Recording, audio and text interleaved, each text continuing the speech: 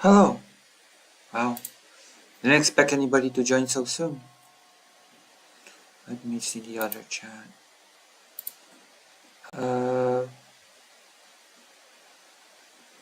Alright.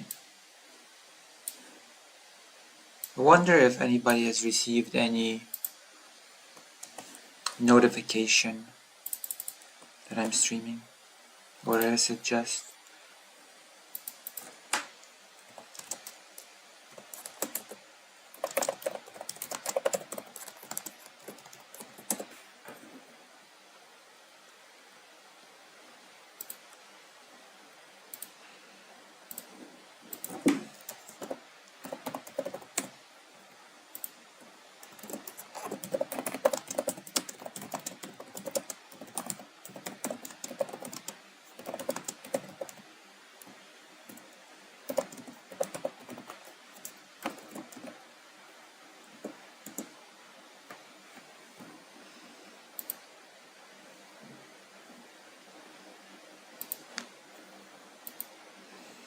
Oh, wait. I need to... Hold on. I need to do something real quick. I'll be right back. There's something that I need to do no matter what. No matter what, I have to do it. I have to do it. Hello, Greater End. I have to do it no matter what. Oh, hello, Philippe Auguste. Have you just noticed that I started? Did Brooks talk to you? Nope.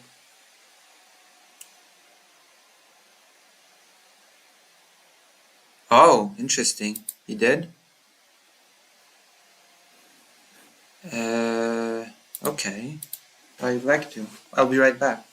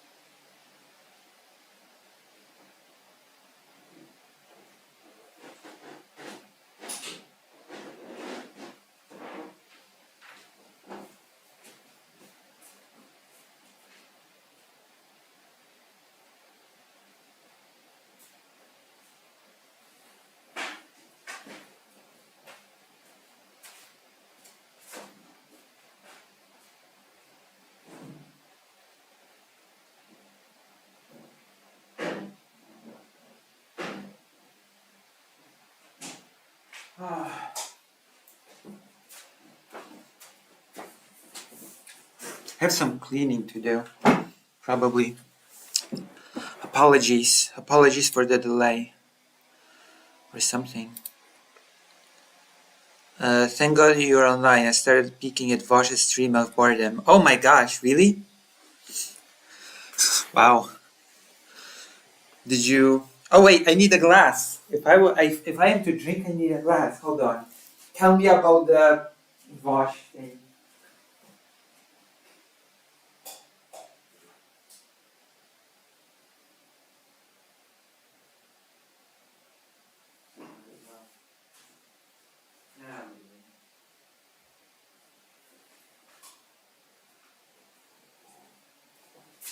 Unfortunately, I had to skip the shelter today because there was a... I had to skip the shelter today because something came up. So sadly, I don't have really any stories about the shelter today. Coke, of course. Oh my God! I'm sorry. I keep having to leave to the kitchen, but I keep remembering something. Now I need to take my estrogen. I'm sorry. I apologize. I feel so empty-headed.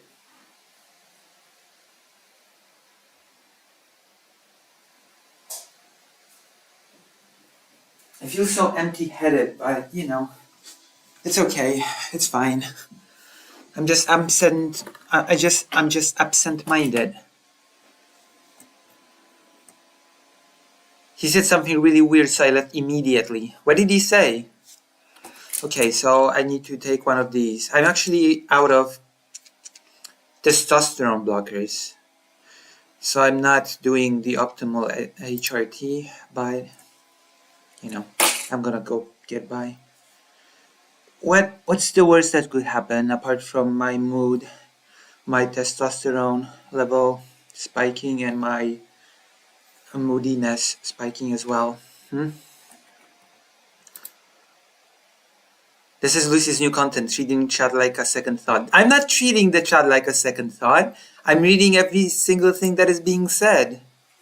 Cleaning of the house. Oh, I do have to clean the house. I'm reading every single message. Okay? Oh my god. Treating chat like a second thought. I never treat the chat like a second thought. I just ask you even what was the weird thing that Vosh said. I answered the question while I was drinking. I'm even gonna message Brooks.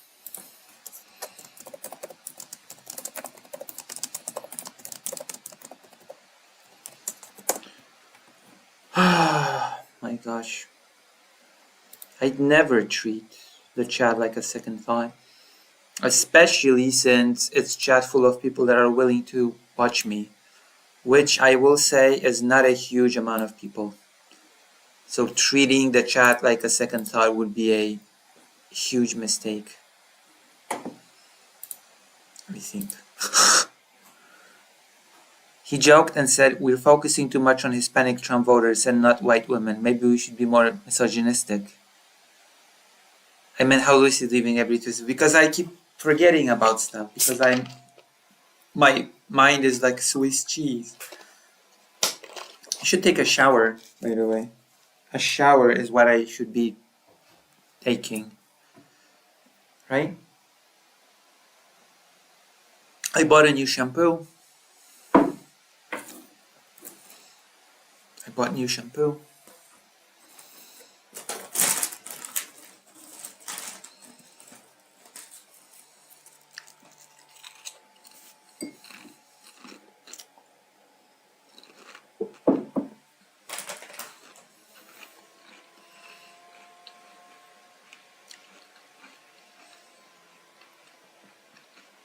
Maybe you should shower. Wait, what do you want to show? Show who what?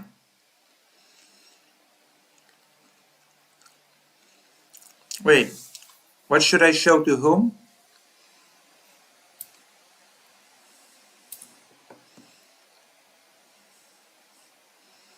You cannot clip it? Why can't you clip it?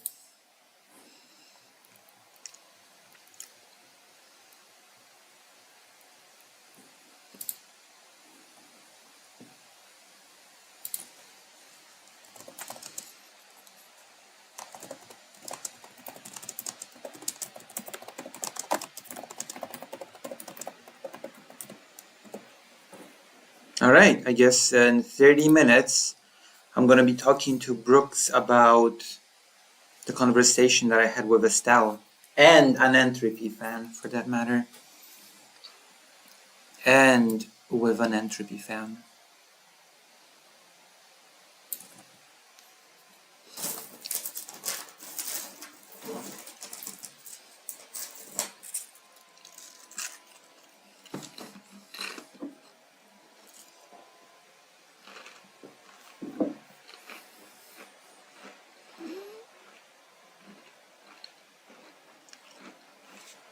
On YouTube? On YouTube, on the...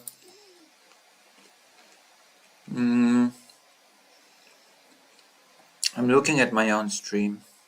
There should be a little scissor thing where you can like clip.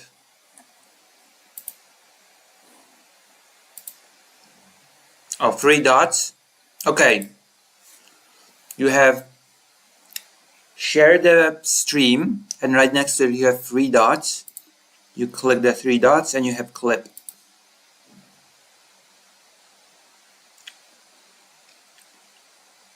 Or when you're getting annoyed or irritated. Yeah.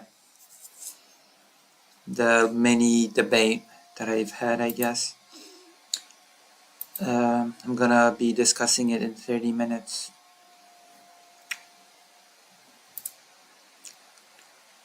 So how is everybody? I'm gonna be, well, it's not gonna be debate. I'm not debating. I'm just gonna make my case. Because I have a good case, okay? I have a good case for what I meant with what I said.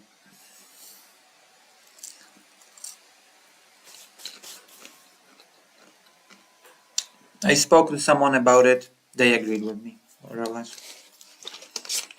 So I got some pretty good reinforcement of my beliefs from a person that I spoke to.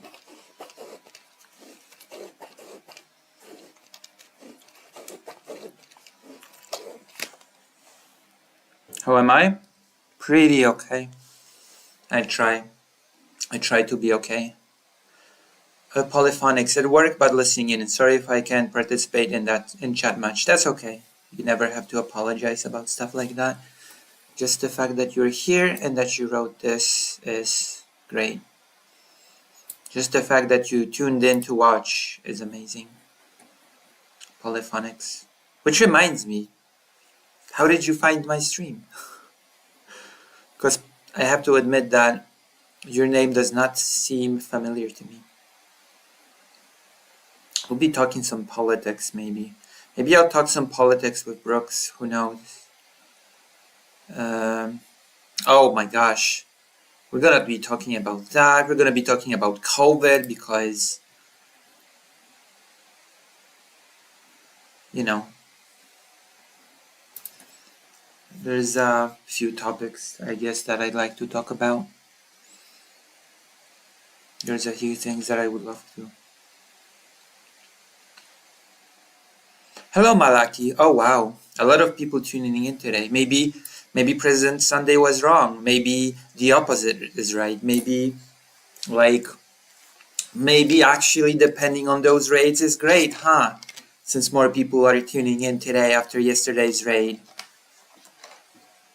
I'm a President Sunday viewer. I knew it. I knew it. There you go. But I like the vibe of your channel. You go. President Sunday's, just with you alone, President Sunday's theory about raids not helping have been defeated.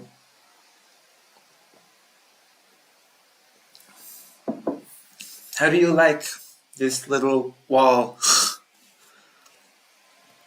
Welcome, Polly. I found Sunday through Lucy, interestingly. You did? Oh, interesting. So what made you decide to keep watching? Is it the vibe? Am I giving any... I was there before Sunday raid. That's true, Malaki. You're one of the true ones. I'm glad it's Friday. I guess. I'm looking for some really big changes, but in order to enact those changes, I'm gonna need to...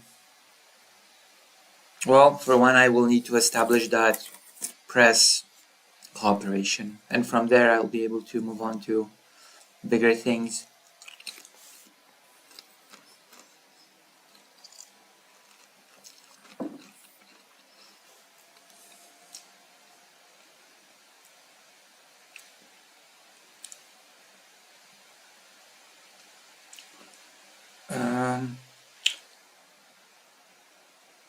Arranged it.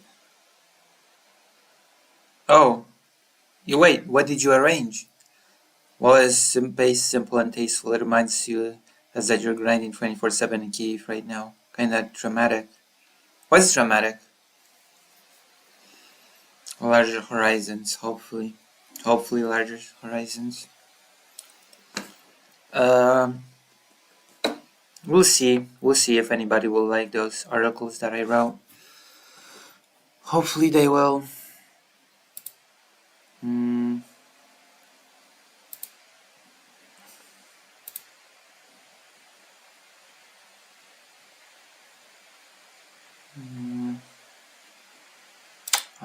He did not write me back, of course.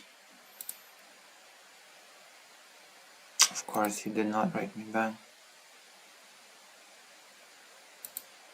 I'm a growing little duck. Oh, Rifter.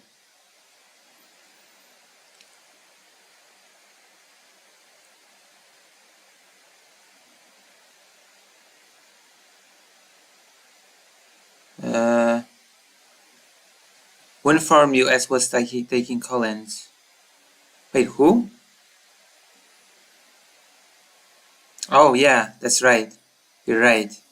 You informed. I was watching Vaj because he was saying that the US would become a third world country, though he was going to explain what he meant and that it would have to do with alignment, but he didn't, and it was the same stuff as usual. And I see Lucy on. What a relief. Wow, you're the second person today that said that. You're like literally the second person. I was watching Vosh, and then I saw Lucy, and I was like, thank God. Wow. You're like the second person today to say that.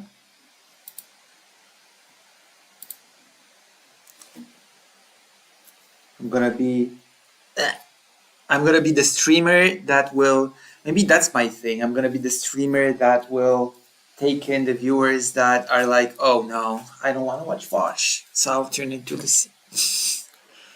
sort of what, maybe I shouldn't say that, but sort of what West Side Tyler wants to be. Okay, no. Never mind. The topic ended. Topic finished. Never mind. I never said this. I never said this. This is not something I said. Um Brooks. Brooks is in 30 minutes. Well, now less than 30 minutes. I think Fourth World already has a common usage, right? I've never heard for Fourth World. I don't know what Fourth World is supposed to mean, to be honest. There were only always free worlds because the usage of the free worlds were like the western side of the Iron Curtain, the Soviet sphere part of the uh, Iron Curtain, that was the first and the second world, and sort of the neutral party, not affiliated, technically speaking, with either East or the West, were the third world. That was the nomenclature. That is how that's used. And then it became, for some reason, third world being poor in common parlance. But in its actual real historical use, it was first world, those who are in the sort of Western anti-communist bloc, Eastern, basically the Soviet bloc, and the third world, unaffiliated with either.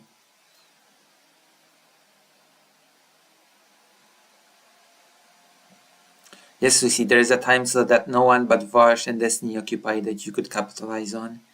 What's the time slot? Is it right now? He said he'll be annoying you shortly. I need to. Oh my god. That's gonna be another thing that I'm going to have to go get from the kitchen, by the way. My earphones. I have not heard that, but originally the Third World was the countries unaligned with NATO or Warsaw Pact, so I thought he was talking about Trump breaking with NATO. Oh, see, Rifter just said what I just said. My Rifter said what I said in a long-winded way, in a lot shorter way.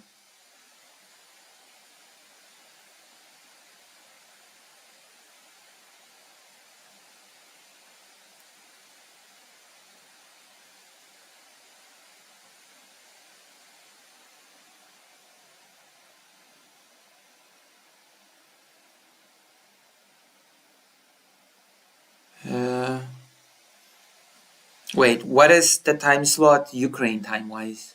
Or Poland time-wise? I need to get that new camera because I keep filming with my phone and it's just not good.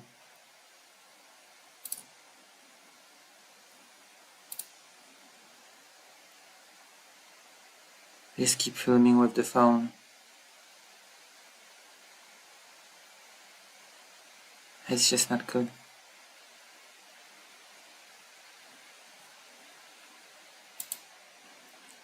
No surprise that Lucy is more succinct. No, I meant that you said it in less words than I. I did it in a long-winded way.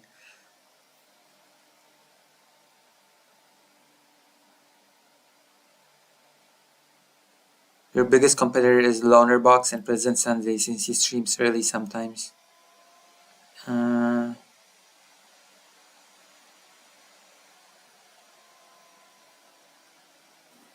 Are they my biggest competitors?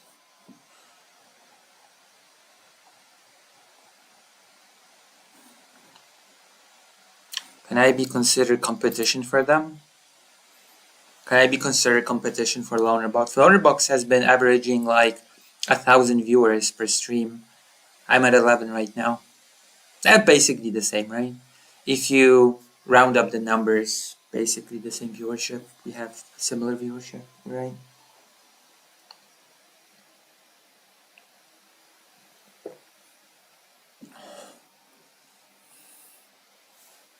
Hold on. You think so? Are you saying I should be chatting 6 hours back? 6 hours before now? Should I try it?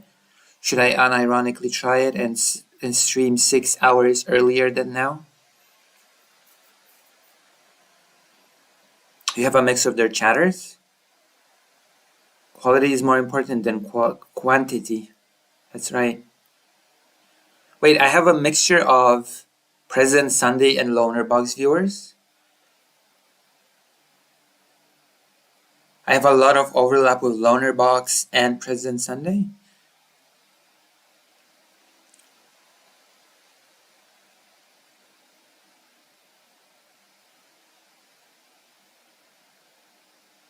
Do I? Do I have a similar viewership to Lonerbox? Wait.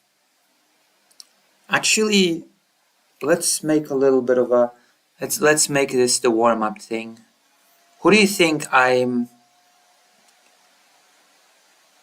If you started stream towards the end of Sunday stream, you might get more viewers. For concurrent, I think so. I'm my own. Malaki is the best. For people who actually chat. Because then people who not have to choose shy would naturally go to after Sunday. Wait, so what streamers do you think I share an audience with outside of Sunday and Lonerbox? I'm a bit curious now. Doesn't Lonerbox claim to be leftist? At least left-leaning, I would assume. At least left-leaning.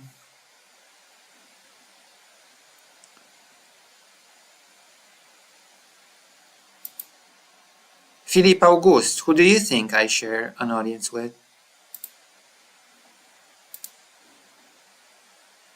We're having our talk with Brooks soon. I have to go get my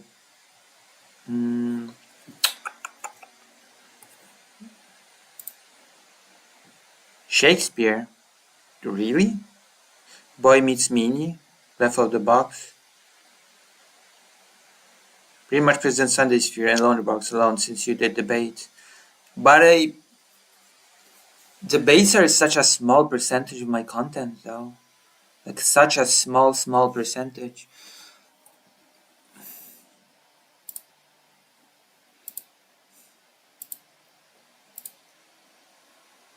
You know?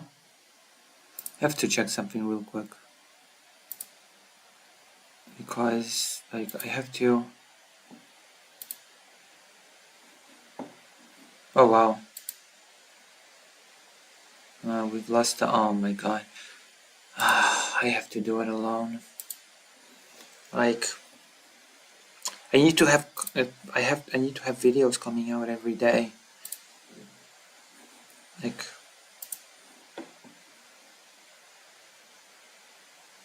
people that stay I feel got a good word from Lonerbox or President Sunday.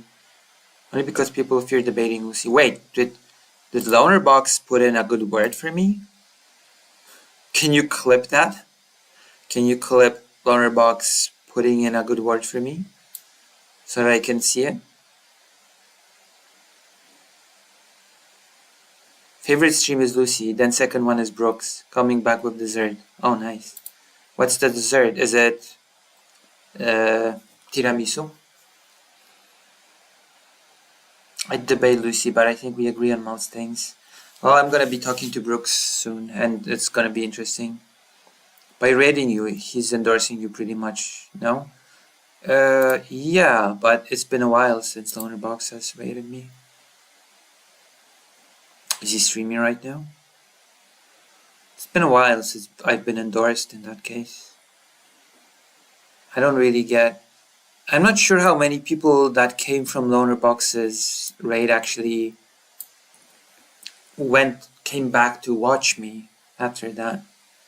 I'm not sure how many viewers sort of came back to watch more of the content. There's 11 people in now, but I feel like there are people that are regulars that are missing right now. I feel like they're sort of. It's strange. It's strange. Dr. Johns, I feel, is not here right now. Greater I think, is here, maybe. I feel like Fake Alec Kyle Parker is not here right now. We should make a princess in his chat if you can saw you in his head when he doesn't know who to raid. Oh, maybe it could become Loner Box's raid target. I am here. You're unusually quiet in the chat today.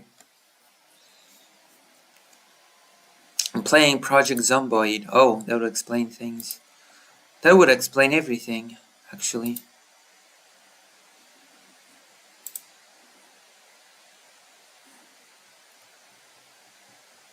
It would explain everything.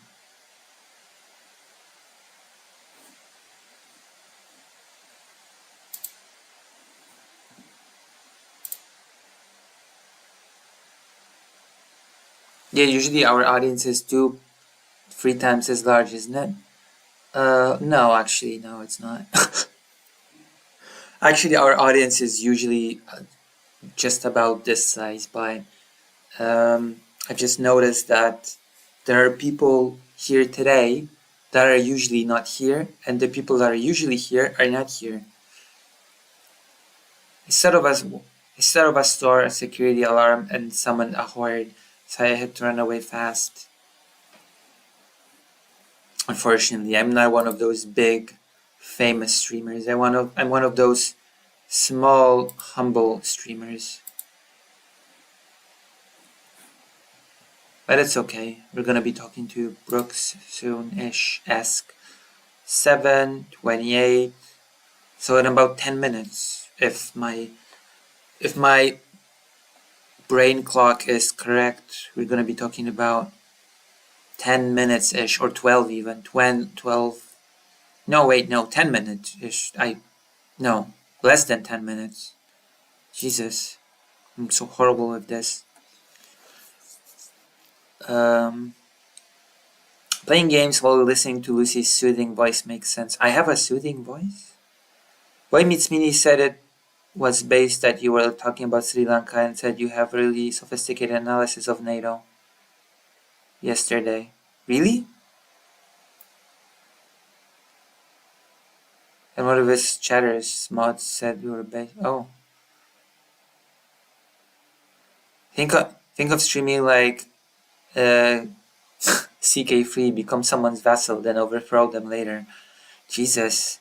And then I'll continue streaming as a different person, and then I'll find out that I overthrew myself. It's criminal you have so few viewers. I feel like the quality of your content is much better than most. Like than who? Can you name? I'm not afraid. Name names. Who am I better than? Oh, one moment. I'm gonna go to the kitchen and get headphones. I need them. Otherwise, I won't be able to talk to. Yeah.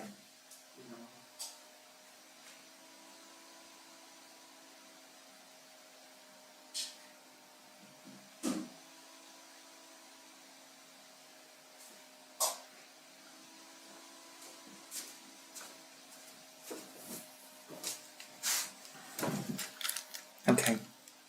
Let us plug it in. Boom. I had to leave once more. I'm sorry. I apologize. It's just a weird stream today. Oh my gosh. Oh, definitely. Your knowledge is much more. You actually study things and give more sophisticated analysis. I can name at least one person that studies just as much as me and has sophisticated things in the streaming space, but you know, I try. I'm not quite there yet, but I try. I do try. I do try my best. Right off the bat, Vosh, since he is practically intellectual, isn't he like? Doesn't he use analysis from the perspective of? Doesn't he always speak of sociology? Yeah, that's right. Statistics, etc. Didn't he always lean on that on his sociology degree? Brooks is cheating?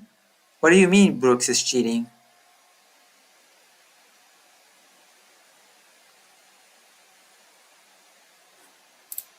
What do you mean? And LB and Destiny are nuts in their takes. Or Brooks is cheating. Sure has sophisticated analysis.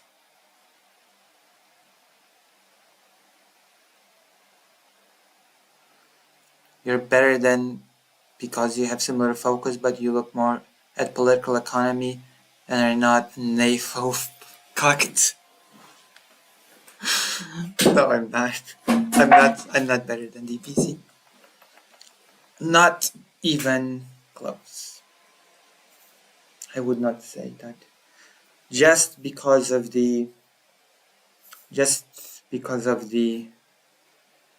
how do you say, just because of the frontline work, I would say that puts that person squarely above, the good work done on the front line and all the material that is produced from that.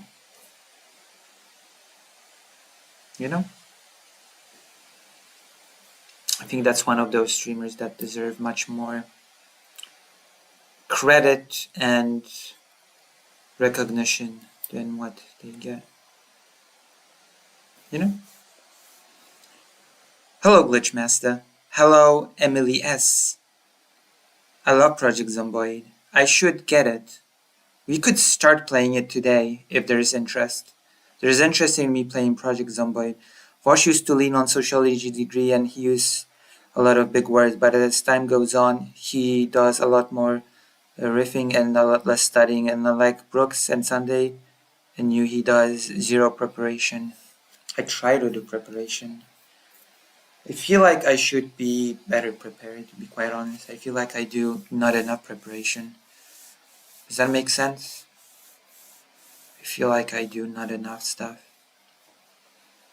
But I've started translating what I did into writing.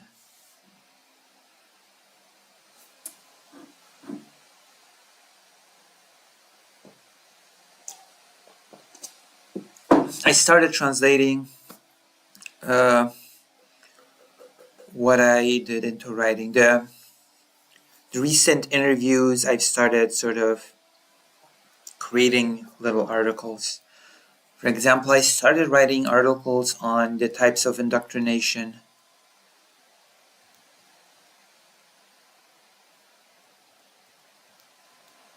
The BZ is Dylan Burns. We can just get it out of the way. We cannot use secret codes on this stream. DBZ is Loner Box's friend, Dylan Burns.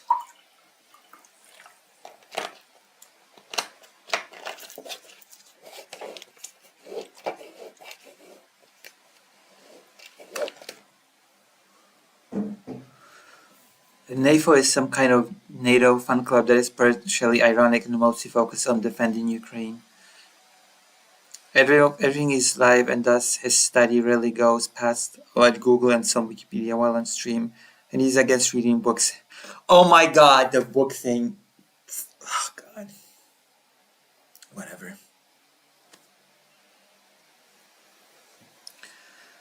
Oh my god, against reading books.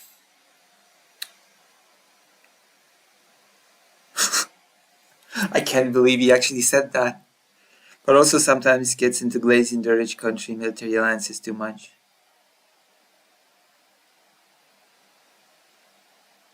You mean NAFO?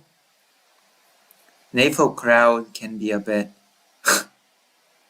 cringe. Why do people say DBZ? Philippe, I think I might have started it as a joke.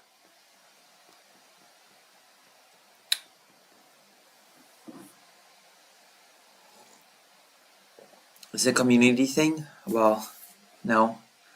It's a Philippe Auguste thing. It's a Philippe Auguste thing. I thought it was Dragon Ball Z too, not gonna lie. I know. Yeah, you started it. What can I say? Because I said DB. Yeah, I added the Z. I added the Z. I'll take it. I'll take the L. Okay. Okay, I can call Brooks now. Enough of the DBZ conversation. Now we're talking about B. Brs. Start voice call. Hello? I cannot hear you.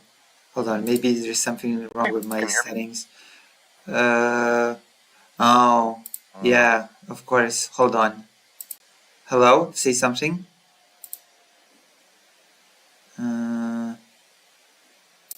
Hello? Why can't I hear you? Testing. Oh, now you're just on loud on the laptop. Hello? Can you say something? Now I stopped hearing you.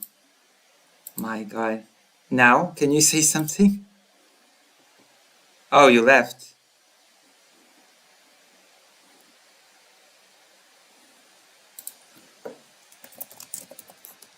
Why left? Why did you leave? Why did you leave me?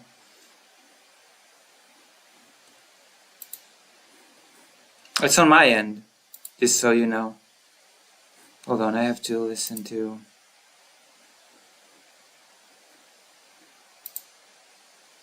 leftist audio, laptop audio. I can't hear you. Oh, you cannot hear me? My Discord doesn't show that you're activating, and I'm getting no Oh. audio. I will be back after I reboot. Oh, okay. Hello, hello. Hello. Okay. Now it should be okay. Alright. I fixed it. BBB philosophy. Lucy more entertaining than watching Dragon Ball Z confirmed. Well, that's because you're watching the wrong Dragon Ball Z. You should be watching Dragon Ball Z abridged. Then you'd be entertained. Guaranteed. Duck News? Oh yeah. I could hear him for a moment. Yes, now you should be okay. Is Lucy the bait? Yes. No, that was on my end. That was actually a problem on my end, not his. Excellent. Well, hello there, Lucy. Hello. That was my fault, just so it's super clear. It's fine. It's not a problem. It's what do you expect? It's one of those things. I have a lot of business meetings on Zoom and Microsoft Teams, and I think I'm still stunned that we went through a few years of literally everyone having to use internet communication, and somehow nothing got fixed or made better. Very frustrating. How are you doing? I'm pretty okay. I had to cancel my shelter today. I went to a shelter yesterday to help animals build their little houses out of wood. Okay. Because there are animals on the front line. They were evacuated from the front line. They were traumatized by the war. They were put in a shelter and they need help. I'm gonna send you a photo. Because only a few of the dogs were friendly. Most of them were sort of stressed out, let's just say, and they were sort of jumping around their little pens. Yeah. But there were a I can few only ducks imagine. that were really friendly, like this one that I'm sending to you right now via the chat. Where's the? Mm-hmm. How do I separate the? There it is. Yeah, that's the Oh, very uh, starved for affection. This one. mhm. You can sort of see it on the Dogs are photo. dogs will break your heart. They will break your heart. There's nothing like. I've always had rescues. I've done rehabilitation. It's a lot, and it takes a lot out of you. But it's good. It's good work. It's just god damn. I think that it might be a lot of work to get a dog from a position uh, when the dog is being violent after a bad experience, like the front lines. My dog was abused by his former owners, but he wasn't aggressive. He was just scared a lot of the time. He was very big, but also very meek and scared. And he developed some very particular habits because he lived in a very small apartment before we had him, right? And there was only one place where he could be. It was between a wall and a fridge. He would turn around and walk into that little space backwards, right? Right. Oh. Yes. So we lived on the Oh 10th no, it's floor. heartbreaking. Yeah, It's heartbreaking. we lived on the 10th floor. So when we had him, he developed this thing that when I would take him to the elevator, he would turn around and walk into the elevator backwards.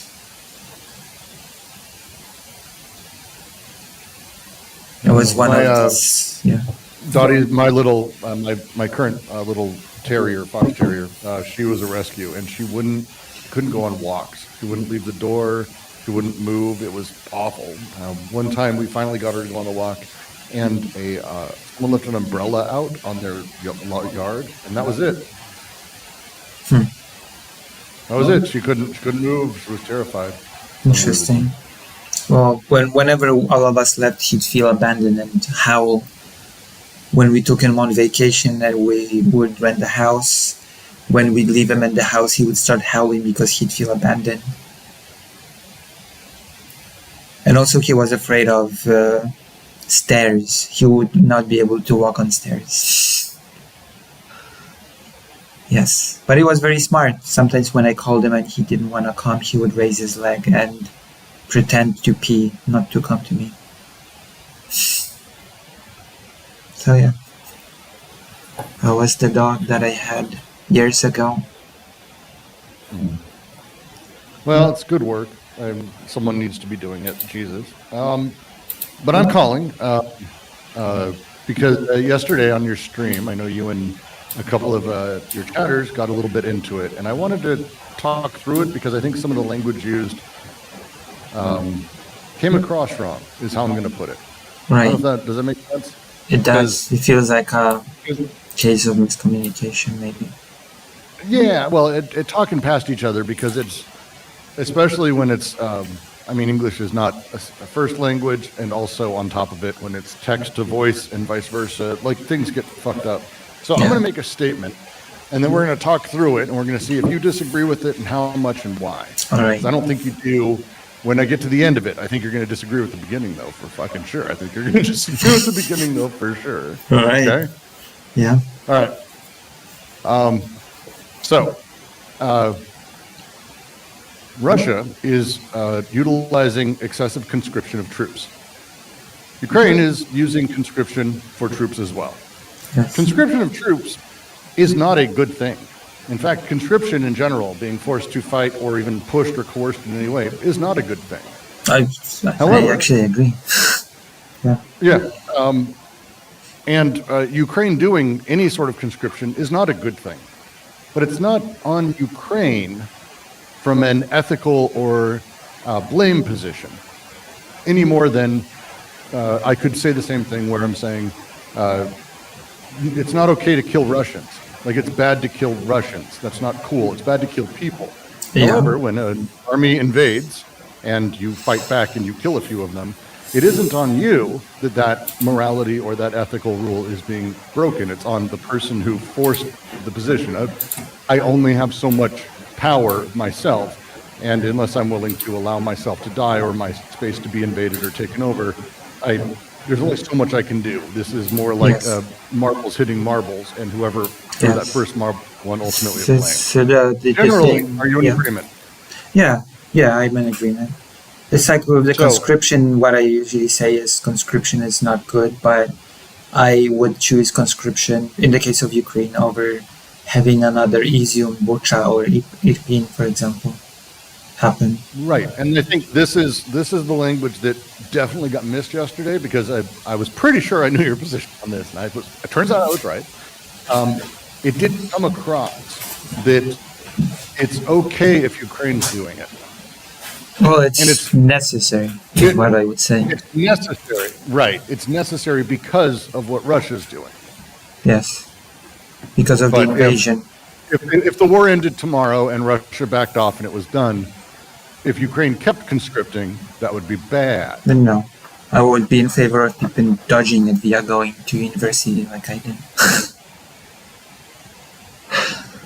So Yes. that's, I think, and I don't want to go over like wording or any of that because I don't like revisiting things. Yes. This is where the miscommunication happened in the chat, and it was Yes. tough because I think it's one of the things that it's tough to do, tough not to do.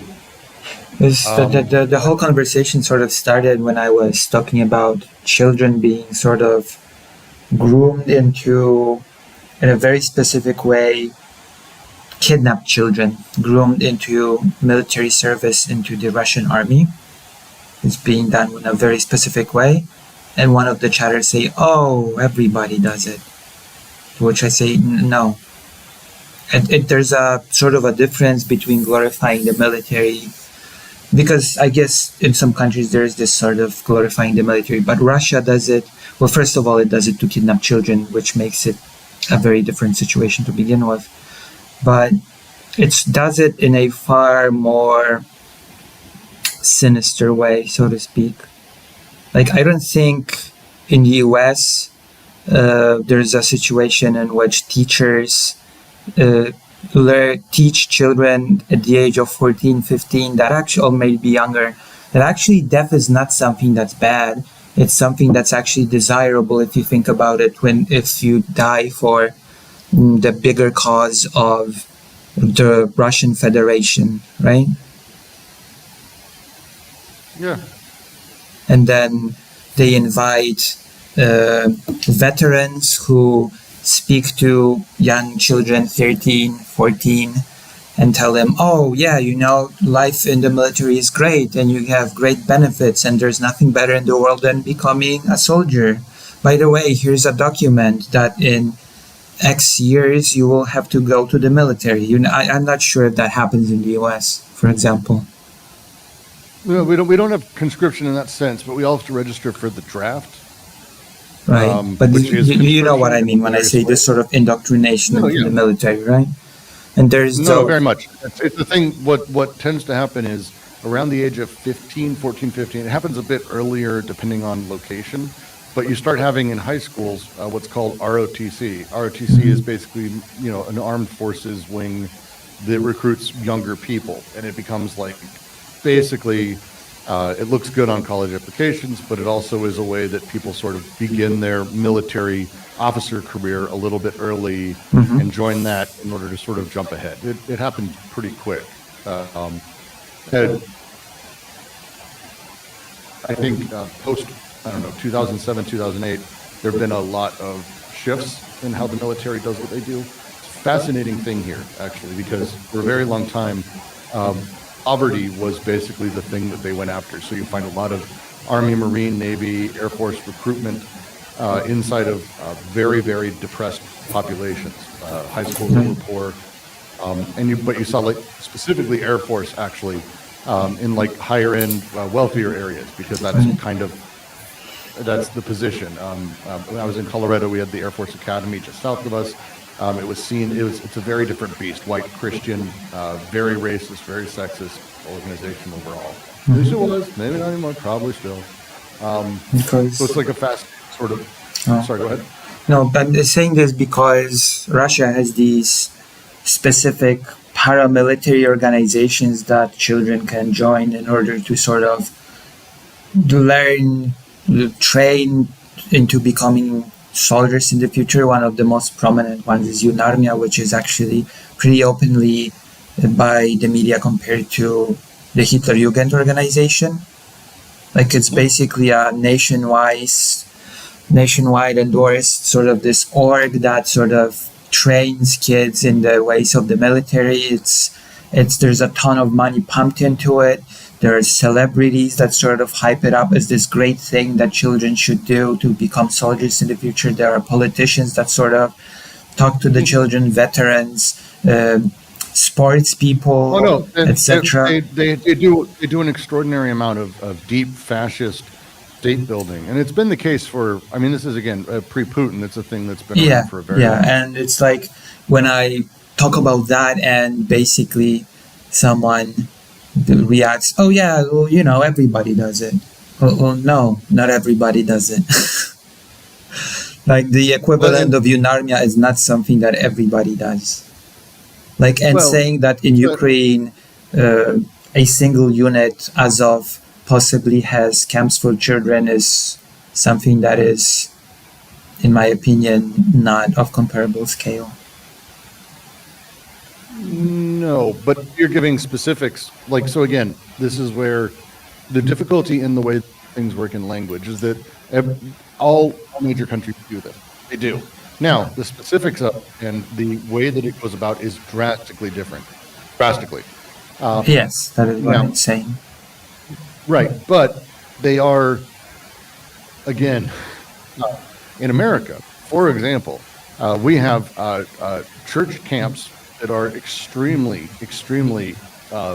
what you might call patriotic, that have guns, that teach kids that God and country are the only things, that really train them to do, like, this happens. This happens. Yeah, but Like, it's for not sure. as sort of systemic and nationwide. There's no federal sort of organized, one big organization that encompasses the entirety of the US that recruits hundreds of thousands of children countrywide into, you know, the formation of the future army. Hundreds of thousands? Yeah, UNARMIA does get hundreds of thousands. Yeah. I'd have to learn more about it. I didn't know it was quite that widespread. UNARMIA is such a great success that countries that are allied with Russia sort of started adopting the model.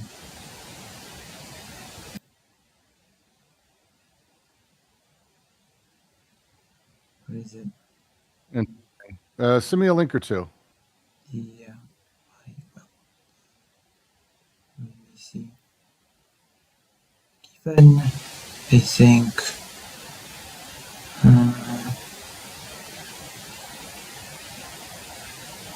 Like it's a huge thing.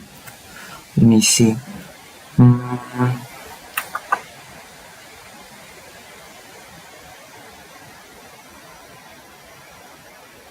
Between the teams, usually has a moment.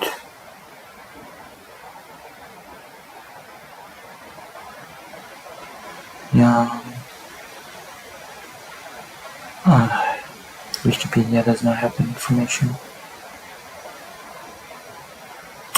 Unfortunately. But it's a pretty big thing. It Right. started in And- 2015, 9 years ago. I'd have to read up kind of at length at it because again, if we're talking about again, different, sure, but the evangelical Christian camp system of the American Central, Mountain, and Midwest, you're talking about 50, 100,000, 200,000, 300,000 kids who are absolutely brought up in what is an absolutely extremist, like nightmare setting, the kind who end up being, you know, God's soldiers. There's a handful of great books on how they specifically have, especially white supremacist organizations, have a sort of inroad, very particularly into the military in the United States, and how the United States military has a massive problem because what people are doing is basically having their kids that are part of these military religious organizations join the military, learn how to do all this stuff, and then leave and become effectively anti-government or anti-democrat, I guess you could say, because they love the Trumpers.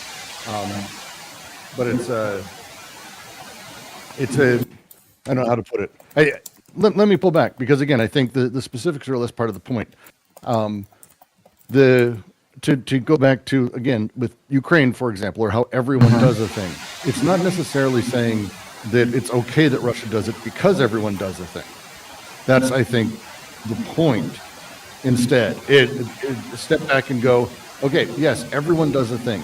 Here is specifically how the machinations of what Russia does reinforce the overall sort of setup of a militaristic, aggressive, fascistic form. Yeah. Again, Of course, there's the whole, there's the, not to the same extent.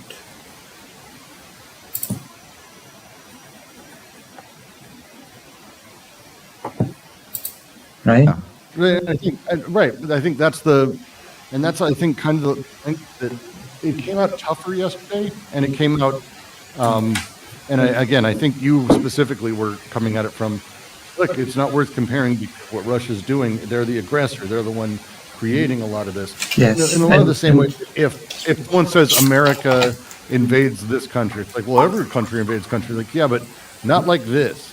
Like, that's the point. Yeah. Every country has this type of racism. Yeah, but ours codified in these 3 or 4 ways. Exactly. And so it's again, like I made a pretty big example, but I said that basically it's like saying, because I use the term incomparable, and when I say incomparable, I don't mean literally that you cannot compare these things. Of course, you can compare these things, right? But what I'm saying is that the one of these 2 things is on a different scale. And the example that I gave is like, it would be like saying, yes, the Nazis might have committed the Holocaust, but you know what? Pogroms and anti-Semitism has been all over Europe, so basically everybody does it. Well, I mean, and this is where I think the interesting discussion. It's I went through severe personal trauma. A lot of people have actually, and you get these moments where people who introduce we talk about our trauma. Someone kind of comes out, I don't feel like, as a trauma Olympics, because it's not the intention, but you're talking about stuff that people who, like what you went through is worse than them, or what you went through is worse than them. There's an immediate comparison about the size of trauma, but the challenge is that size of trauma doesn't exist actually for me or for them. Like, it's not, the scale doesn't shift. Trauma tends to be trauma. There's just differences in how it's sort of visited and how it's experienced. So even comparing scale of something like this is... Yes. Yes, I understand that point, yeah. It becomes difficult because you're talking about kind of like, on the individual level, and this is where I have a lot of friends in Ukraine. I 100% back Ukraine, and I say that up front because I have to, because of what I'm about to say.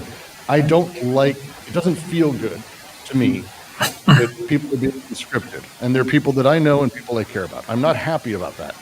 I think it is a bad thing.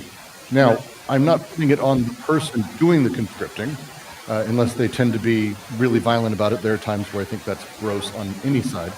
But it is on Russia. They're the aggressor. They're the shitty people. And of course, there's the aspect. There is a really very real social conflict between the conscription officers, who apparently are not that great about things, and wider society. But I believe that the attitude of people is, I don't want to be conscripted.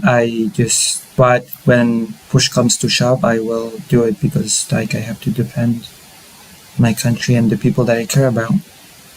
Well, most people I know a lot of people I know are going to be really hated by people, but a lot of them ran. I know 4 or 5 Ukrainians who just went, fuck it, and they're out. And I get it. I do. Like, I do.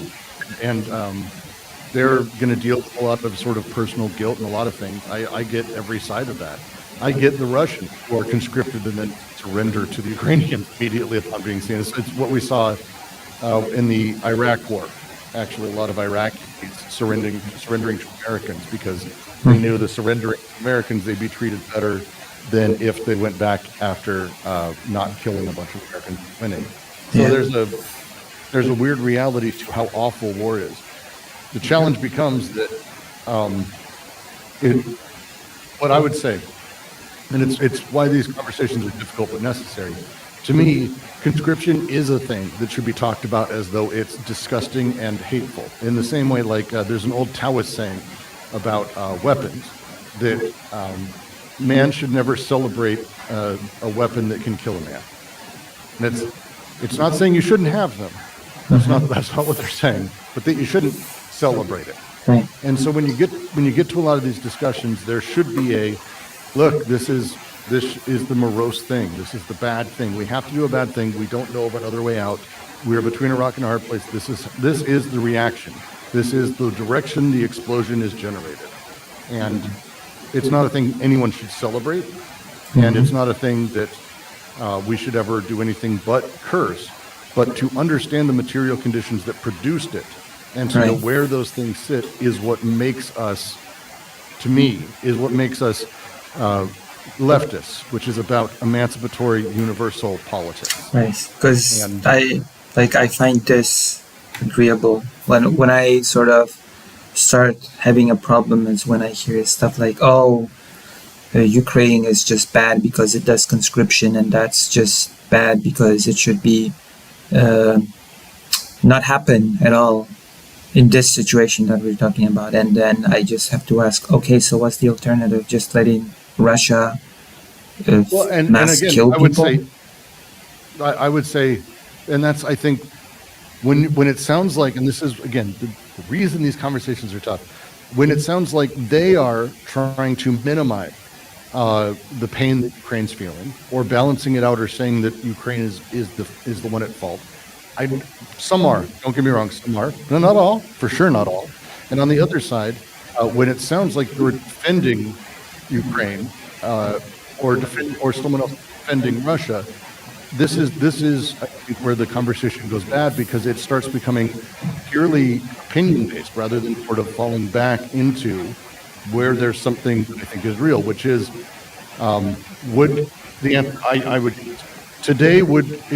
would Ukraine be conscripting if Russia didn't? That's it. That's the only question. Probably not. Yeah, I think it's a very safe bet because they weren't fucking conscripting before that. Yeah. And so that's it. It's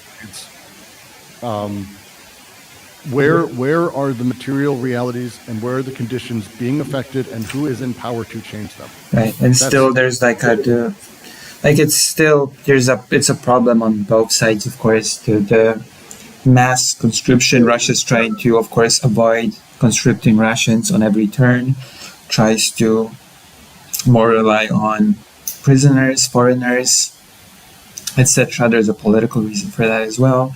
Ukraine, of course, is having its own demographic crisis, so it tries to avoid conscripting people of certain age. That has been also a pretty big thing. Of certain young age, that is. Yeah. And and again, so what's causing all of these things? And at the base, this is where you can start talking about like the material conditions that produce it. And really what we're talking about between Russia and Ukraine, in my opinion, and this is just my opinion, is the very unique oligarchic capitalist extraction required by Russia's capitalist class in order to maintain their power and maintain the structure of the society that they live in. It's a very unique thing over the last 24 or 5 years that Russia has had that they need to consistently extract from elsewhere. It's actually the same reason that Germany had to do what it did with Austria. Now, they didn't have to. They could have changed their economic system to not be so extractive and not be so. And then they had to go to war as well. Correct. And so this is where you start running into, okay, so how, like, what are the ways people can go about this? What's the thing? And at the base, where is it? It's not the Russian people. Like again, I don't believe it's the Russian people. I believe this is Well, I believe it's sort of oligarchy. the political climate that has been created around them, and that they ended up Yeah, partaking in. yes, by the oligarchic capitalist class who basically maintain power through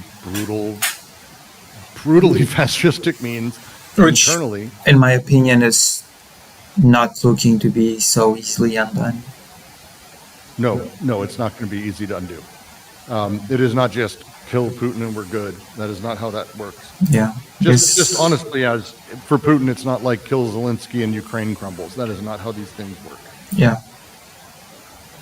I mean, of course, So- certain things like we had Nazi Germany and certain sort of culture was able to be shifted when it comes to Germany. But I guess we'd still have the maniacal fringes like the AFD, but you know about the Yep. AFD, right? Alternative für Deutschland Party, Yes. right? But the other topic that sort of generated tension was the topic of the prisoner conscription by both sides, which again I said that the methods of both parties are, in my opinion, night and day. How it's being done, etc. Well, yeah, and it's making what I would say are very strange bedfellows, because the way that, for example, and there's poetry to the world in a really awful way, where the far right German AfD party is basically reaching out to and getting a lot of ex-Israelis or current Israelis who have left Israel since October 7th, and in the wake of October 7th, a ton have gone to Germany, and they're applying for citizenship there, and they're backing the AfD, the far right. Yeah, the German AFD party. that basically says Germany should be friendlier to its Nazi past. Which is, like, when you just consider that, it's kind of like the position we're in is right wing knows right wing. Like, they find each other. They know this. And of they're- course, it's one not- of the most famous sayings that the AFD person said was, actually, Eastern Germany is factually Central Germany, which you know what that implies. Oh, good Lord. They are fascinating, man. They are fascinating. God damn it. Yeah, I also added that cities in Poland, she just refuses to use the Polish names, she uses the German ones. And of course, the far right from Poland cooperated with that party, so that's again sort of like with the Israelis. Amazing. Yeah, but with the conscription, on both sides, there are very big, clear differences, which makes, in my opinion, it's just a different type of scale, a different type of project on both sides. In the case of Ukraine, there is a very strict limit on which sort of convicts are allowed into the military. Unlike in Russia lets basically anybody in, murderers, rapists, and then lets them loose after in Russia, and they do their thing. And in Ukraine, that just does not happen. There's a limit on that.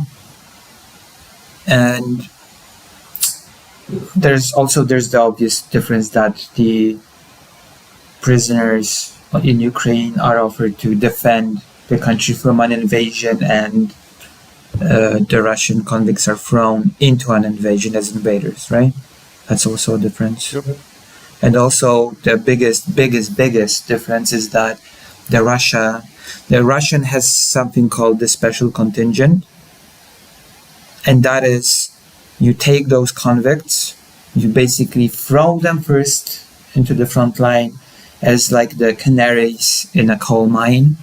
Their main task is to sniff out enemy positions, so they basically are tasked to die as the first wave. They're the so-called meat waves, to pave the way for the real guys to come in and fight, right? Mm-hmm. They're the special contingent. That's their role, to go in and basically die, but when they die, they sort of uncover enemy positions and all the logistical points that the real guys with experience and know-how go in and take advantage of. That's the strategy, and that just does not happen with Ukraine. There's no special convict contingent that is who is disposable and whose role is just to be sent to die as the first wave of assault.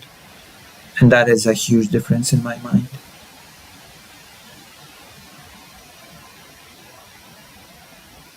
I think, again, so just to go back, and because I've got to bounce, I've got work I need to get to, and some code I've got to write, I've got deadlines. But I want to talk because, so that one of the things, it's the last thing, is when we have passion about things, and you're like me in this sense, like a lot of people, we care about these things in a deeply, like, personally affecting way. Yeah. It's really tough as you talk to not allow that to feel or come across to other people as though you're condemning them, as you're insulting them, as though you're going after them and not the idea. Because again, the emotion breeds a lot of that in a person who's listening. It doesn't even matter the language you use, really. Yeah. I was laughing yesterday in Sunday server because someone made a comment about how I'm like, apparently I Brooks only believe that art that's profound is good and everything else is trash, and like it's literally nothing I've ever said. Profound is pretty subjective.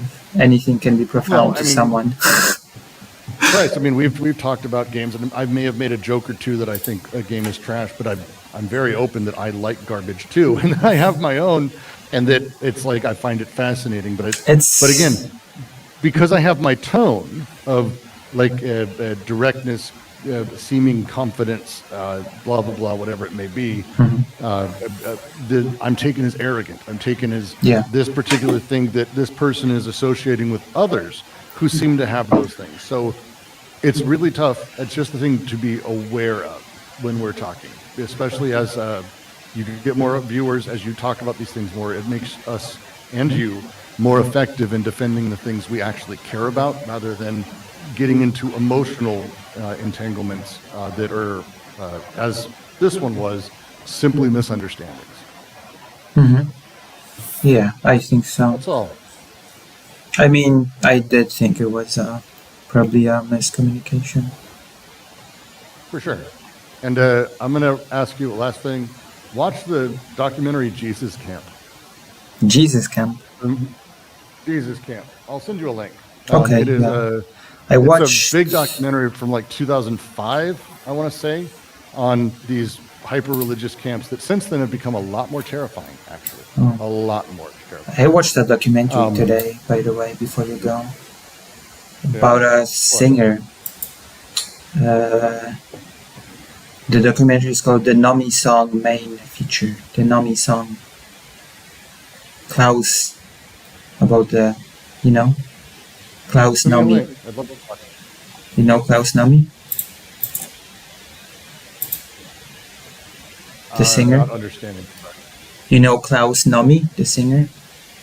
No. Was like died very early into the AIDS pandemic when it was like not known what it was. And he had this very big concert. He knew he was dying and he sort of did his best, and he did a big performance, and instead of having a bright future ahead of him, he just died. Interesting. Send me a link. Yes. Was seen as very eccentric. Yes. Oh, Jesus Camp. Okay, in turn, I'm gonna send you the. And what's great is you'll get to the point when this released. It was right before, but there's a preacher in the middle of the film who's focused on family. His name's Ted Haggard, and I have to tell you the story beforehand because it'll make the moment so much better, especially as he talks about it. But he's like, he believes Jesus Camp's the best thing. He's pushing it. He was an evangelical preacher that was genuinely famous across the world, like worth just extraordinary sums of money. And the Vice President Bush, like that kind of shit. And he was having lots and lots of meth-fueled gay sex with a prostitute. And I have Ted Haggert's autobiography signed by the prostitute, by the sex worker. When you get to it, the way what he talks about, and when he says things like to the camera, he goes, "What do you do at night? God knows. God, it's the weirdest fucking thing to watch." And they didn't even know, like no one knew at the time that this was the case, but we know now that night, we know what he was doing. And it turns out God did know, and he let all of us know. True. And now I can watch it and appraise. It's a fascinating documentary, but it's a real thing. So when we talk about and this is my money, because religion being as tied in as it is in Russia, from the people I know who have family there still, religion has become much more central to Russian life over the last 20 years than it used to be. It was very secular, and then the transfer of that, it's very in line with American evangelicals, and it's kind of incredible. The Russian Orthodox Church. There's a new law that basically will fine people who openly say they don't want children. And the Russian Orthodox Church sort of intervened to make exceptions in that law for monks and priests. Oh, good Lord. Yeah. Good fucking Lord. Might be talking about it today. So that might be interesting. Enjoy it. Enjoy it. Wow. It's been fun. Enjoy the documentary. Yeah. Well, I'll probably watch it I will try to rope in one other person to watch it with me, probably. Good. And enjoy the rescues and the dogs. Be safe. I'll do my best. Be safe. No promises. No, I'll try. I mean, it's safe here in Kyiv, but maybe I'll do your best. I will do my best. You do your best. Thank you, Lucy, and take care of yourself. Okay, thank you. I'll see you. All right, so how was that? Hello, Snare Mori. I can now go back to paying attention to the chat. So how was that? What did you think? Did you think that was heated? Did you think that was informative? Did you like what you just saw? What did you think of the conversation? Did it clear up anything? Did it just create more confusion? Confucius? Also, Estelle seems to know Klaus Nomi. Yeah, Klaus Nomi with the song Simple Man. I'm just a simple man.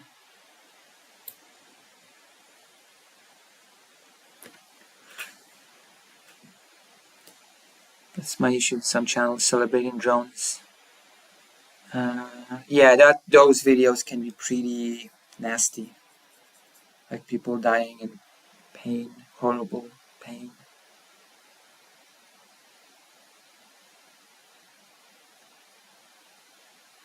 Was informative. I wish it would have better audio though.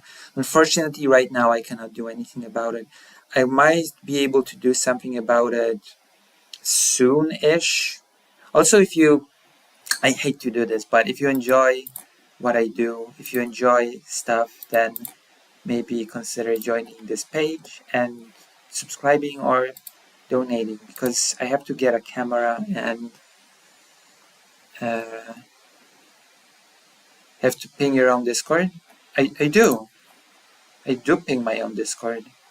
Like, there's always an announcement on my Discord.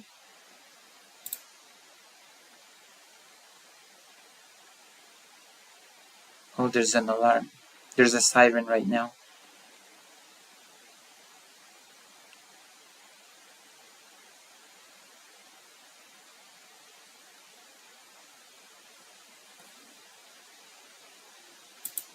There's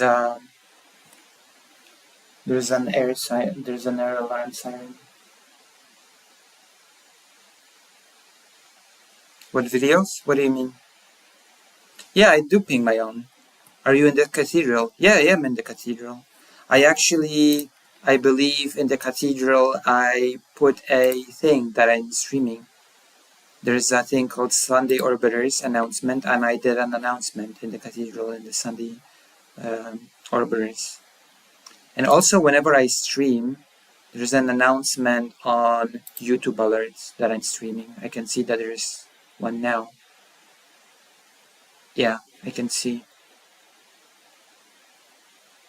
I think there should be one. If it didn't pop, then there's a mistake. It should have popped. If there's no announcement on my...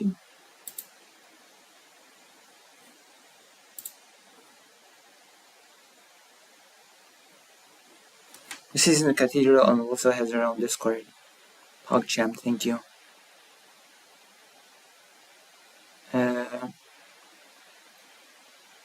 This is the first real convoy heard. Wait, is this the first convo you've heard of Brooks or me with anybody? Philip August. Should I just put it on now? Like that I'm streaming on my own Discord? Do you think more people will come if I ping my own Discord?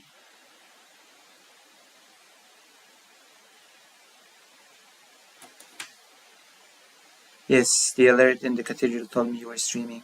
Maybe that is where Tyler got the idea kidnap Kin as a Sunday Orbiter, because his announcement appears in the Orbiter channel. Oh, I've noticed something, by the way.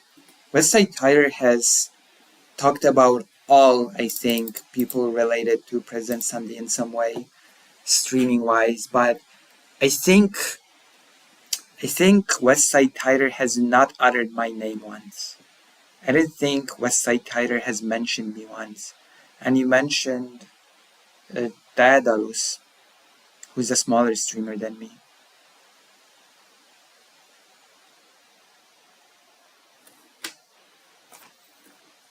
There's still some people that usually watch this stream that are not here tonight.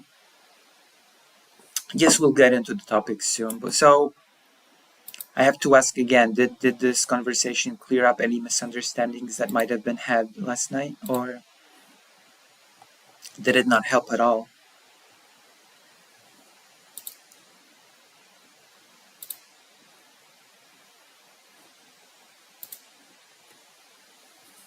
That's good since you're drama-free. Yeah, that is, yeah. He's afraid of you. I don't think so. Most of the time I don't show up. Good. Okay, I guess we can get into the topics. There are a few nice topics. You could out-giggle him, that terrifies him. Maybe. He does seem to giggle a lot, to be fair, so maybe it would be a pretty even fight. It helped because you got to discuss more the things that happened in last night's argument. I thought it cleared up misunderstandings, yes, but my favorite part was the new info. What was the new info? About conscriptions and the youth. I have to look, because I'm pretty sure I did not exaggerate with the hundreds of thousands of children being...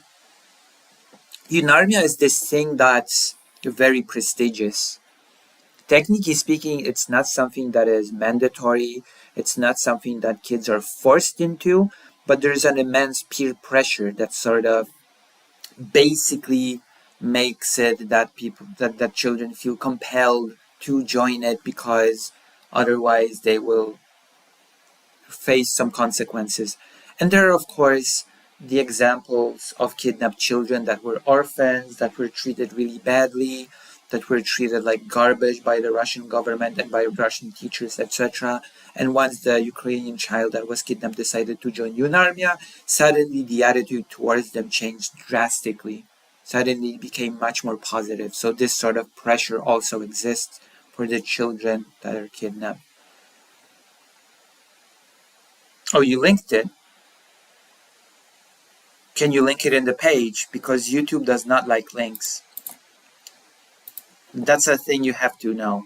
YouTube just straight up removes links. So if you want to link anything, you have to join this page, because linking on YouTube will get you nowhere.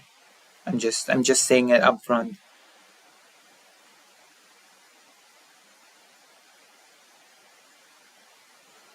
I die every time I hear Tyler's bad present Sunday impression is hilarious. About Unarmia and the sale, plus what Brooks said about the US.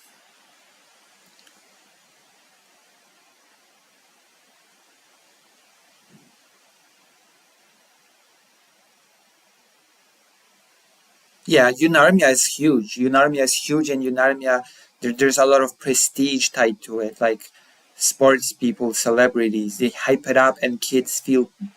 I'm gonna be honest, kids feel cool joining it. There's this, oh, I'm in this organization that those cool people are endorsing, and I could talk to these cool people, and I could be a part of this huge, amazing thing. There's a lot of feelings like that when it comes to joining the Unarmia.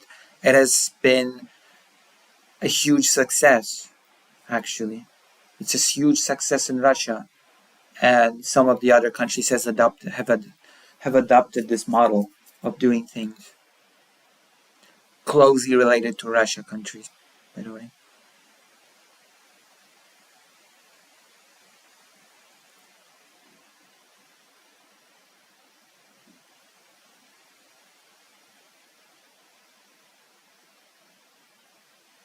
Yeah.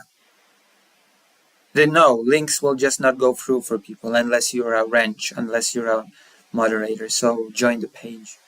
Join lucyhaza.org/live and you can put links in there. I know you're Narnia, but what am I, Mia? Damn, the jokes. The jokes keep rolling. But yes, there are a few things that we'll be talking about today, political things, and then we will move on to games and relaxation. How does that sound? Does that sound good? Does that sound good to everybody? I hope so. We're going to be talking about Poland wanting to renew relations with North Korea, which is an interesting turn of events considering recent happenings with North Korean troops being sent to Ukraine. We're going to be talking about Olaf Scholz's call to Vladimir Putin. We're going to be talking about the debriefing that Olaf Scholz did with Donald Tusk. And we're going to be talking about President Zelensky's opinion to the call of Scholz to Putin. Only some deserve to be mods. That's what we're going to be talking about, and a few other things, possibly. Possibly a few other things. So yes. Lucy, what would your military indoctrination youth organization be called? Ducks in a row. Of course, ducks in a row. You have to put your ducks in a row. Ducks in a row. That would be my organization of little ducklings who become full-fledged ducks. That would be my super prestigious paramilitary organization thing.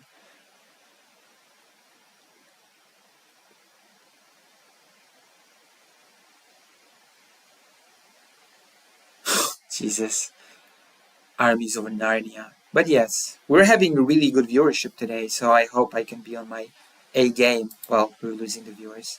I'm losing people. I knew it was too good to be true.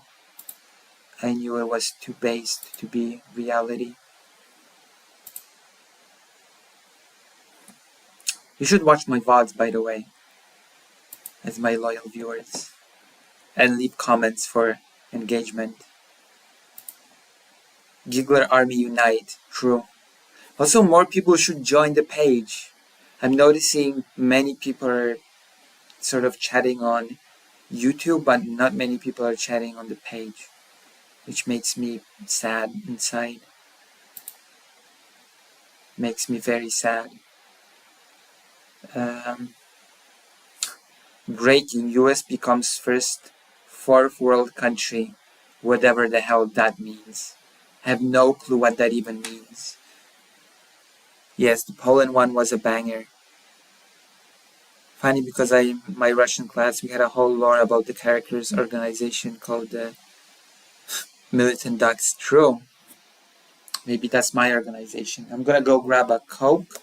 I'm gonna get a poll going.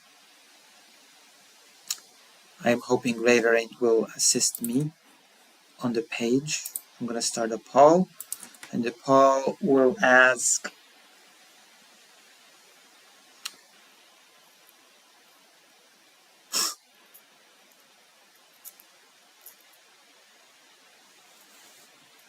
did you come here from Vosh stream? Yes or no? That's actually interesting to me.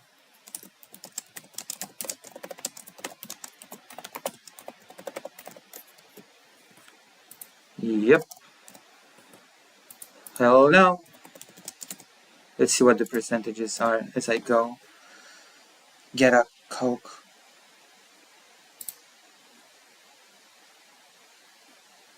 Alright.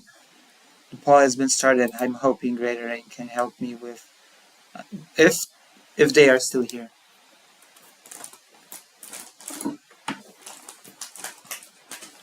Just started freaking out over Trump's speeches and appointments and predicting how his term would be. Okay, help me with the poll.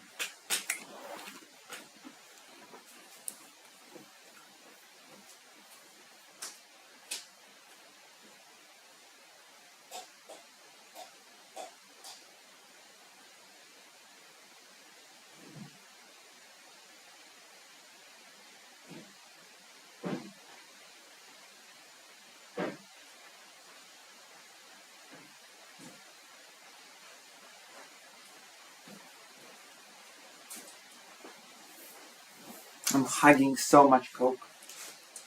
Like a Coke head. Like a Coke head. Hell no, 86%. Most people did not come here from Vosh.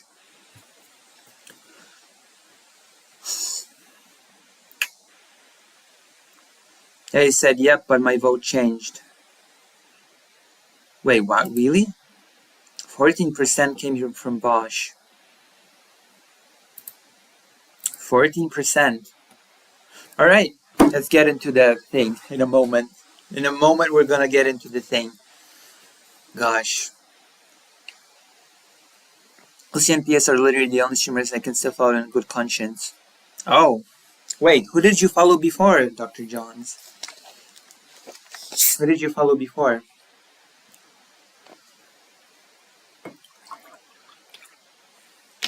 Is Coke hard to get right now? No, you just go into a store and you buy it. It's easy.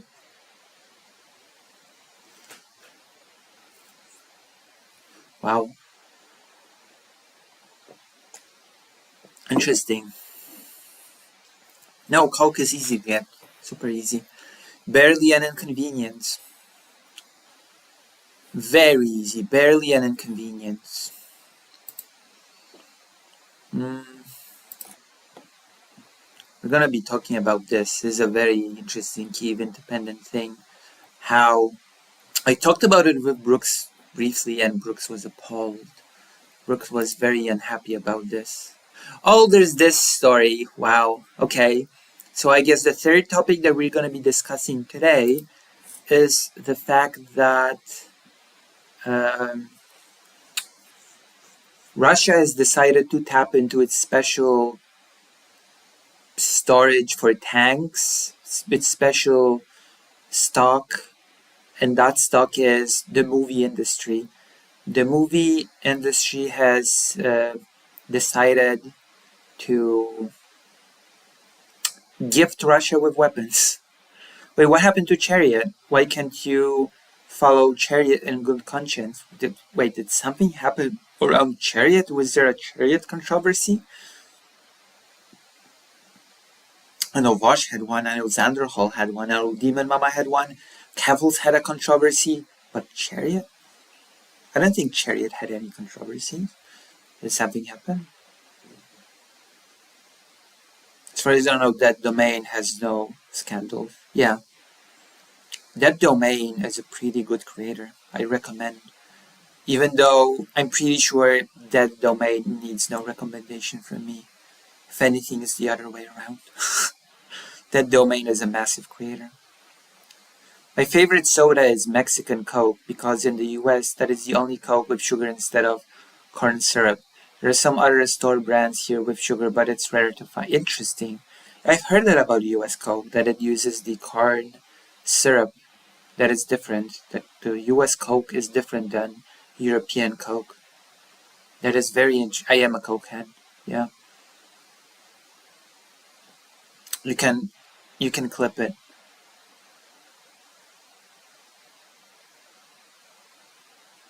That domain gave me Woke's Cold vibes upon a cursory glance. They're very informative. That domain makes very informative videos, pretty good ones. But wait, what happened to... Yeah, I do want to know. What happened with Chariot? It's heavy. Jesus. Okay, now I want to know. Tell me what happened to Chariot. I've rated into them before, but never paid attention. Wait, you stream Philip August? Random Spooky Girl 3PO. Oh, hello, Random Spooky Girl. Hello, Spooky Girl. I think you're a news chatter. Are you new to the stream? Chariot was accused of and admitted to, holy crap, but it's unlikely that she did it for a number of reasons. She had no memory of it, and I think she alleged victim admitted to lying. And no source, though it was deleted video.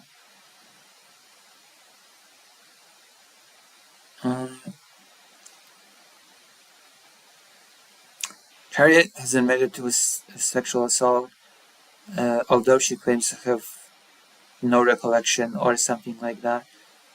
Interesting. Oh, okay. People I watch were rating them. Interesting. I thought there was no controversy around Chariot, but I guess everybody has a controversy. Thank goodness I don't have one that you all know of. I don't have any folders. I don't have any weird stuff. I don't have any weird closet skeletons. Jesus, interesting. I did not know that. I thought Chariot was kosher. There was no controversy. There's always some controversy. This shocks me. Gosh, damn. Listen, maybe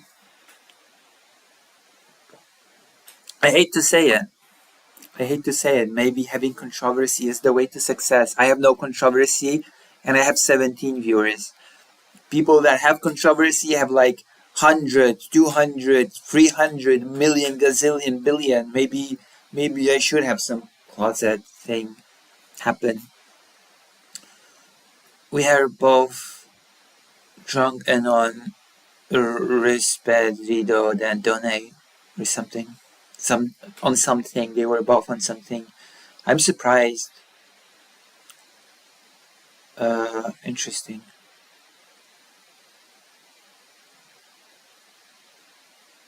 You do not collect dossiers of compromise on your fellow streamers, Lucy? Demon Mama claims any streamer who has a clue would do so. Wait, when did Demon Mama say that? Hold on, when did that happen? Yeah, that's right. When did that happen? When did Demon Mama say that collecting dossier on compromise on fellow streamers should be a... Wait, wasn't there a streamer that sort of was... wasn't there a streamer that was heavily criticized for doing just that? For collecting dossiers on other streamers? Like no comment check or something? Wasn't that a streamer that did exactly that? Created compromising folders on all the streamers? Every single streamer. And was heavily criticized for it.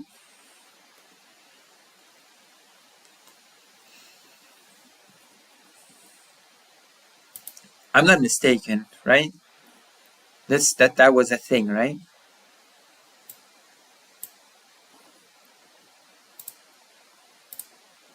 Keffel's her own Discord Kiwi farm. That's kind of lunatic behavior. I know. And had bad empanada and second thoughts dogs. Wait, who dogs second thoughts and bad empanada? She went to Alcoholics Anonymous after the allegations. She really felt like she was doing stuff that she didn't know about, possibly hurting people, and took it seriously and got help.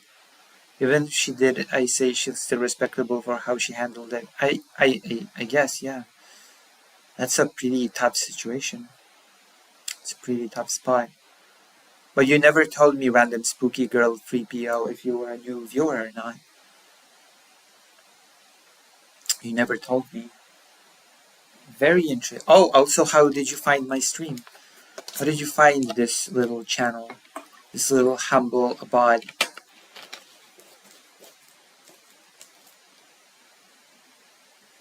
Kevils had their dogs and ran on an analog server. That is really strange. That is really weird.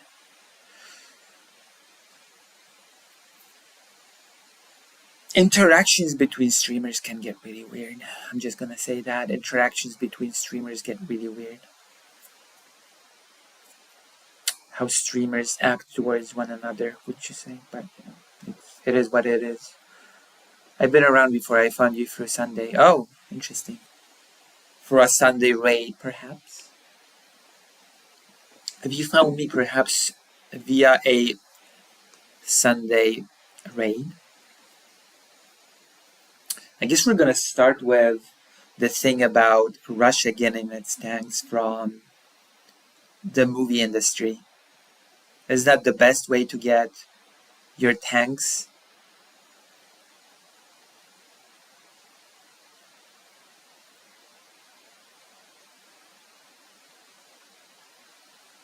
During her Xanderhall stream, Dimona said she kept folders on receipts and screenshots of every cringe thing people ever did.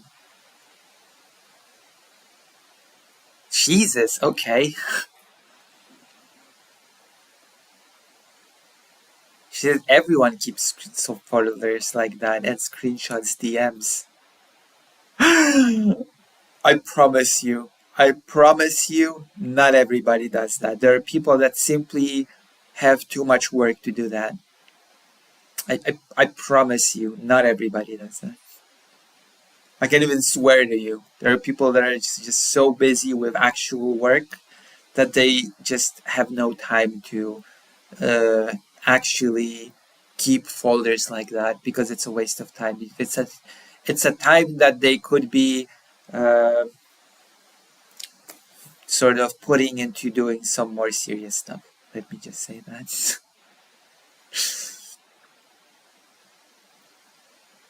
I don't know if that's through a raid or something else. Might have just been in my recommended. Are you enjoying the stream so far? Have I earned a regular viewer?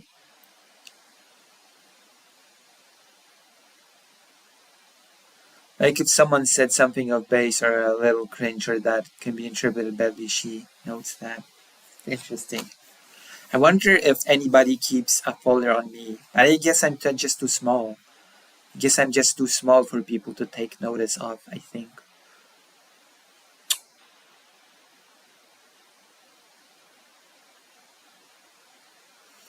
Interesting.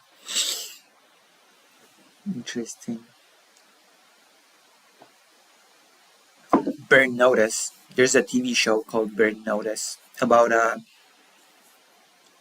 spy called Michael who was burned, and then he moved to Miami and was trying to find the people that burned him and also helping the locals with their various problems. It was a TV show. Very interesting, very, very cool. You suck at being a lol cow and just play it drama free. Yes. And that's why I'm small. And that's why I will be small forever. And I also don't really do much when it comes to networking with other streamers, which is also probably a thing that will keep a streamer small. Or whatever. It is what it is. It is what it is. But if you feel like sort of who is the guru? If you feel like sort of supporting your favorite streamer, which is hopefully me, and what I'm trying to start to do, then consider, you know, Lucy, I'm on the way to the movie theater. Oh, what are you gonna watch? What movie are you gonna watch? But yeah, I guess we're gonna start now.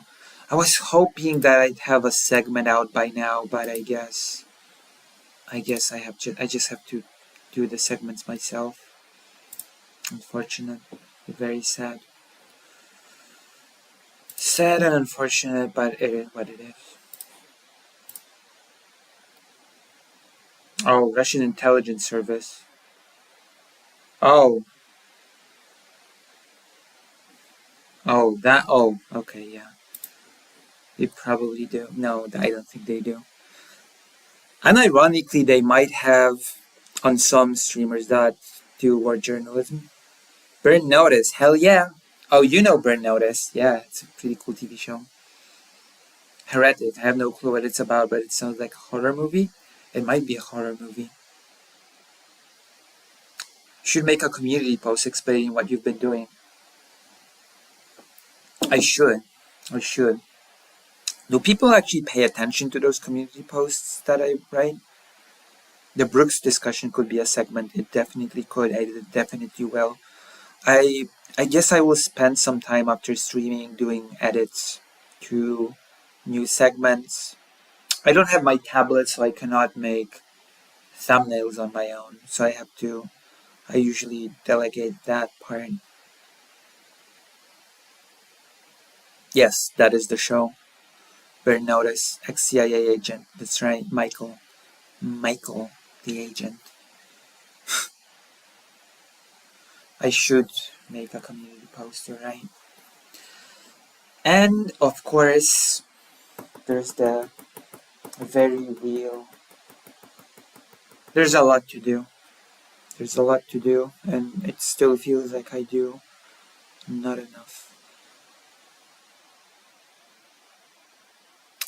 Community posts have their own algorithm ecosystem of their own. Oh. A burn notice is a message the CIA sends to all intelligence agencies telling them not to trust that person anymore. Having one put on you is called being burned. That's right. And Michael was trying to reverse his burn notice. Because Michael is the best agent ever. And Fiona, I think Fiona was the person that was with him.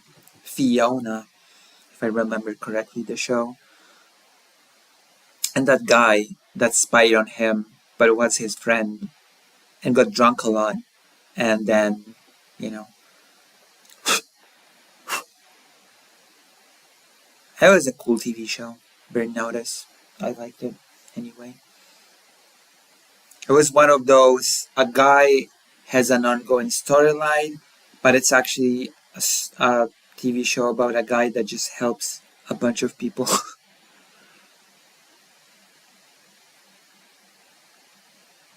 I didn't have cable, so I couldn't watch it except for rare occasions. I watched it online.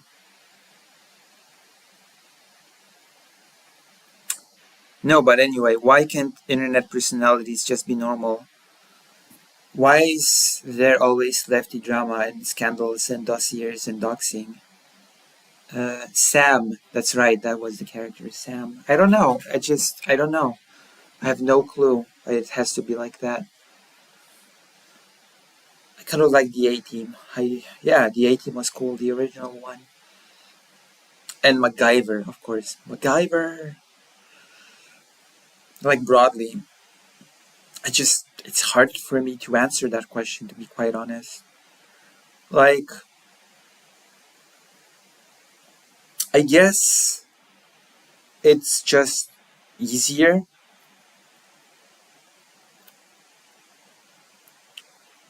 it's easier, I guess, to sort of do the drama thing, to do the scandals thing. I guess it's just easier to sort of do that rather than put real systematic effort into what you do, building real sort of connections in both online and in the real world. Going out there doing real work and sort of building a thing for yourself is a lot more difficult. It takes a lot more effort. It takes a lot more sacrifice, real sacrifice, I would say. That is why not many people do it. That is my opinion. And I would not say that I do it. But there are people certainly that do it and they pay a price. They pay a price.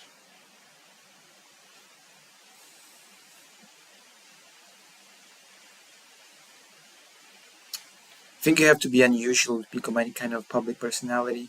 So it draws people who are unusual in other ways, particularly those who are egotistical, and even more modern celebrity seems to get to people's moderate celebrity seems to get to people's heads. I mean, I would call myself unusual, and yet my unusualness does not help me. Okay, my unusualness does not translate into huge stream success, as I've noticed. I am unusual and unsuccessful. I'm the sort of the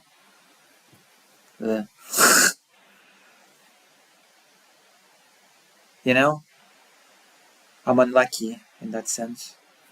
I have no luck in this sense.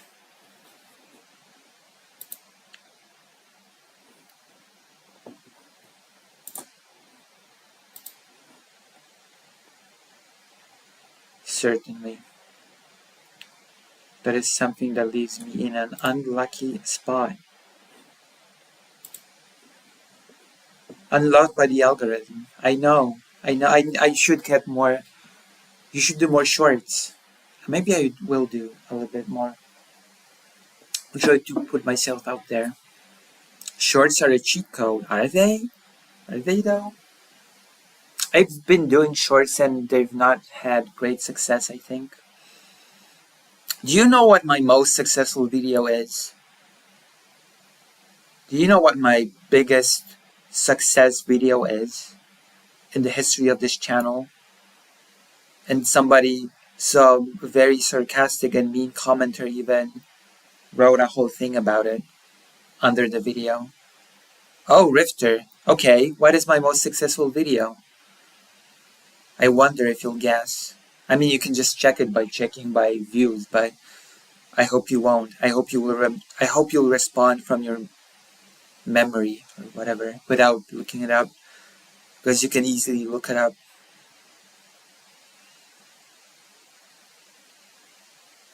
Lucy, so far you seem to be very scandal-free, and I appreciate. Thank you very much.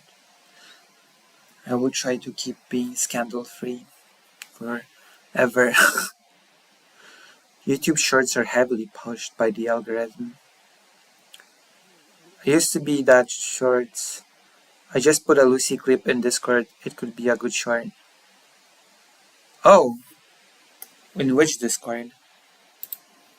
Which Discord did you put it in?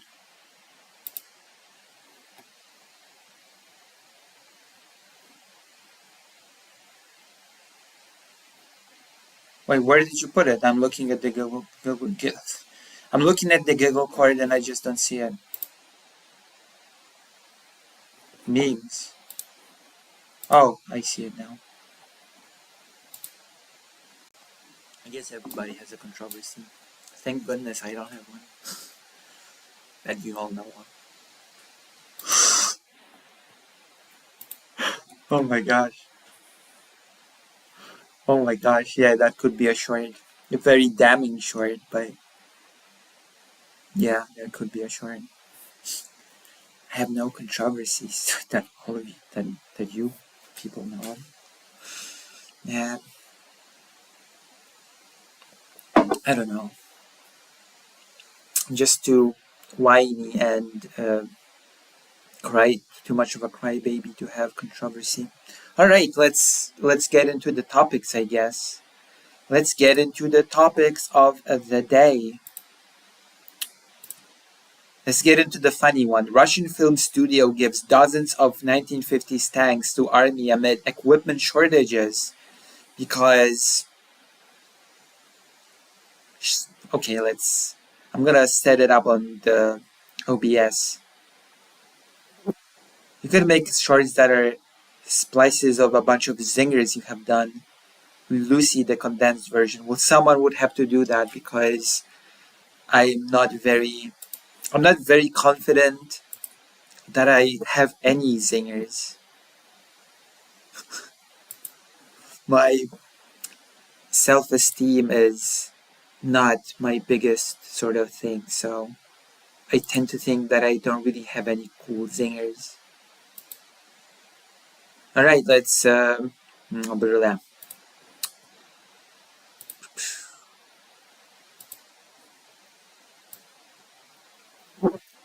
the hell?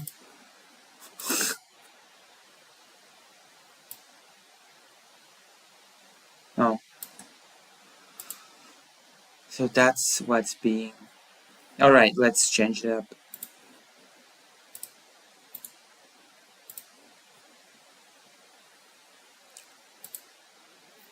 Mm.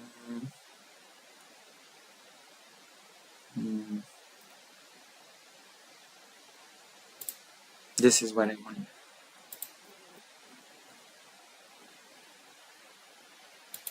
I'm no good at editing, or I would do some. Oh, thank you for the sentiment. The sentiment is what's important, and I appreciate it. I appreciate your love. 17 people like the stream. Excellent.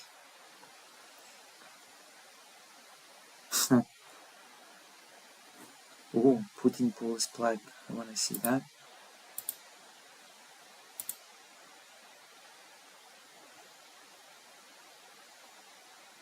Oh yeah, that's the thing. Yep, we're gonna be talking about that. No questions asked. There are so many topics. There's so little time. And so far we've been having such a nice conversation together. Wouldn't you say? So far so good, this stream today. Of course nobody has decided to donate today, but you know, it is what it is. It is what it is. I'm gonna be talking about Russia. Because there's sort of a fact that even though Russia sort of finds ways to overcome the sanctions are not completely useless. The sanctions actually work. The sanctions actually do hamper a lot of Russia's capability to do what it would want to do, to get weapons from abroad, to get weapon components from abroad, to do vital repairs on damaged oil refineries that have been attacked by Ukrainian drones. There are many things that would open up for Russia should the sanctions be lifted, which is a very worrying thing in the face of the fact that Trump has discussed lifting the sanctions. And very recently also Viktor Orban has been suggesting that possibly maybe the European Union should consider lifting the sanctions, which would be basically disastrous for Ukraine, right?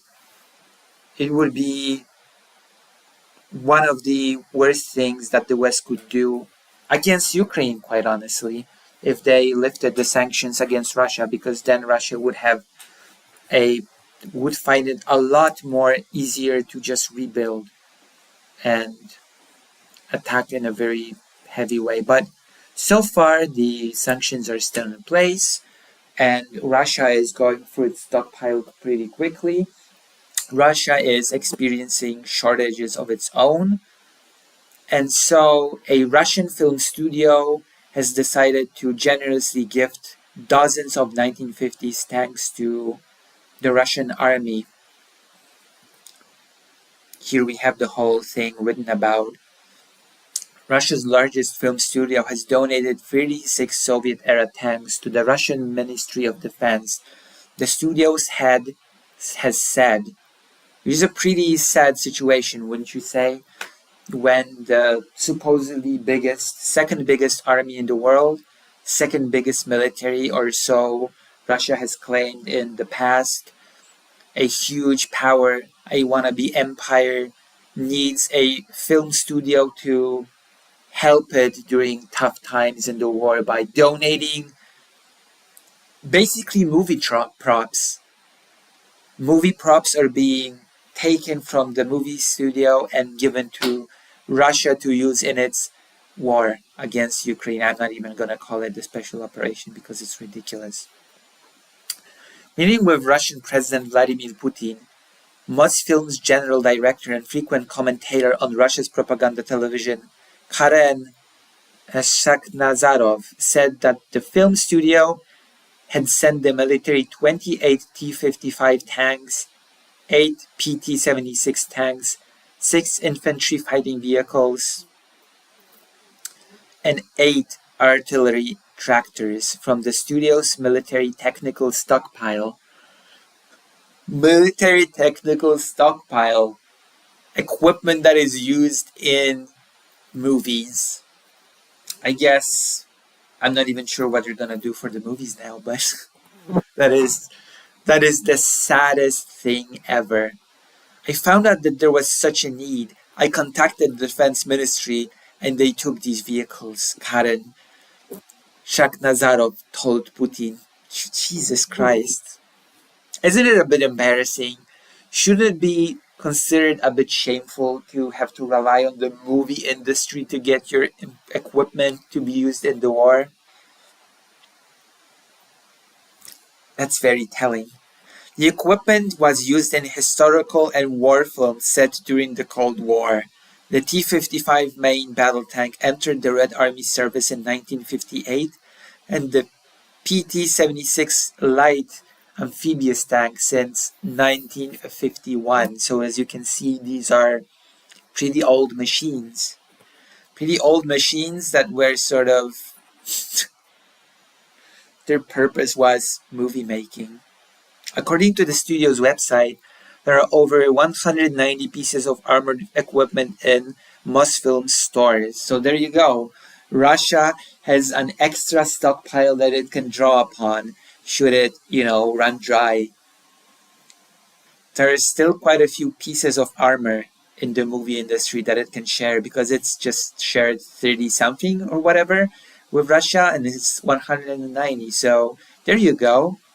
Russia has a pretty solid reserve. The donation of equipment came on top of a charitable assistance of 8 million rubles, $82,000, including 6 million rubles, $61,000 for the needs of the special military operation, Shakhnazarov said. So, yeah, pretty cool, huh? Pretty cool to have such reliable stockpile to draw upon. Straight from the movie set. Straight from the Pulitzers. Dwindling stocks. Casting doubt over whether the studio donated the equipment willingly. That is another question, actually. If they were like, yeah, we'd love to support you in your war effort, or if the Russian government was like, yeah, those look pretty usable. Hand them over. Valery Ryabich, head of the Defense Express analytical team, said that the decision made by the Russian military to commandeer the tanks shows how serious the Russian army's equipment shortages are.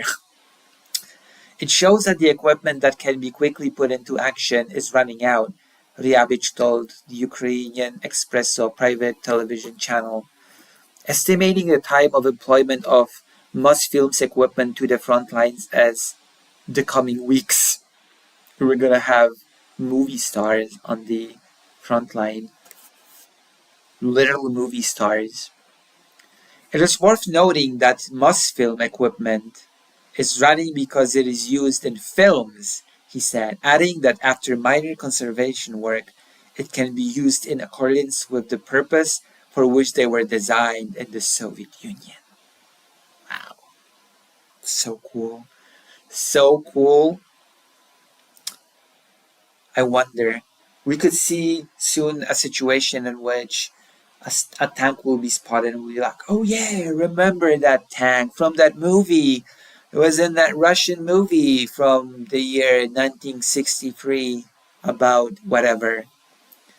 Ryabich also pointed out that the Russian military is currently carrying out offensive actions in several directions, requiring the use of large amounts of heavy equipment, which the Ukrainians have been successfully eliminating, and that there is increasingly less wiggle room for the Russians when it comes to stockpiles of equipment. What a shameful use of tanks. I would make a case that if they stayed within the movie industry, they would last longer and find good use on the movie set. But you know what they say, c'est la vie, and all that's good has come to an end. The tanks have seen the end of their movie career. Unfortunate. How unfortunate.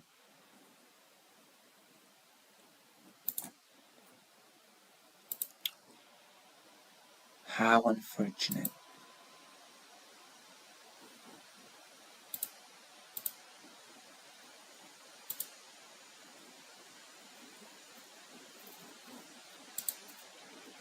Well, that's it then. Wow. Let's see. Let's see if there was any interest in that. I've not been watching the chat. Oh my gosh. Donations has hit during that. Wow, thank you. Thank you so much. I'm gonna read the chat now. Oh my gosh.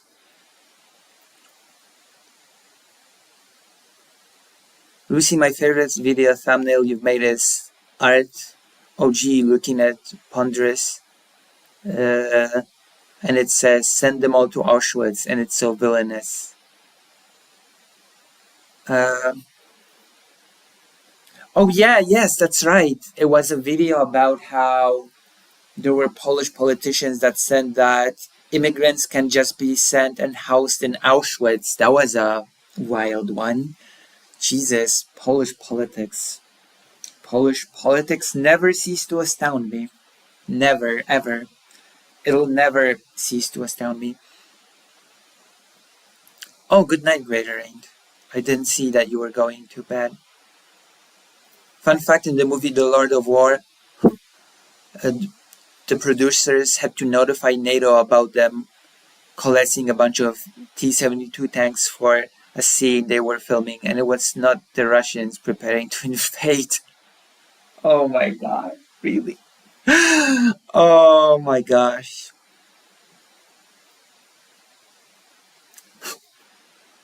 Interesting. I hope you enjoyed that. I hope you enjoyed that sentiment. Tai Ryu has donated $10 for Lucy's hard work. Thank you.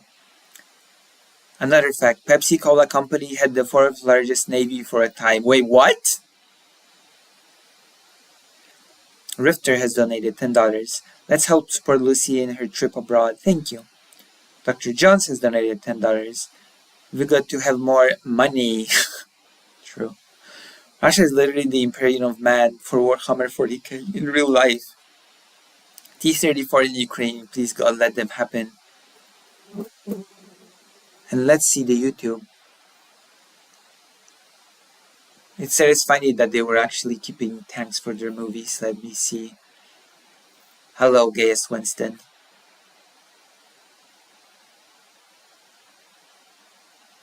Borrow footage. Yeah, it should be the other way around. Film company relying on the military, not supplying it. Yeah, the main stockpile of the Russian military will now be the Russian movie industry. What times we live in. Putin has been having the war on entertainment that is more extreme version of Fox in the US, because it's actually jailing people for being decadent or not supporting enough. I swear to God, the Pepsi thing is real thanks to the Soviet. Can you link anything? Can you link me an article? An article. Kind of wild. There's just usable tanks in the Russian movie industry. In America, if you want to buy a tank, the main gun has to be disabled. Well, Russia is a state of mind, as they say. He may be the same there, but maybe not extremely disabled. Maybe. They did say that with a little bit of maintenance, you can just bring them back to actions. Spur them back to actions. Bring them back to life, so to speak. So maybe it's fine. Thank you so much for the generous donations, by the way. $30. Thank you so much.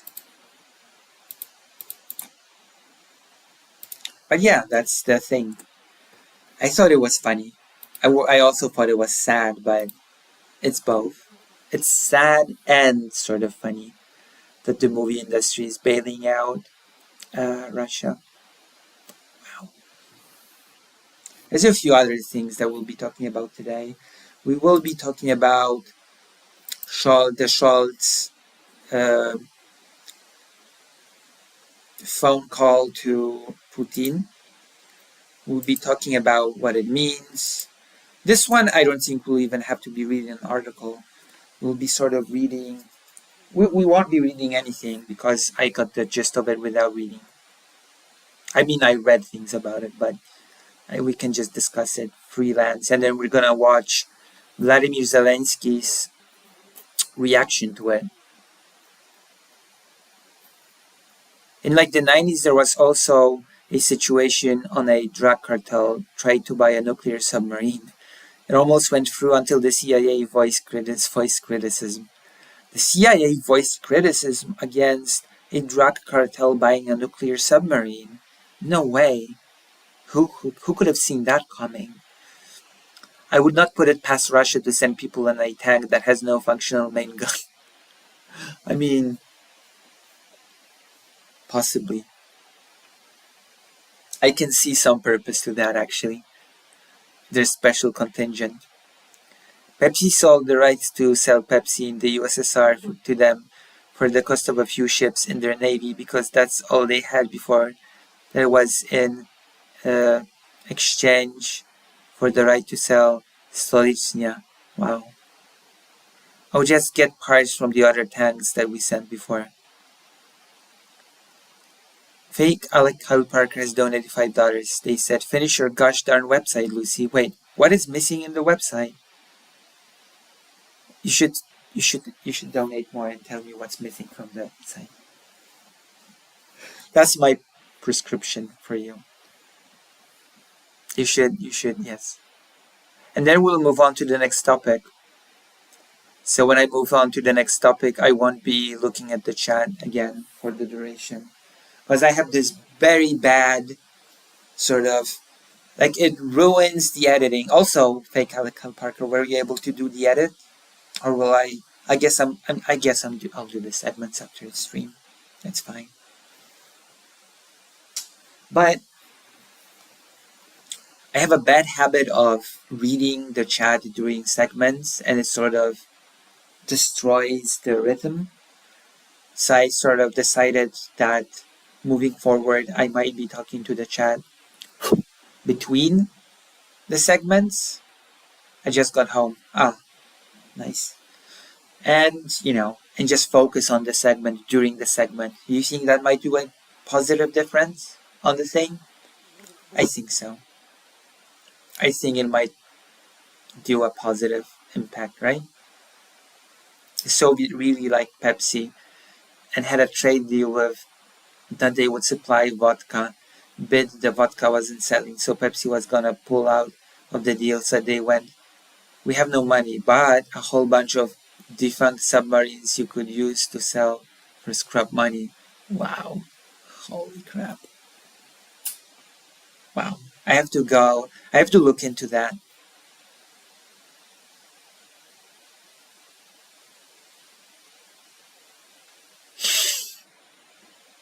Didn't Pepsi also have a contest where you could get an American fighter jet, but the guy who got enough points for it did not get his jet? Wow. Pepsi's such a lying company. They promised a jet, they did not deliver a jet. Well, what do you know? No jet. Alright. Look for myself some Coke, the superior thing to Pepsi, as it does not lie about giving people jets.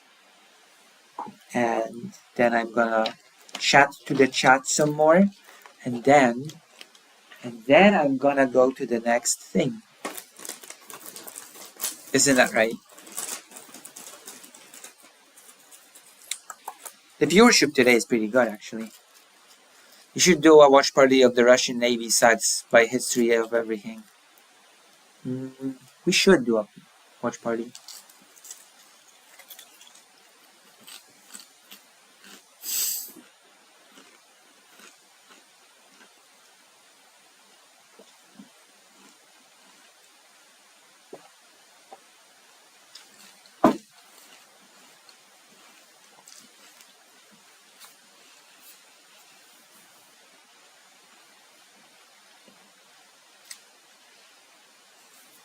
Alright. I'm gonna brace myself.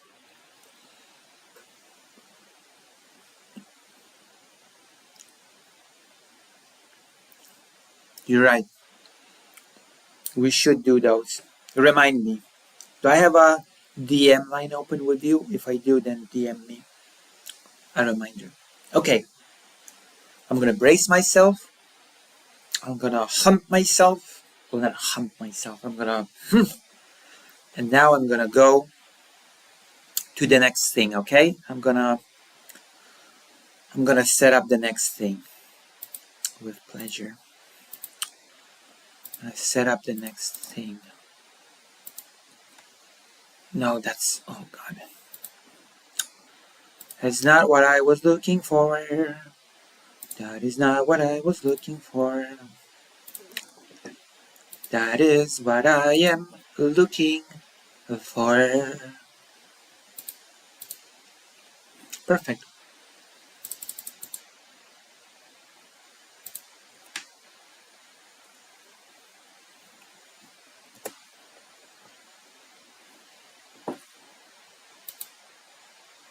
Okay, we got it. We got the thing for the next thing. So now that I'm ready, we're going to be discussing an Olaf Scholz phone call to Vladimir Putin.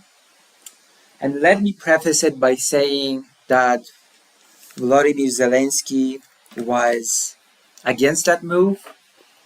Volodymyr Zelensky was squarely against Olaf Scholz doing that for the reasons that will be revealed shortly. But Olaf Scholz decided that he knew better and decided to make the call. He made the call. They spoke for, I believe it was an hour or something, Scholz and Putin. Scholz said these things. Scholz said, stop your aggression against Ukraine, retreat your forces, respect the rule of law or something like that, stop what you're doing, you must come to the negotiating table, pull out and talk with Ukraine or something like that. And Vladimir Putin's response to that was basically, you know what? If we're gonna talk, if there are gonna be any negotiations, it has to be done with Russia's security concerns in mind. It has to be done with taking into consideration the current territorial situation within Ukraine. So basically what Putin was saying, that it wants territory. And of course, he reiterated that he did not change his mind since last time, and he still wants the four territories, including lands that Russia has never actually occupied to be given to Russia as a prerequisite to even starting any sorts of peace negotiation. That is basically the situation that we've been put in. After this call, interestingly enough, Olaf Scholz has called Donald Tusk, the Prime Minister of Poland, and debriefed them about the call, informed them of what was being said in the call. Donald Tusk seemed pleased with that call, said that Germany managed to be firm, and reiterated Poland's stance that nothing about Ukraine can be done without Ukraine. The person that was less optimistic about this call was, of course, the person that said that it should not have happened to begin with, and that person is Volodymyr Zelensky. We will now watch a video in which he will explain his case as to why that call was a bad idea. After that, we will discuss the call a bit ourselves, and we will see if or not we agree with the assessment of Volodymyr Zelensky. All right? So,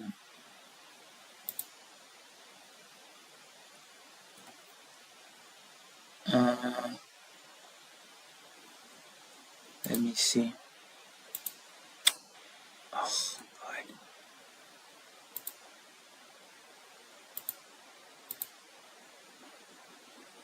Okay, I guess I'm just gonna have to do... No, I didn't. Hold on.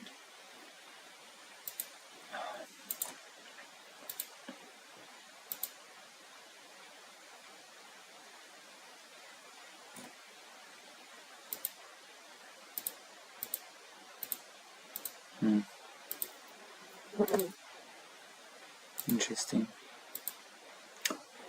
Okay, I'm adding a new source, whatever. It's just glitchy as hell. New Windows source. Okay.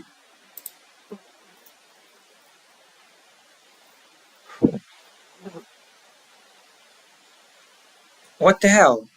Why can't I capture this as a source? Wait, what the hell? Oh my gosh. Screw it. I'm doing... I don't know. How can I... Oh God, this is so annoying. This is annoying me so much. This is gonna be annoying to edit. I had it prepared as well.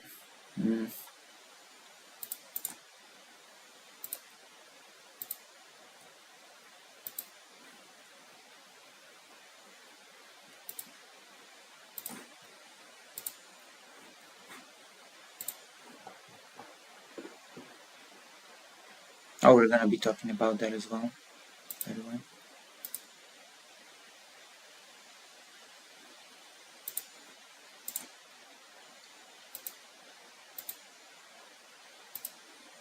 Okay.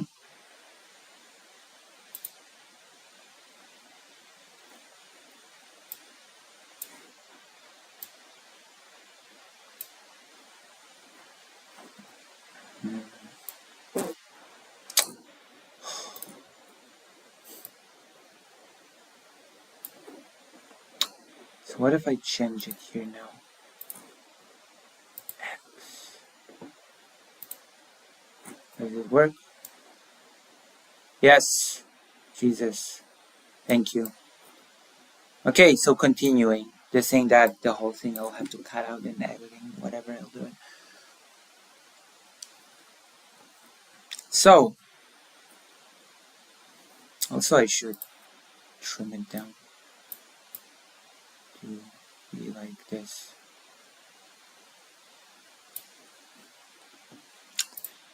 My camera. Alright. Okay. Chancellor Scholz told me that he planned to call Putin. His call, in my opinion, opens Pandora's box. There may now be other conversations and phone calls, just a lot of words. And this is exactly what Putin has long sought. It is critical for him to weaken his isolation, as well as Russia's isolation, and to hold mere talks that will lead nowhere. He has been doing this for decades. This has allowed Russia to avoid making any changes to its policies, effectively doing nothing, which has ultimately led to this war. We understand all the current challenges and we know what to do, and we want to make it clear. There will be no Minsk III. We need a real peace. Which I agree with, but we're also gonna be watching the video statement of Volodymyr Zelensky on a full screen. Hold on. How does it display? Perfect. I wish you health, fellow Ukrainians. Бажаю здоров'я, шановні українці, українки. Коротко Briefly about today. про сьогодні. Продовжили We continue to work on the points працювати над пунктами нашого плану of our internal resilience plan. внутрішньої стійкості. Сьогодні Today, two fundamental points were covered: два фундаментальні пункти: фронт та the людський front line and human capital. капітал. Все, Everything related to our що defense, стосується нашого захисту, і все, що and everything related to our people, стосується наших людей. І військових, military and civilian adults and children. і цивільних, і дорослих, і дітей. Мета The goal is clear.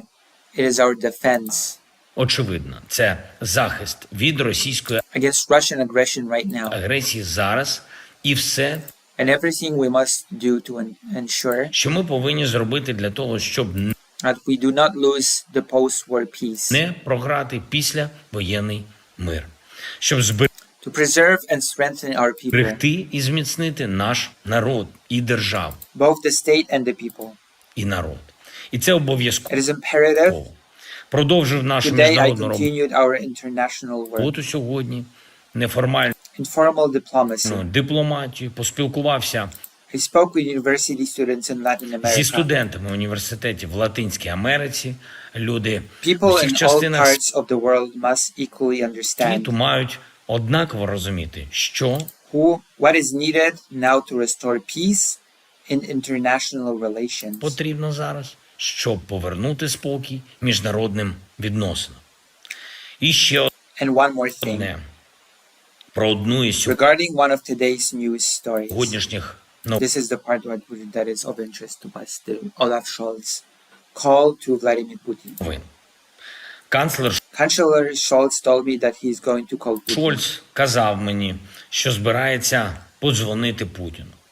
Дзвінок Olaf's call, in my opinion, is Pandora's box. Олафа, на мою думку, це скринька Пандори. Тепер Now there may be other conversations, other можуть calls. бути і інші розмови, інші дзвінки, просто Just a lot of words. багато слів. І це саме And this is exactly what Putin has wanted for a long те, time. що Путін давно хоче. Йому вкрай It важливо is crucial for послабити him to weaken his isolation, його ізоляцію. Ізоляцію Russia's isolation, Росії.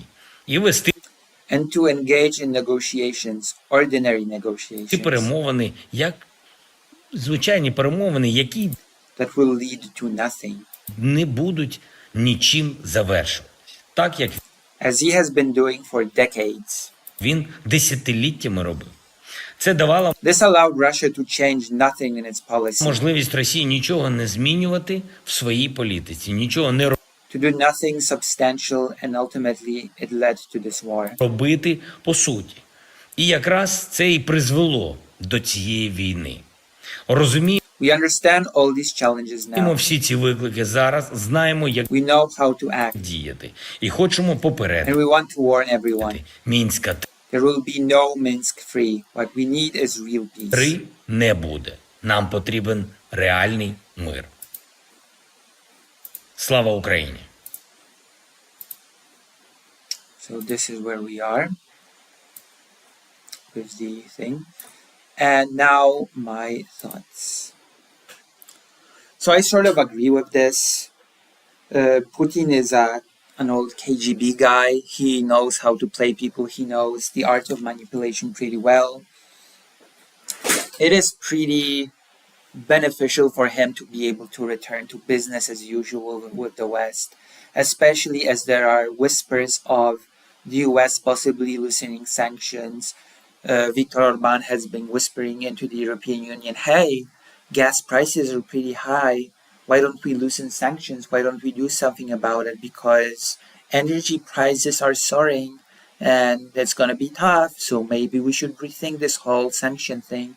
And within this climate, it is very, very beneficial for Putin to sort of just calmly start conversations, to get back into the good graces of the West, to start these, yeah, I'm willing to talk, let's do a compromise here, let's do a compromise there. We might maybe freeze the front line along the current lines. Maybe we should just, and the OS will be like, maybe if it ends the war and if it means that we can return to business as usual, maybe a compromise is needed. And this is where Zelensky says there will be no Minsk 3 because basically one of the proposed peace plans that has been floating around of Donald Trump is that the front line would be frozen where it is now, that Ukraine would have to give up some of its territory and that it would have to give up its NATO ambitions for at least 20 years. And as some people have noted, that sort of thing has already been done in the past, Minsk Accords. The sort of freezing of the front line has been done in the past, and territories have been given to Russia. And as I've heard from some people, they say that that only led to Ukrainians being drafted and used in the 2022 invasion. And some told me, look, I'm not telling you that this is bound to happen. I'm not telling you that this sort of peace, quote unquote, would lead to Ukrainians from the newly occupied territories being conscripted and sent against Ukraine in a possible new invasion. But what I can tell you 100% is that it is what happened in the past. So make of that what you will. I think that in the current climate, that phone call was ill-advised. I think it was not a good idea. I don't think Germany has earned anything by doing it. I think that rather than that, the entirety of Europe should get its act together, create a unified front in supporting Ukraine, especially since right now US support for Ukraine is a one big question mark. This is where the European Union should really, really consolidate, really treat this as a crisis situation that it is, really start to think more as a single unit rather than as a bunch of just disjointed nation states. That is my opinion. Whether or not that will happen, I'm skeptical, and that phone call made me even more skeptical. But those are basically my thoughts on the matter. So there we go. Now I can return to the chat now and see if anything has been happening.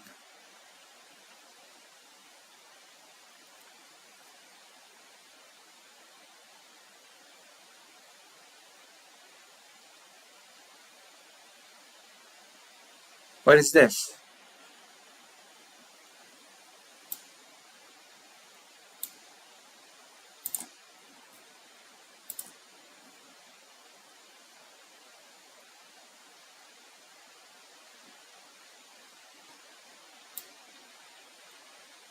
Oh, Have I been given a way to display my chat?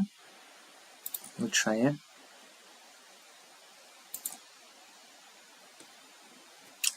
What widget do I add?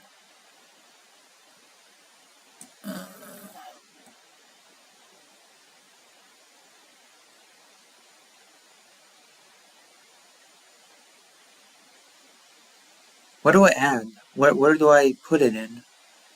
Browser? Do I put it in browser or what? What widget is that? Does this fall under? Do you know?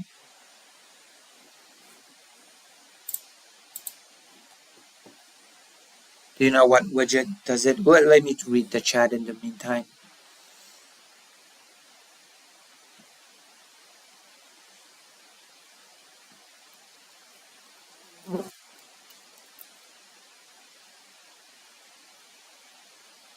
Trump also had a recent call or meeting with Putin, but they both lied about it. Apparently, Russia said that there was no phone call between Putin and Trump in which Trump warned Russia, or rather Putin, not to escalate the conflict. Russia has denied it.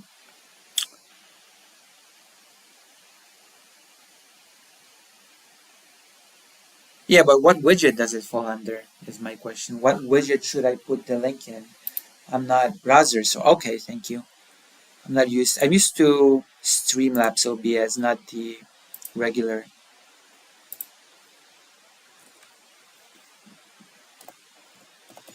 If this works, we're gonna have chat on the screen.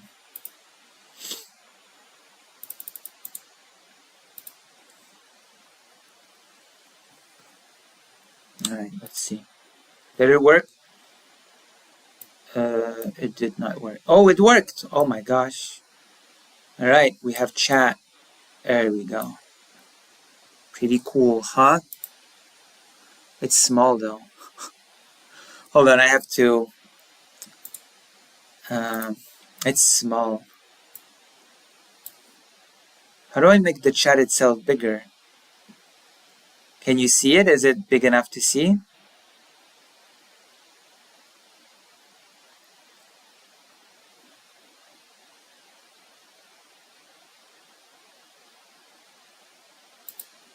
That's good enough for now.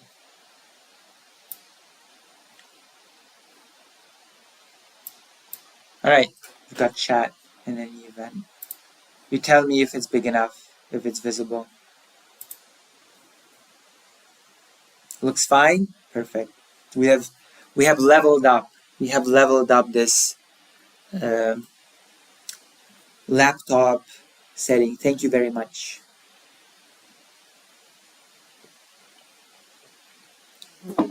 We have leveled up the setting. Great. Now I can type any slurs because everyone will see them now. True. You cannot do it anymore. It takes a minute to get loaded. Perfect. In the meantime, how did you enjoy the segment just now? And also, if you enjoy what I do, as I always say, if you would like to help me in my endeavors, which there will be many different endeavors moving into the future, then why not consider, boom, there we go. But yeah, I personally think it was a mistake. I think the call was a mistake. I think it does give Putin those opportunities to sort of break away from that isolation and get back into the fold, so to speak, and to manipulate the West into a false sense of normalcy. I feel so. Especially in the wake of the West being tired of war fatigue of the West. Oh my gosh. That's wow. Wow. The West is tired, you guys. The West is tired of war. No more war. We're tired. So tired.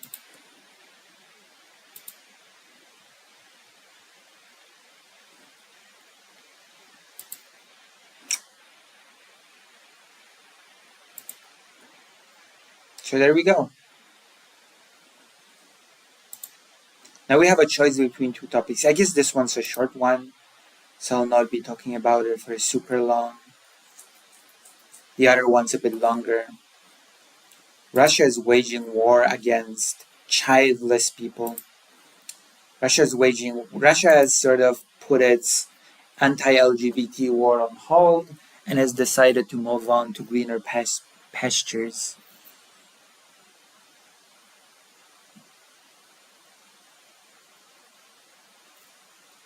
Hey, it takes a lot of energy to look at a war. Your hands can get tired from the binoculars. Jesus. Well, we had a 20 plus years war in Afghanistan, but it was barely reported on because people were tired of hearing about it. We get war fatigue quickly. Just Jesus Christ. I don't know what to say to that. I don't know what to say to that, quite frankly, the war fatigue thing. It's just very sad. It just feels like to me, it's like really hard to understand this logic of out of sight, out of mind. You know, as long as I don't hear about it, as long as I don't talk about it, as long as I don't hear reports on it, I can just pretend that it's not there. And my life can be blissful again.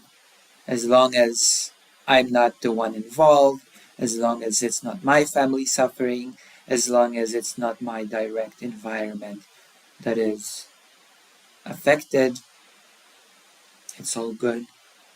It's happening so far away. Who really cares if people are suffering? Who really cares about if people are fighting tooth and nail to free their land, to help their families from not being killed? Who cares, right? Who cares about that? I'm fatigued. I'm tired. It's sad. It is really, really sad. Hey, you know, maybe I'm being a bit better about it, but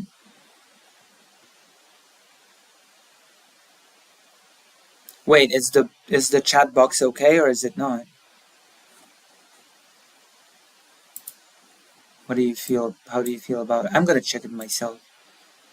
It looks a bit small, to be honest. Does it really look good? Let me up the rib. Does it look fine?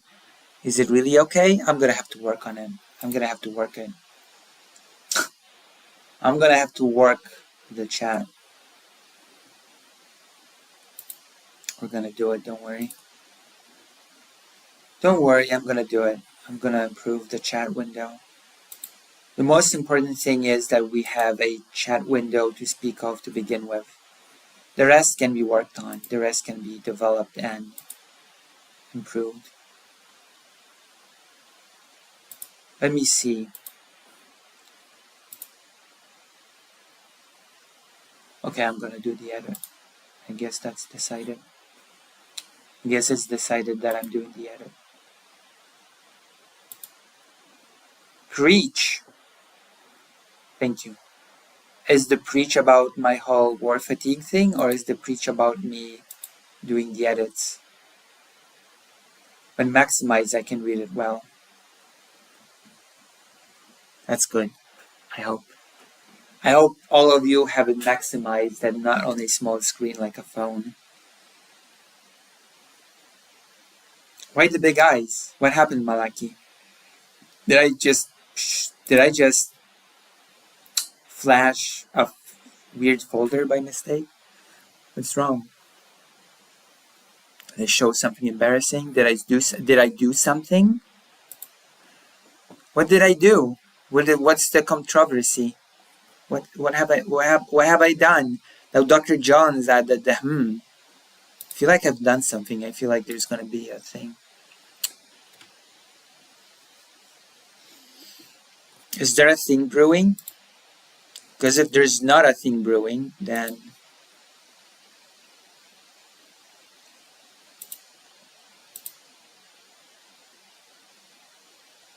then, you know.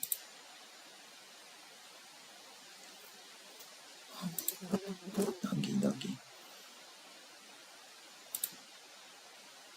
That fly is killing me.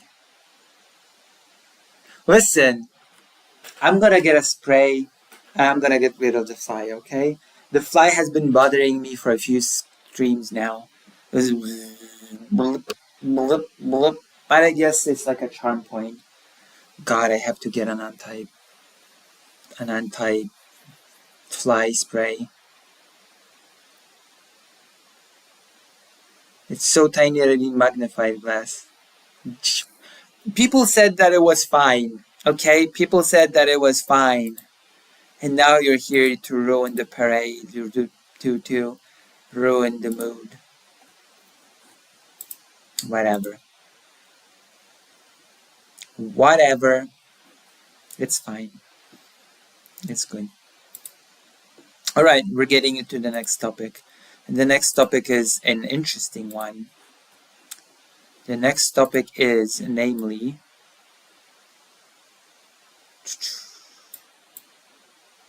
about Poland.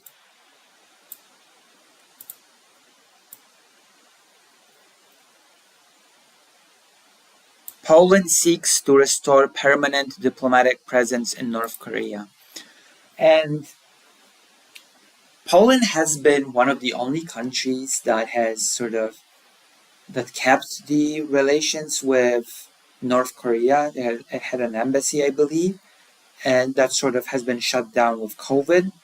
And now Poland is seeking to restore permanent diplomatic presence in North Korea, just as North Korea has started sending troops to Ukraine, which on first glance seems like a very strange decision. It feels very strange on the first glance, but the logic behind it is that they want to keep tabs, they want to be informed on the enemy country's doings and whatnot. It's going to be all explained in here. Polish officials are visiting Pyongyang as they seek to restore their country's permanent diplomatic presence in North Korea. The foreign ministry in Warsaw said on Friday, and I guess it makes sense. There are diplomatic relations maintained with Russia as well. There are Russian embassies, and there is a Russian embassy, and there are Russian diplomatic facilities in Poland still, even though we're clearly not on good terms. But I guess it's all about keeping tabs, even though I have to say that the timing of restoring these relations to many may seem iffy. The move by Poland comes after international tensions recently escalated, amid reports that North Korea has deployed troops to help Russia fight its war against Ukraine. Paweł Wroński, a spokesman for the foreign ministry in Warsaw, told TVP World, North Korea is now a very important country. Poland is one of the very few countries that has maintained and maintains these relations, which is something that I've already said. We believe that from the point of view of Polish and European foreign policy, it is worth checking whether it is possible to maintain these contacts. The operations of the Polish embassy in Pyongyang were suspended in December 2020 after North Korea announced the complete closure of its borders due to the COVID pandemic. So as I've said, COVID caused the shutdown of the Polish relations with North Korea, the Polish embassy. Sweden is the only other Western country present in Pyongyang, according to the foreign ministry in Warsaw, which actually makes me ask, why did those two particular countries upkeep their relations with North Korea? Wroński said that the Polish move had been agreed with other nations. Other countries know about it, and in fact, they very much support this move by our diplomats. He added, there is a principle that embassies are not only in those countries which we have good relations with. We try to maintain relations with countries where we can learn something important. and the means of learning those important things sort of, are not clear, but that is basically what is being said here. Information gathering is the main reason to maintain diplomatic relations, even with the countries that are not uh, being, that we're not in good relations with, basically, is what I'm trying to say. The foreign ministry in Warsaw said the Polish embassy of Pyongyang is resuming work in a temporary chancery and with limited personnel headed by a charge d'affaires. Well, that's it. Poland has decided to renew relations in the middle of a very tense situation with North Korea, who, as we know, has sent troops to Ukraine to support Russia in its invasion. And Poland has sort of decided we might as well keep tabs on this country that has become pretty significant in this war, in this whole situation. Keeping a diplomatic line with this country will help us gather more information. Whether or not this is a good move, I will not necessarily judge. I will leave that one to all of you. You can decide for yourself if Poland should be doing that or should not be doing that, and if the information gathering aspect to it is worth creating this permanent diplomatic relationship with North Korea. That's it. That is it.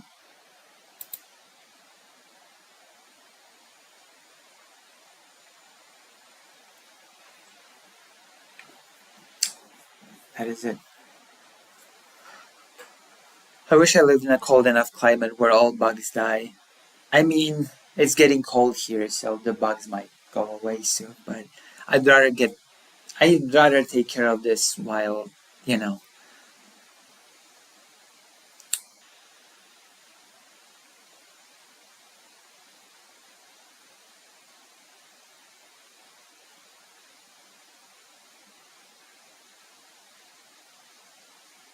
My opinion based on little information is that it's good, little prior information. So basically, I think that the information gathering aspect that this creates is good.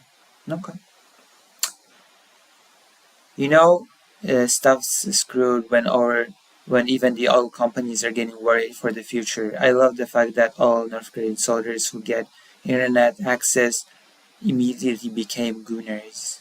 Yeah, that was certainly a thing that happened. They all got addicted to porn heads, as we call them in these parts. Ports.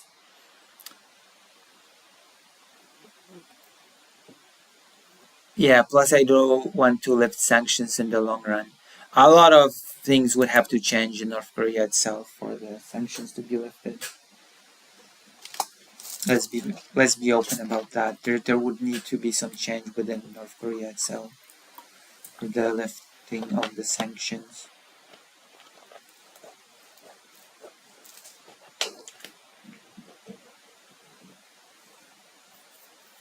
Oh, we lost a few viewers because I guess people are not that interested in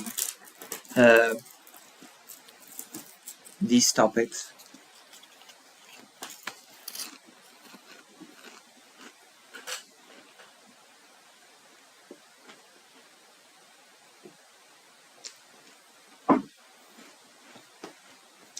I guess the interest is not necessarily there.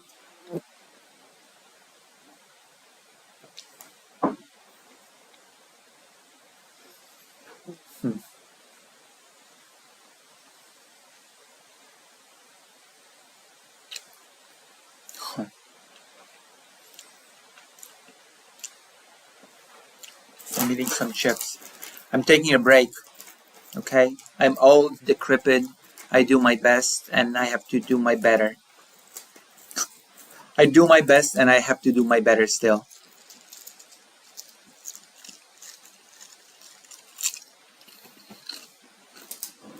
Maybe.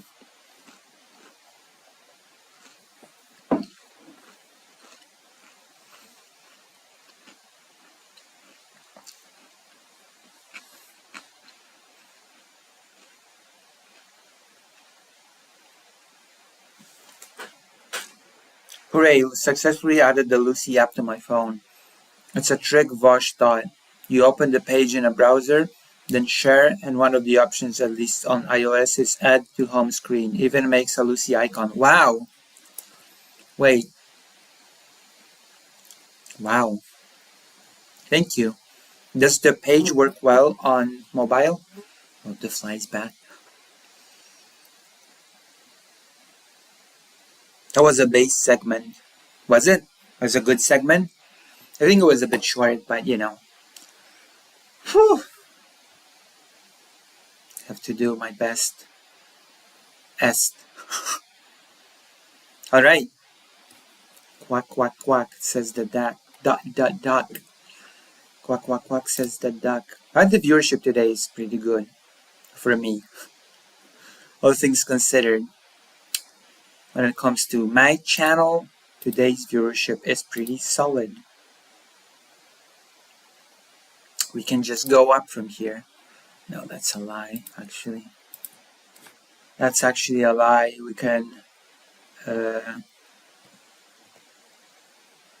always drop, but don't drop, please. Okay? Don't drop, please. I know it can always be better, but it can always be worse. Wow. It's fine. I'm gonna do my best. How's everybody feeling? How's everybody's mood? Yes, I frequently use mobile to do chat so I can see better and can maximize the stream on PC. Oh, wow, nice. Okay, I understand, Victor. Also, I'm gonna do this between each segment so it can be clear. If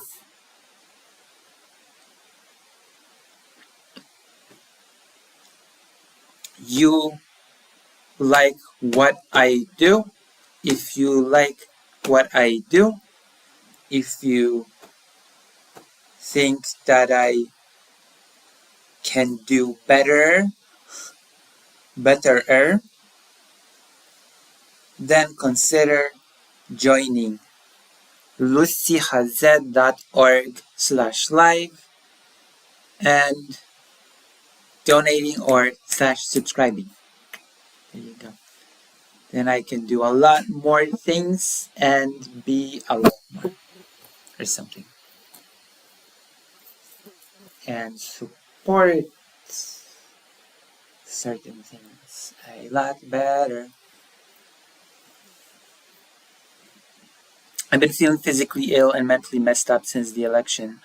Raw, hurt, angry, depressed, scared. Well, yeah, I've seen people react in different ways to the election.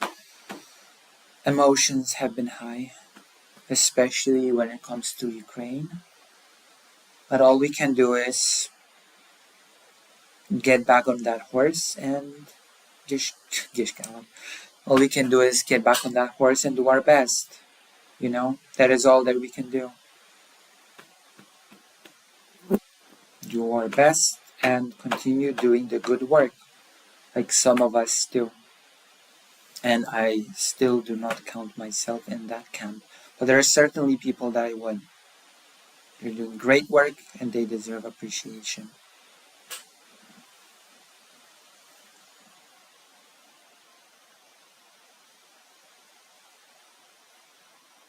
Sam Globs is back, but they're at least upping the viewership, so that's good. And I am not even high up on the list of people who will be targeted, like not LGBT or Hispanic and not even registered Democrat. Damn. I mean, you just have empathy. You just have empathy. You just have empathy for others, so that's the thing. That's the thing that people have. You feel for those that are affected by the thing.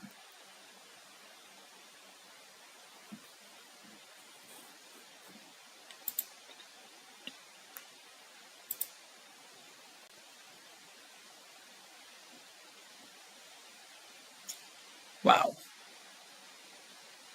That is something, Sam Gloves. That is something, I will say.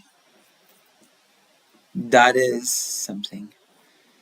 I just looked at your channel. Damn, you really are a big fan of gloves. That's, yeah, something else.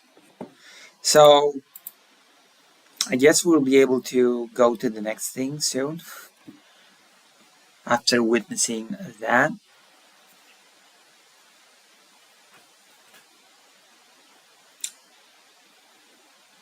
Ah, jeez Louise. Ah, jeez Louise. Oh, yeah. Yeah, we're gonna talk about this. Yeah, we're gonna be talking about this. No shot, we're not gonna be talking about this ridiculous development. No shot.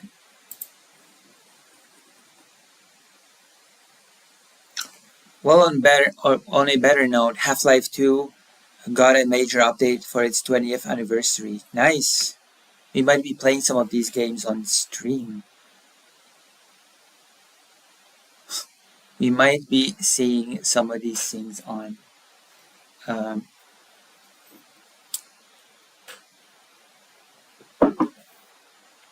stream. They make you look like a dweeb. So that's pretty exciting. Yeah, life's exciting. Some of the aspects of our lives are exciting. All right, I'm gonna go to the toilet because even I have to go to the toilet. They say ladies don't poop, but it's a myth. So I'm gonna go to the toilet. In the meantime, I would like you to consider joining the page and doing what must be done. Okay? Meantime, I'm gonna go to the toilet. Toilet time. Toilet time.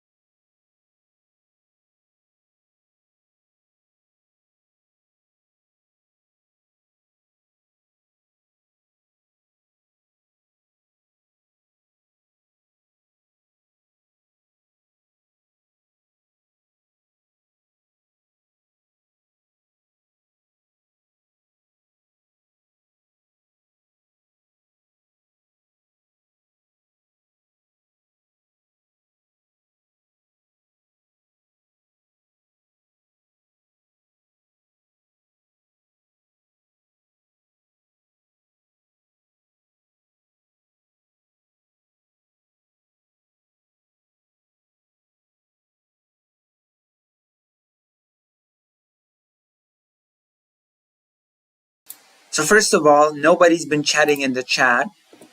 So what's the point of me making it visible on the screen if nobody's chatting in the chat?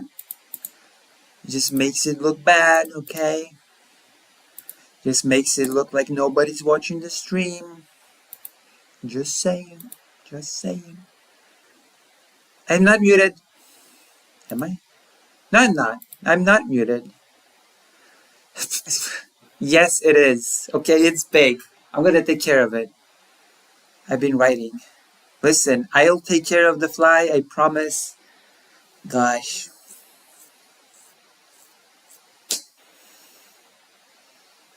Listen, what am I supposed to do?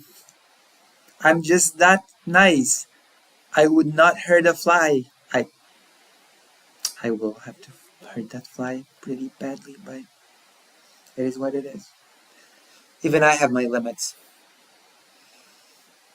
Jesus. Even I have my limits. I have my limits, damn it. If you want to help me in getting rid of this fly, then why not consider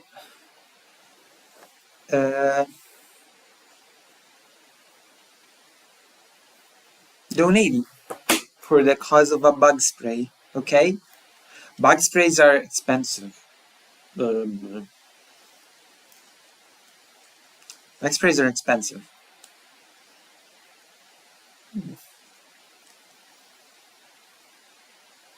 Expensive as hell. And impossible to get, apparently, in Ukraine. So, consider. Nice plug. Thank you. Did it work? Did it work enough for anybody to consider, though, actually?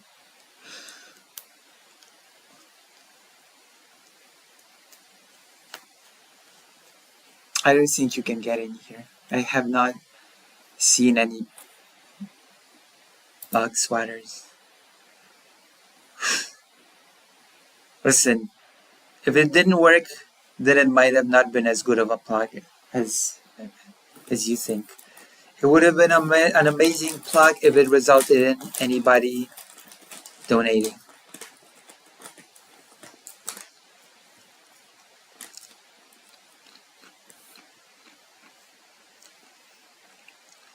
Wait, really? Is that so?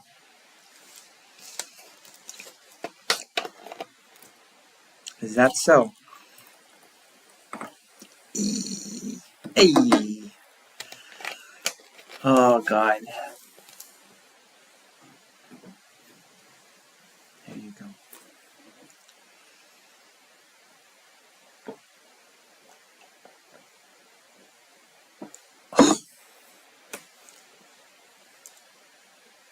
You use them to make grenades. I just want to kill all the flies that are here.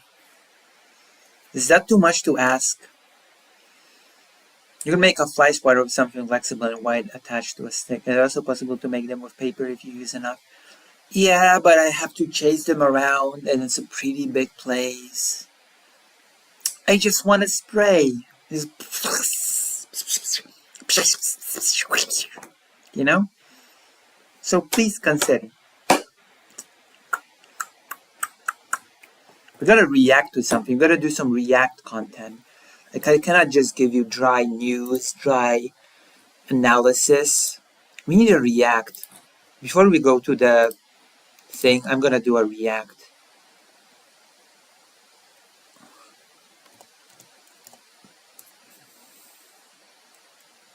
Uh-oh.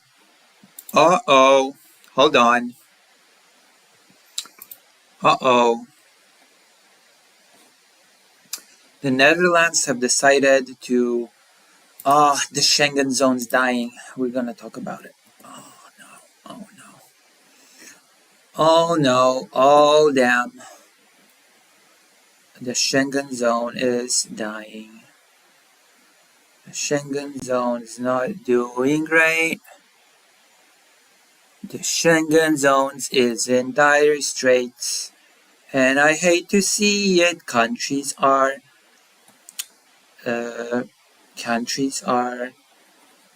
reinstating border control. I hate border control. I went through a lot of border control. We're going between Poland and Ukraine.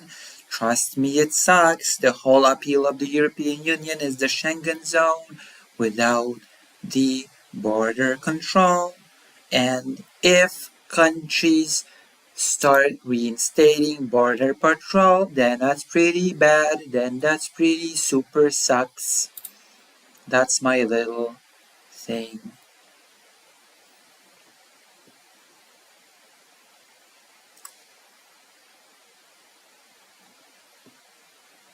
There you go. React to what? To a video, of course.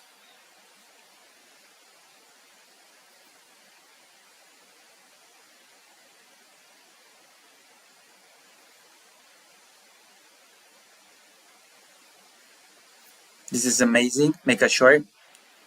I'll make it. Clip it. I'll be right back. I have to get something.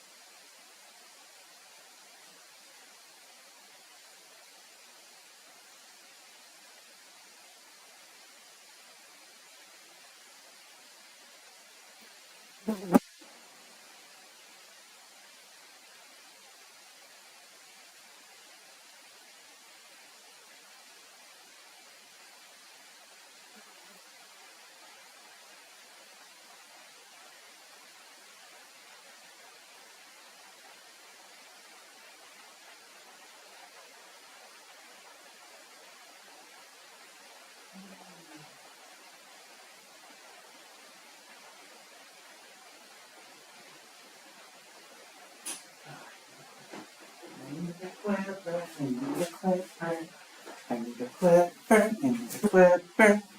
My fingernails are far too long. I need a clipper. I need a clipper. I need a clipper. Yes, I know what the Schengen area is. I know.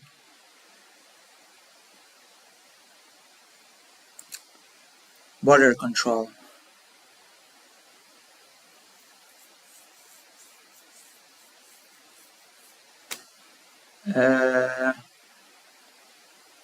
So there we go. We're gonna find some React content. There we go. We're gonna find some React content. We're gonna react to some stuff.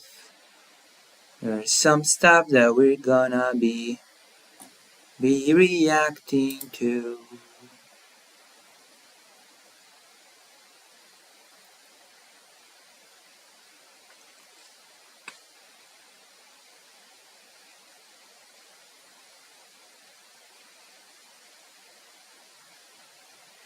Does God exist? Maybe. Destiny. I'm gonna react to Destiny debate.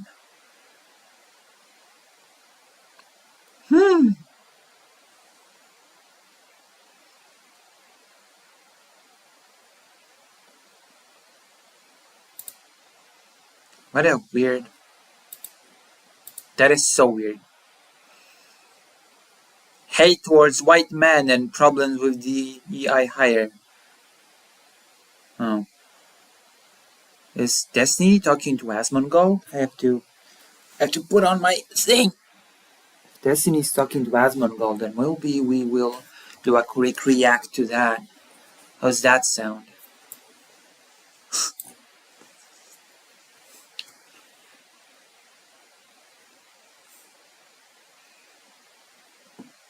Should I sing more on stream, or should I sing less? I have a beautiful singing voice. Towards white men. You asked me, can you be racist Turkey towards white Tom. people? And if there needed to be Or like saying like outcomes a way to like noteworthy. a fucking Yeah. I thought it was Asmongold. But no.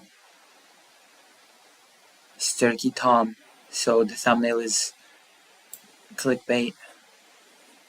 Oh, you greedy woman. Thank you for the $5. Fake Alec Parker as always. Thank you. I'm not greedy. I just need money to do projects and survive. It's not my fault. Is it my fault that I need money to survive in this cruel capitalist world? Destiny versus Asmongold on Trump and Elon Musk. There we go. Effing Arsler. Listen to what he just said. Harris got like 3 times the money Trump did. Yeah, exactly. Harris just got 3 times the money Trump did. It's paid. Pockets. As the Atlantic's Franklin Foer puts it, the regime does the for Titans have always Court, to invade the seat of government. Media and advertisers create an. I see what he's saying. Right, I but thought- it doesn't give a point any validity. It doesn't give you any free I points. thought they were debating.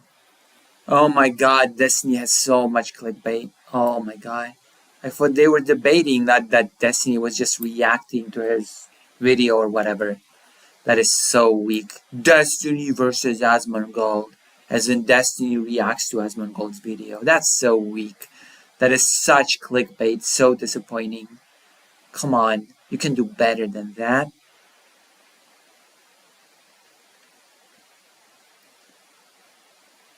More or same amount to protect your voice. Thank you.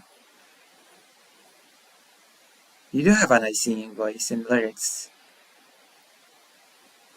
True. Listen, I've been raided by the Border Patrol and I never did a $100,000 fundraiser. Maybe that was my mistake in life. Maybe that is where my failing lies, that I did not go that route. Even though some of the things in the person that did the fundraiser story turned out not to be true, and those bits are actually true in my story. I feel like I've been cheated out of $100,000, even if Canadian. But whatever, it's okay. It's okay. It's fine. Oh my gosh. My goodness.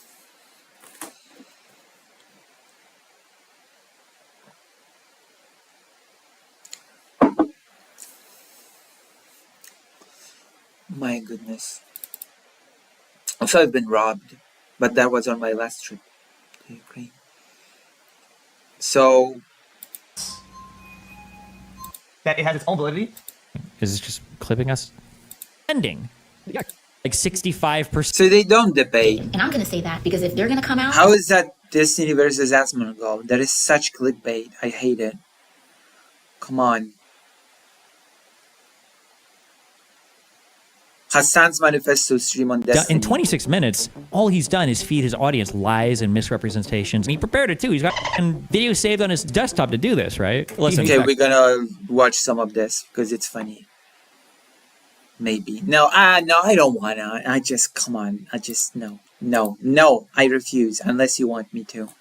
Do you want me to watch the video called Hassan's Manifesto Stream on Destiny or whatever? I'm gonna give you Logan Paul is fighting Mike Tyson right now. Wait, what? What do you mean? Wait, what? What? Isn't Mike Tyson's fight on right now? Or whatever. Isn't Mike Tyson's fight right now? Even I know that there's a special fight of Mike Tyson right now.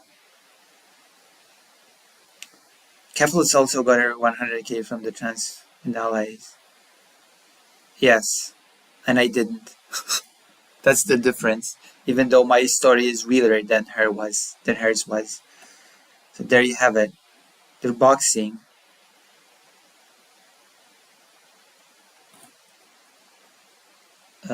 Well, I don't have a subscription to a boxing thing, so whatever. I cannot watch it.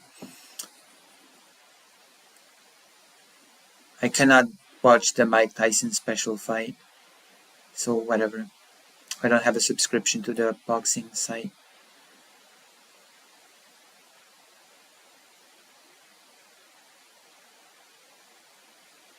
Mike Tyson is a convicted assaulter, and yet they still choose to work together. Wait, really? Mike Tyson was convicted for sexual assault? Is that true? Hold on.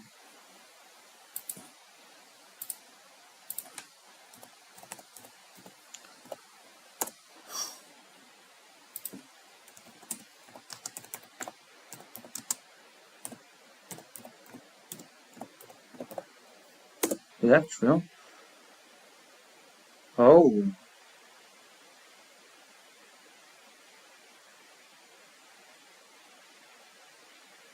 Jesus. Did he actually serve 6 years in prison? Oh man. That is such a bummer. Oh.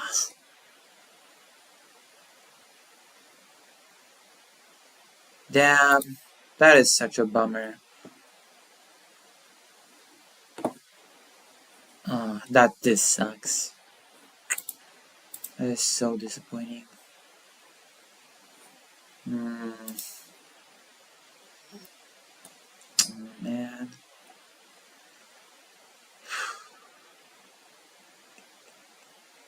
I actually did not know that. Oh.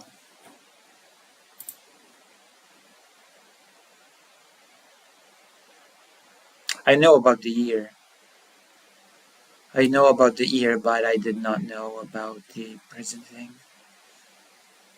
I did not know that.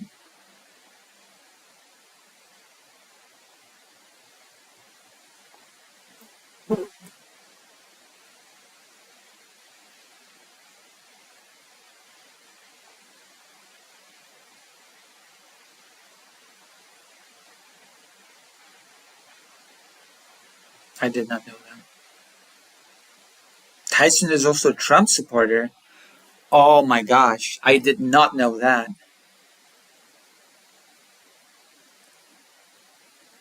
Jesus.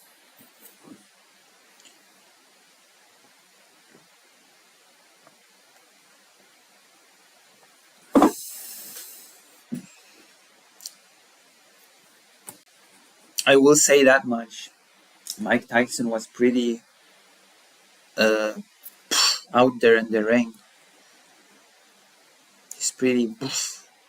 He knocked people out like it's nobody's business.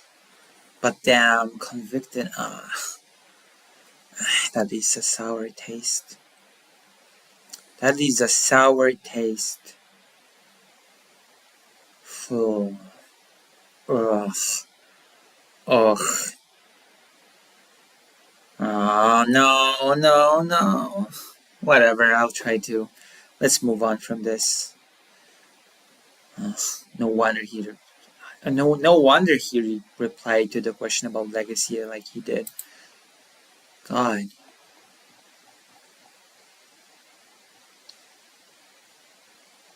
I'm gonna feel bad now unless there's something more to the story.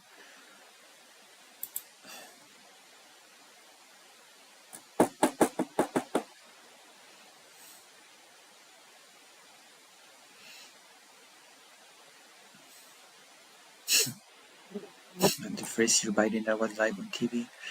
Well, you know. Now somebody has to cheer me up with a subscription or a donation. I feel we have to do some sort of like a palate cleansing react content. God. Destiny gives Ethan advice to deal with Hassan spreading lies about him. Oh God, is that real? Did he actually talk to Ethan Klein? Yeah, that's why it's so good. This morning, I like to play Petition. It's Ethan's already playing this. Of course not. Of course, it's another clickbait BS. Of course. Destiny confronts X, and by confronts, I mean reacts to his video. Whatever, I don't care.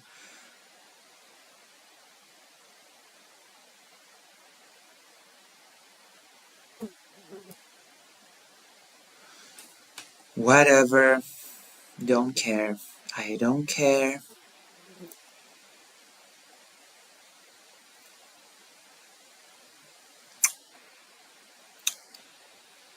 Maybe we should, I don't know. Nothing's, maybe Vosh said something really silly and embarrassing that I can react to as a bit of a silly content thing. Vouch. Video. Elon Musk is speedrunning America's collapse with Dodge. Oh, cool. The real reason Kamala Harris didn't go on Joe Rogan podcast. Trump's pick for Senate leader was rejected. Elon Musk is already pissing Trump off. Top Trump advisor demands a private army.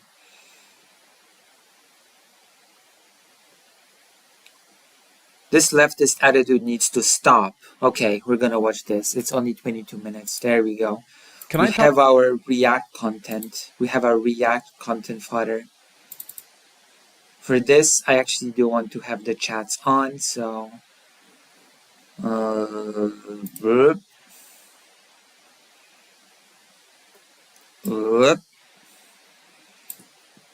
We're gonna react to a Vosh complaint video.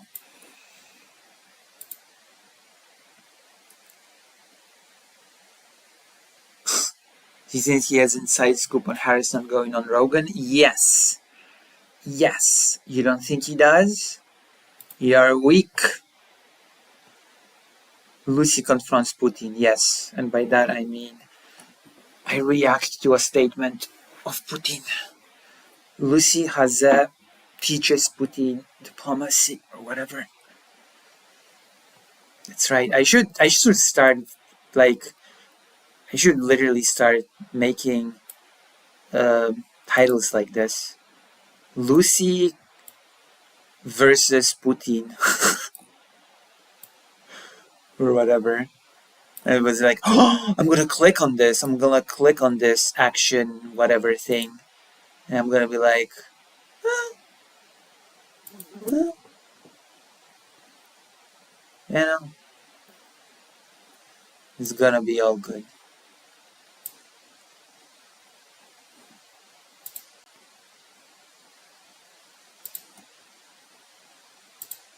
Wait, did I close the vouch thing? No, I didn't. Thank God. Thank God. I still need to react. Need more clickbait. True. True. Okay, let's watch. There's no time like today. True. I'm gonna do this with the vouch thing. Vouch is gonna be my ticket to long-lasting success. Alright, let's do this. Let's, I'm gonna make him visible or something. This is Vouch, complaining about leftist attitudes. From time to time, I will pause to take a glimpse at the chat. That's gonna be our modus operandi for today.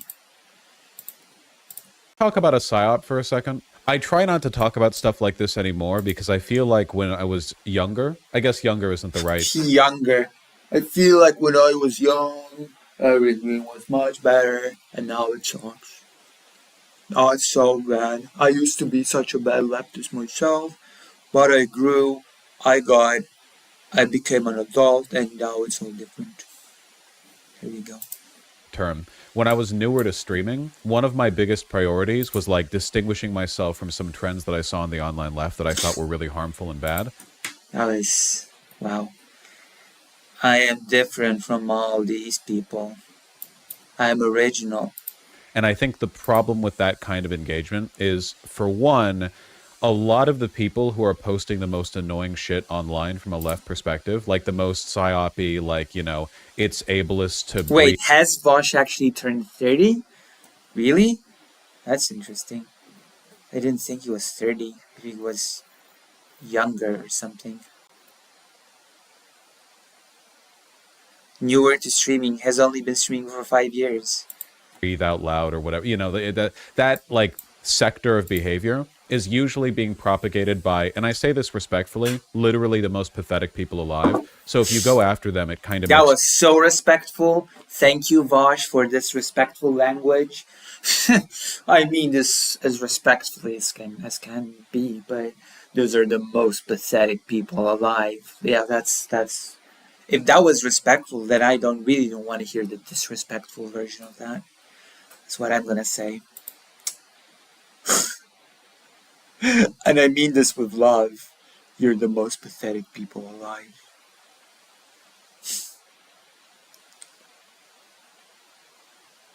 Damn. you a little bit of a bully.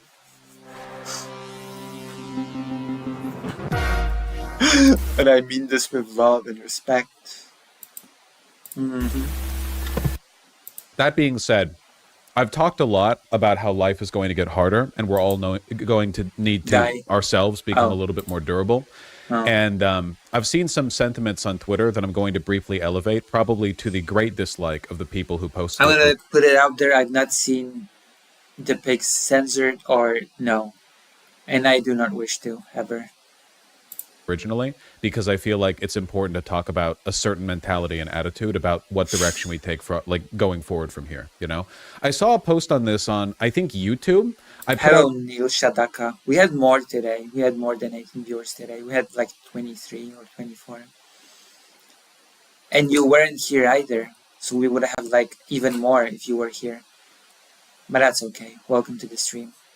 A YouTube video recently where it was a segment from stream, and I was talking about how everyone's going to need to get a lot stronger in order to manage the hardships to come. And there was a YouTube comment, and it said something along the lines of like, "Oh no, a YouTube comment! Oh no, how will you cope with a YouTube comment?"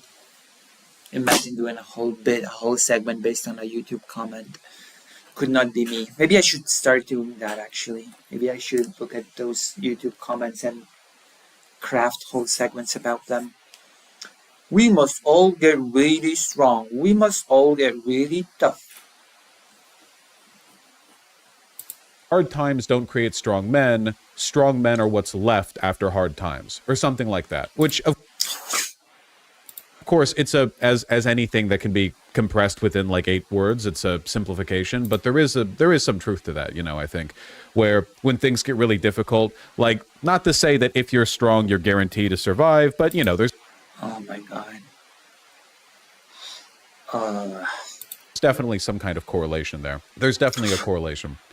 So Darwinist, are we starting to get the whole tough times strong man, then weak man tough time? Oh god, no way.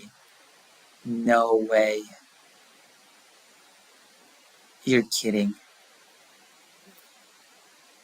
No way. Okay.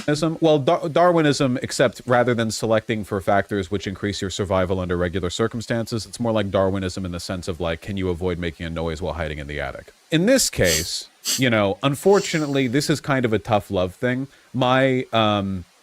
I guess tolerance for some sentiments is going to go down with time, because you know how, like, I've been doing this for years too. I'll talk about something like, you know, it would be I'm sorry. Oh my gosh. Good for you to work out, because physical fitness can do a bunch of good things for your body, and it can make you more confident, and it can reduce the likelihood of you falling ill or needing medical attention in the future, and all of this is useful and blah blah. All of this is going to need to get more important moving forward, okay? If the ACA gets revoked, you all know, like, first of all, if you have any pre-existing conditions, you're probably not getting health insurance. And if you know that being able to stay on your parents' health insurance until 26 in America, that's also an Obamacare thing before it was 18. Like, good luck getting health insurance as a 18-year-old. Vosh often encourages his audience, particularly the LGBT, to get stronger, exercise, learn self-defense, and start building an arsenal of guns and other weapons in preparation for the future. An arsenal of guns. Maybe I should build an arsenal of guns. I have one, and it's stored at the police station because I don't have a permit. Maybe I should start building my arsenal of guns. like recently trans kid or whatever, right? You know, good luck with that. Like there's a lot of stuff. There's in many respects the world is going to get harder. And I don't think that means that I mean, for Ukraine, for sure. I guess we'll see. I guess we'll just have to see. life can't be good or fun or whatever. Like, you know, there are like uncontacted tribes out in the, so right now on the North Sentinelese Island, someone is straight up hitting the yoinky sploinky and everyone else is laughing, even though they're all probably going to live to like 35 or something. Okay. You can have a good life, even if things are difficult. This is gibberish. Not like, I don't know how to add, what to add to this. This is just nothing. saying it's all doom and gloom. I'm just saying we're going to have to try a little bit harder. So with that What in does that mind, mean? We're gonna try it a little bit harder. We're gonna have to try a bit harder at what? This is just empty talk. This is just empty slogans. Jesus.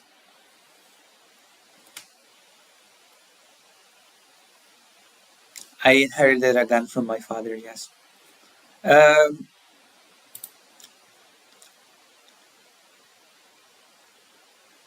Russia is too near Imo, so maybe in Poland or in Ukraine. In Ukraine, but you know. Hello, Nesencha.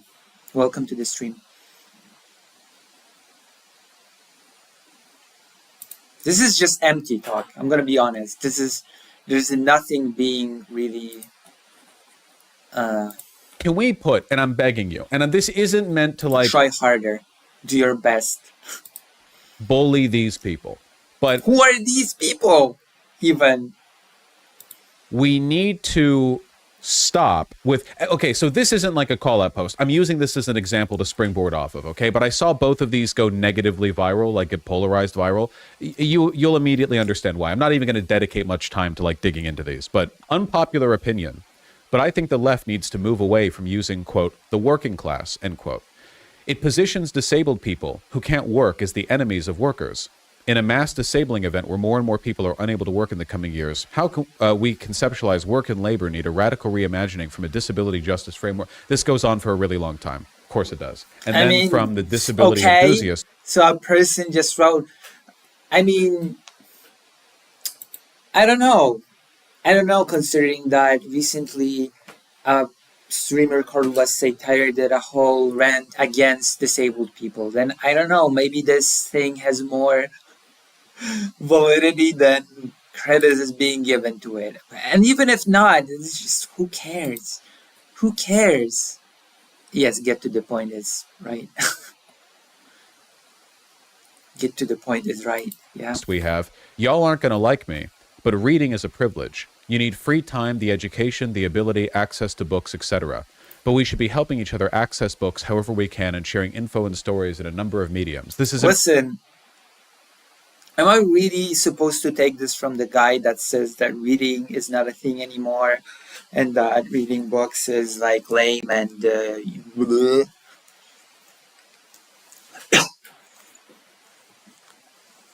Like, oh, come on. How many followers does this? How many viewers does this? How many followers does the disability enthusiast have? I'm gonna look it up now. This is ridiculous. I'm gonna look it up on my whatever.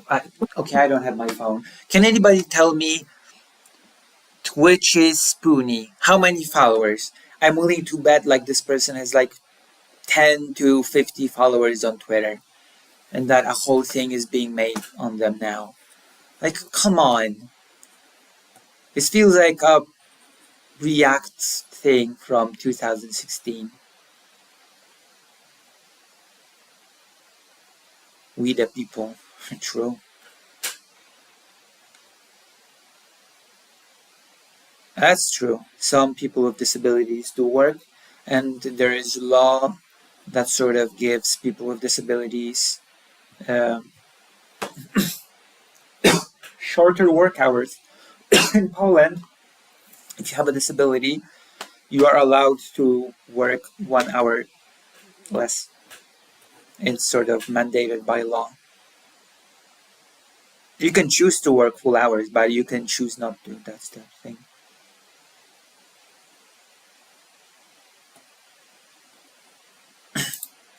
in response to somebody saying that we should all try to read more. Organizers who want their community to be literate. I mean, your response to saying that people should read more was a whole rant about how reading is not a thing and that reading books is actually not that great. So, you know, I don't even know what this 20K followers, that's a pretty substantial amount actually. I don't even know what to say to that. You complaining about this being a response to read more. If you yourself said that reading is not that great. You know?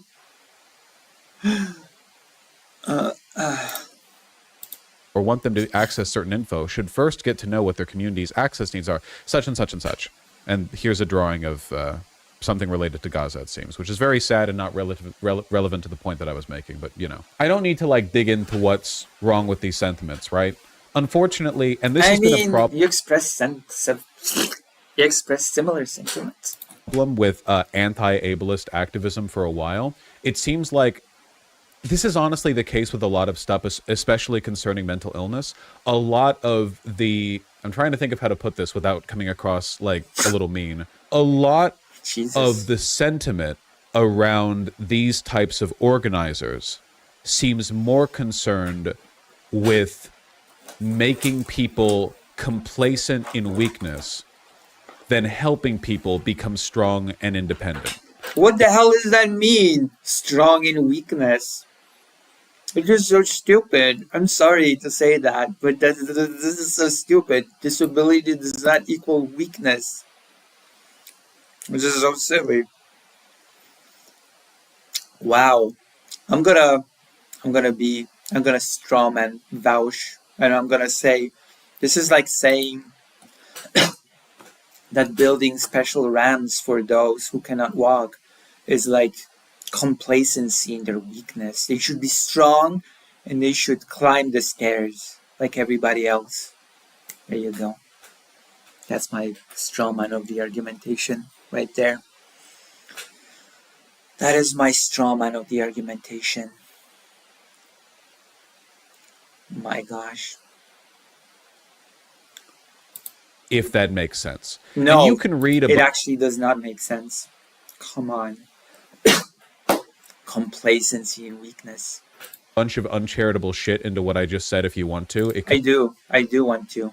It'll give me views and whatever. You're like an asshole maybe, but like what I am an asshole. You got me. You got me. I'm an asshole. Saying here is, I think, straightforwardly, understandably true, and I'm standing. Of course, everything is just straightforward. Everything is just straightforwardly simple and true. Of course, if you said it, it has to be true. I stick to that. Like if there was like a society of people, not society I should say, or like a support group for people who had recently gotten into a car accident and they all have like various injuries, the solution to their problem should be physical therapy, right? Like obviously there's a lot they have to do, but ideally everyone there should try to get physical therapy, because if you can't walk anymore, you want to be able to walk again, and if you can only kind of hobble, you want to be able to walk strongly, and so on and so forth. And sometimes I feel like in these online communities, especially with regards to like mental unwellness, like neuroatypicality, rather than people helping each other with physical therapy, instead they're like saying that the assumption that they should have to walk after a car accident is ableist, and trying to reassure each other that it's fine to permanently live with like hobbled walking because it would take effort. I mean, what about people that just cannot walk? Those exist. There exist people that just cannot walk. Not every disability can just be fixed through hard work.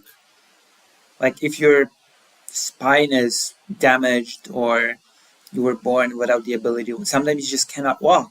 So what then? Should you be sort of miserable and think to yourself, oh damn, I guess I cannot do the work.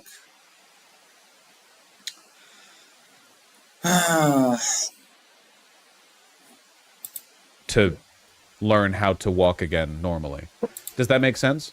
This No. all sounds very psyopy. It does sound psyopy, but there are just look. There are a lot of people online who don't have the best lives, and they're very compassionate, at least within their own communities. And for that reason, their compassion kind of overwhelms their good sense when it comes to stuff like the need for self-improvement. Okay, I see stuff like this all the time. I mean, with not everything can be just fixed through self-improvement, quote unquote.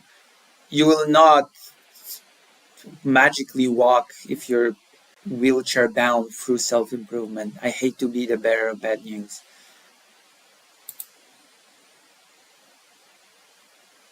It's just mental illness. There are anorexia community, like eating disorder communities, anorexia, bulimia, whatever, where rather than trying to fatten up a little bit and not be crazy about that shit, they like reassure each other that it's fine to always want to have every rib showing through your skin. like, there's nothing wrong with working on yourself, self-improvement, etc., to finding ways of doing things better, of doing more, or etc., etc. I think I should be doing more. I think there's a lot of improvement that I could be doing in my life, but there are certain hurdles in life that cannot just be overcome with being strong and with self-improvement. Okay? I'm sorry, that's just the reality of the situation.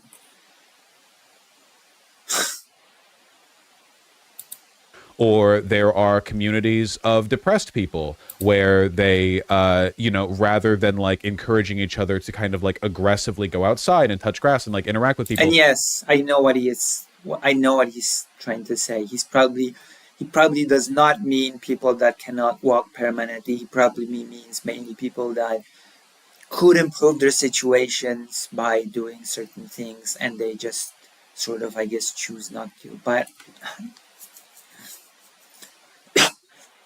is it really such a widespread phenomenon? Do people that, I don't know if it's such a big, is it really such a big issue as Vosh is portraying it here? I just don't know. You know? They all kind of fall into a cycle of learned helplessness where they think it's okay to reaffirm their worst patterns of behavior with it's okay, it'll be better tomorrow. And that's not a bad thing to say, but if you're saying it every day to a person for whom it's not true, it isn't better tomorrow, past a point they do have to be kind of like launched out of a cannon at a patch of grass to touch. You get it, right? There are communities online that are like this. Both of these pertain mostly to like physical disability. I guess like illiteracy isn't a physical disability, but you know what? Oh my God, come on. Illiteracy is a disability. Yeah.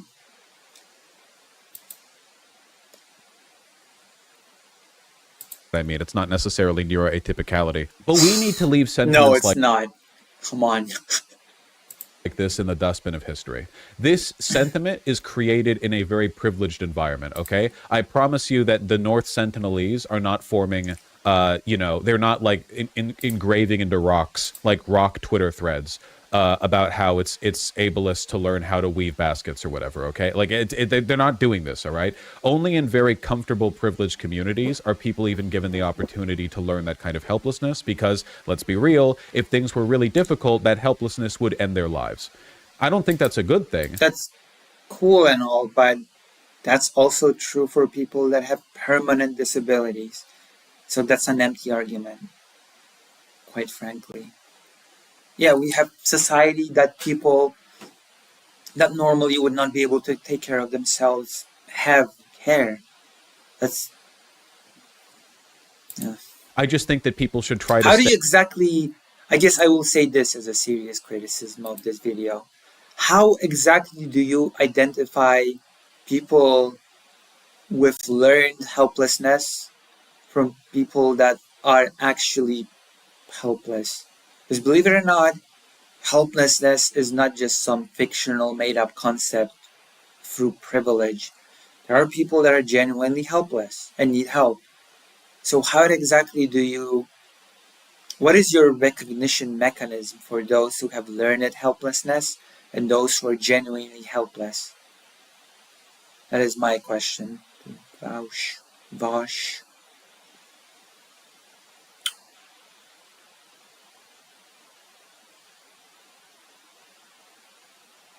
You know? Stay on their toes, you know, even when life is comfortable enough that they could survive not.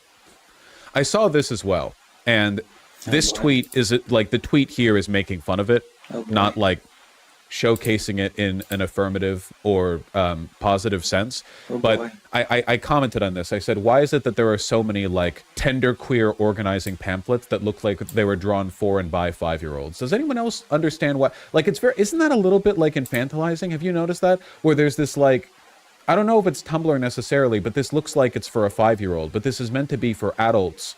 This would not motivate me to overthrow capitalism, I guess, is what I'm saying. I know it's different strokes for different folks, but like this is literally just like drawn for 5-year-olds. We're talking about political organizing here. We're not talking about like, you know, how to do gardening. Except I guess we are, because one of the things here are some things that you can do as a community member to resist individualism and the destruction of community solidarity. Oh wow, individualism is bad. So I want to talk for a second. I mean, this is whatever. This is pretty neutral, to be quite honest, this sort of thing. Second, if I may, because I think it fits in the same category, because it's also about learned helplessness, just in a different way. I think that this also needs to be relegated to the dustbin of history. And by this, I mean... What, brainstorming? What would they call it? Tourist activism? There's a better term for it than that. What is it? It's called like... It's when you're engaging...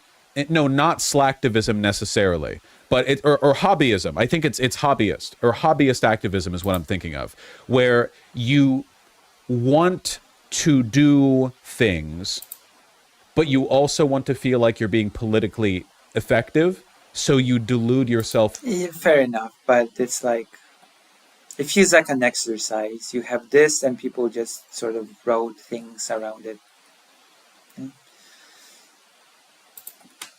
It's whatever. Also, toaster cleaner. Would you consider not being white? Maybe subscribing. That would mean a world to me, and your name would not be white. I mean, I don't know. I don't think that it's such a big deal. I think you're actually moving away from putting this in the dustbin of history by giving it so much attention, to be quite honest with you. I think the closer... It would get far closer to being relegated to the dustbin of history if a streamer with 489,000 subscribers would not give it so much attention. But maybe I'm just wrong. Into thinking that what you're doing is radical activism, hobbyist activism, you know, radical reading clubs, make radical art, making radical zines together. Stop using the term radical, please. Radical theater, community gardening. Hand out masks and COVID tests. I guess this was probably made a few years ago, I guess. It's so radical. So this is an example. I think this is also... And handed out masks is pretty okay. Kind of learned helplessness. Because, look, I'm going to be real with you guys, okay? There are a lot of people online who will tell you stupid shit like, you can...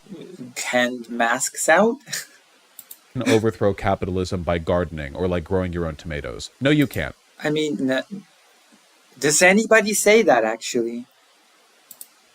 Modern society demands that your food be grown in gigantic fields managed by experts. You know, like, I'm sorry, that's how it is, okay? There's wow. Way to throw shade on fields owned by individual farmers. Damn. Way to throw shade on individual farmers that own land and tend their own fields. Gosh, ouch. Damn. Way around the mathematics and the thermodynamics of this. Everyone loves to grow their own food until it comes time for them to actually manage their own garden. Have you managed a garden? I love going outside one morning to see that like all my food is and I don't know why, because it was some like obscure arcane like cultivation strategy that you forgot to implement and now that you starve to death. That's great. Stop saying thermodynamics for no reason. I know I shouldn't, but it does make me happy, and that's what we call radical linguistic descriptivism, okay? It's okay to have the hobbies that you enjoy. All right? That's cool. That's thermodynamic, as they might say. It's radically thermodynamic. Enough. That's cool to have your hobbies, all right? But like, there are a very small number of things that can actually meaningfully resist the status quo in any kind of like actual what like. You know Rent? You know Rent the musical, where it's the people with like the gay people in New York with the AIDS. And they're like really annoying, and it's a bad musical, and they're really annoying, and they're acting like they're transformatively changing the status quo and destroying the system and so on, but in reality they're just being like selfish young adults. I love it. Shut up. I'm not here to argue about it, but you understand what I mean, right? You can. I'm gonna be honest. I'm gonna be honest. The only place where I've heard the whole argumentation about gardening is Bosch's stream, and that's saying something. Okay, the fact that I've never heard the whole gardening, you can sustain yourself by having your own little garden. I've never heard that in my life outside of Bosch's stream. So, make of that what you will. You know, I'm sorry to say this, but it sort of feels to me like Bosch in this video is sort of creating problems to fight against.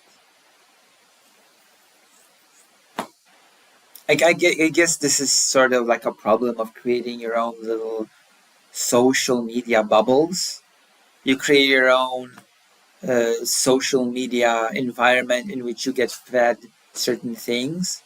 And I guess the thing that Bosch gets fed with is people saying that gardening will make you self-sustainable food-wise, and about reading being a privilege.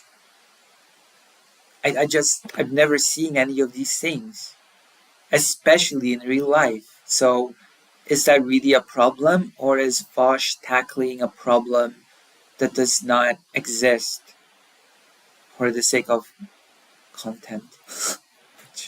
I let you decide. I've never heard of these problems outside of Bosch's stream, but that should tell us something, right? No?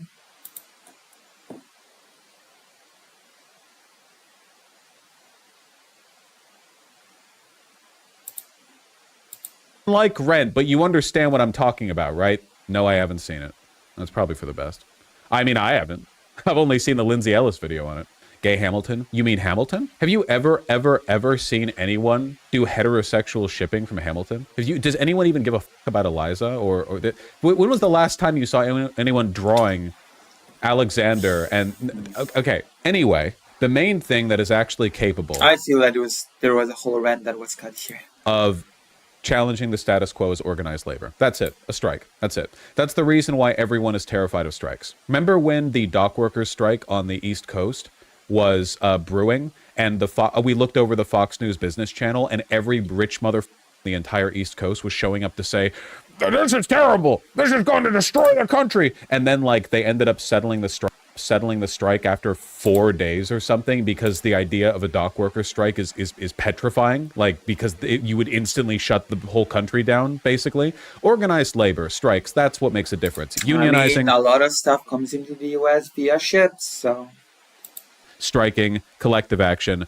These are the things that make a difference. You can do versions of this in other instances. For example, rent strikes. America, in some states at least, actually has relatively strong tenants' rights. Again, it depends on the state. Please look up your local laws. But there have been plenty of examples of successful rent strikes where, to protest unfair conditions, a bunch of people in an apartment block are like, yeah, we're withholding our rent until you change such and such. And you can get good, like, you can get stuff done there. I think that all three of these posts are representative of a certain mindset that is not only... Yeah, but I think that mindset is represented by a very, very, very small amount of people, and it affects nothing. It affects nobody.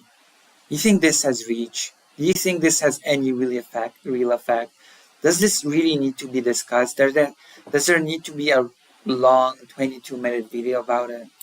Dangerous to the left in its political capacity, but is actively dangerous to your life. Like, I mean, your actual blood and soul life. I think that there's a reason why... Come on. No, it's not. It has too minuscule a reach to have any negative effect on actual people's lives. Come on. I've never even heard of this before you mentioned it. And other people kind of we refer to these as psyops as a joke, because the idea, for those of you who don't know what a psyop is, like the idea being like, this is something that the Central Intelligence Agency would cook up in an effort to distract leftists, basically. It's like the equivalent of when you see accounts that were made on October 2023 and it's just like 100,000 posts a day by a black woman who says stuff like, child, I ain't never had no Palestinian who voted for Black Lives Matter. Leave me out of it. And then like, Cool. it's like that like 1 million times a day. And it's like, okay, Central Intelligence Agency, I understand. I get it. Thank you. I appreciate that. You know what child means. I know there's not a single black person working in your agency, so it must have taken a little bit of, work. I wonder how many of my taxpayer dollars went into this particular invocation of the word when describing how like people in Gaza have never supported Dr. Martin Luther King Jr. or whatever. I don't know. That's why I call this, and why everyone, I guess, calls these psyops, okay? Because they are seemingly like purposefully harmful. But in this case, they're not actually psyops. They're being done by people with good intentions. But as is so often the Are case, there the good actual intentions don't really mean topics to talk about other than this? squat in the real world.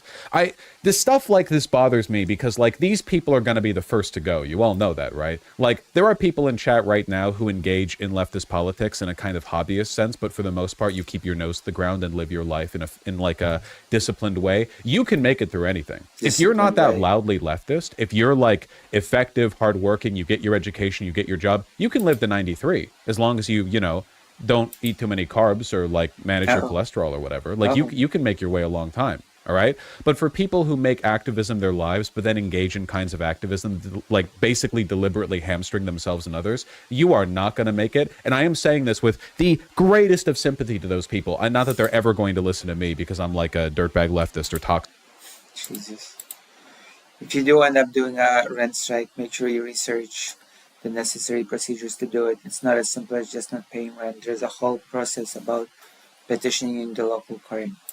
Or literally Hitler or whatever. But this is me growing from how I was before, okay? Because before the goal would have been making fun of them, and now I just really want everyone, including them, to make it through this, and that means they need to be smarter about, I have no idea what your point is, but yes. Has my point been unclear?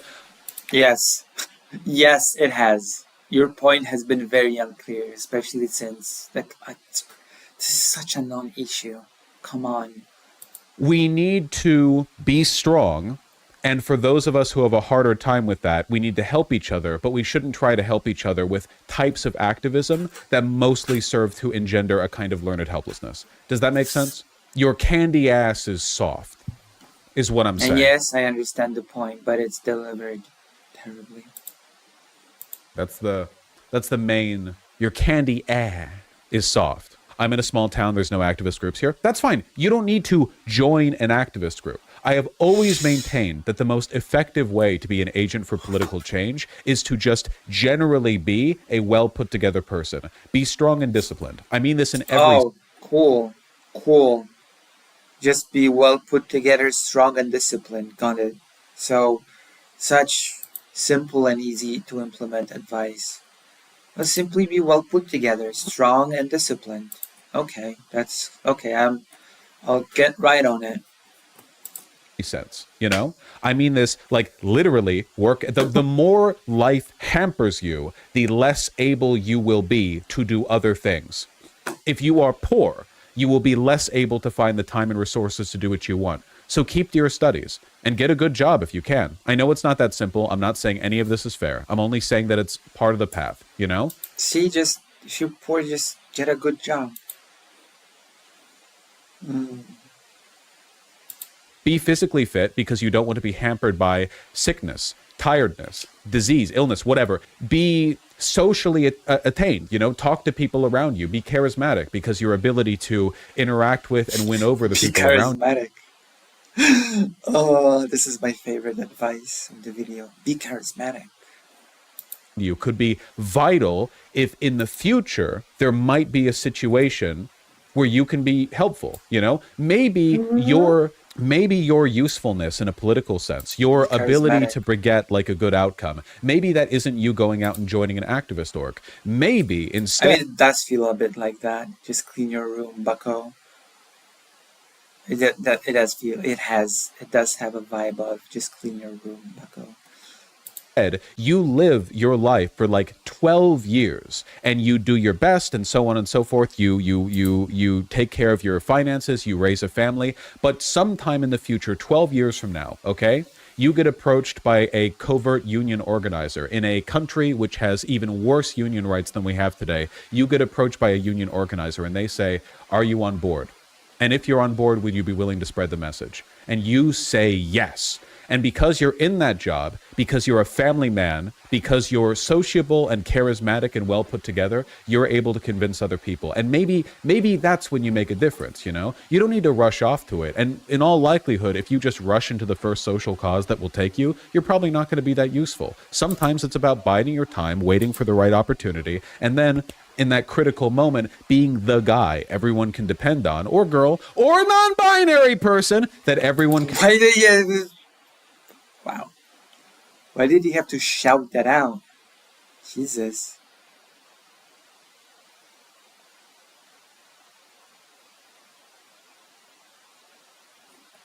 Can depend on, and you do your work. Look, I'll only put it this way, relative, that's a very idealized view. Strongly disagree. I think I'm actually describing an extremely realistic understanding of how organizing an... Yeah, of course.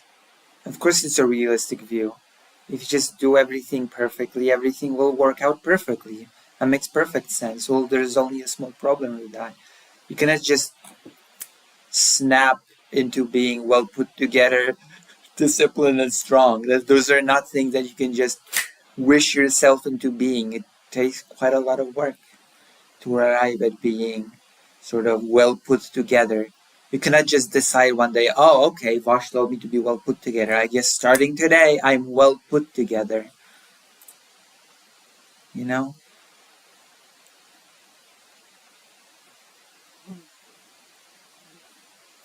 Activism tends to work, okay? I'll put it this way, all right?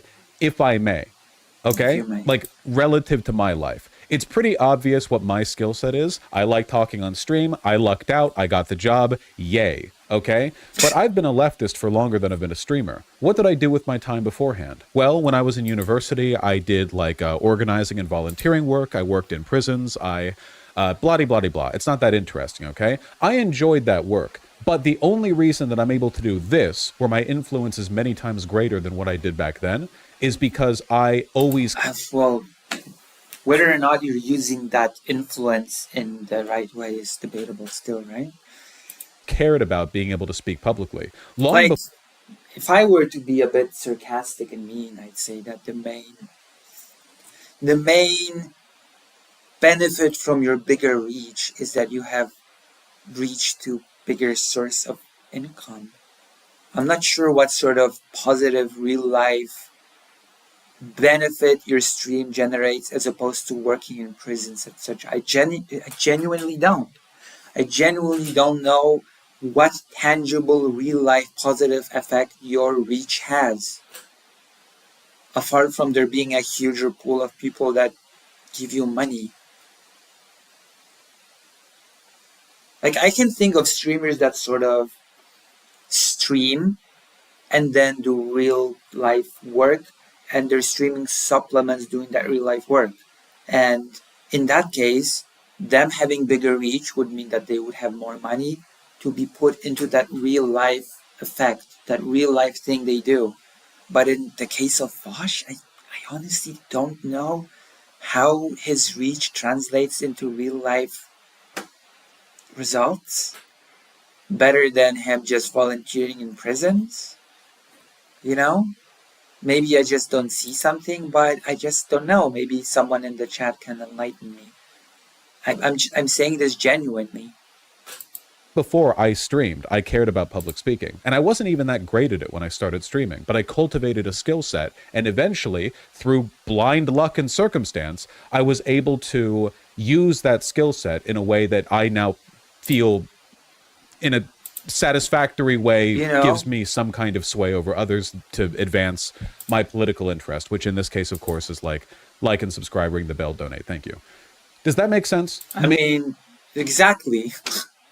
Exactly. Those last seats, yeah.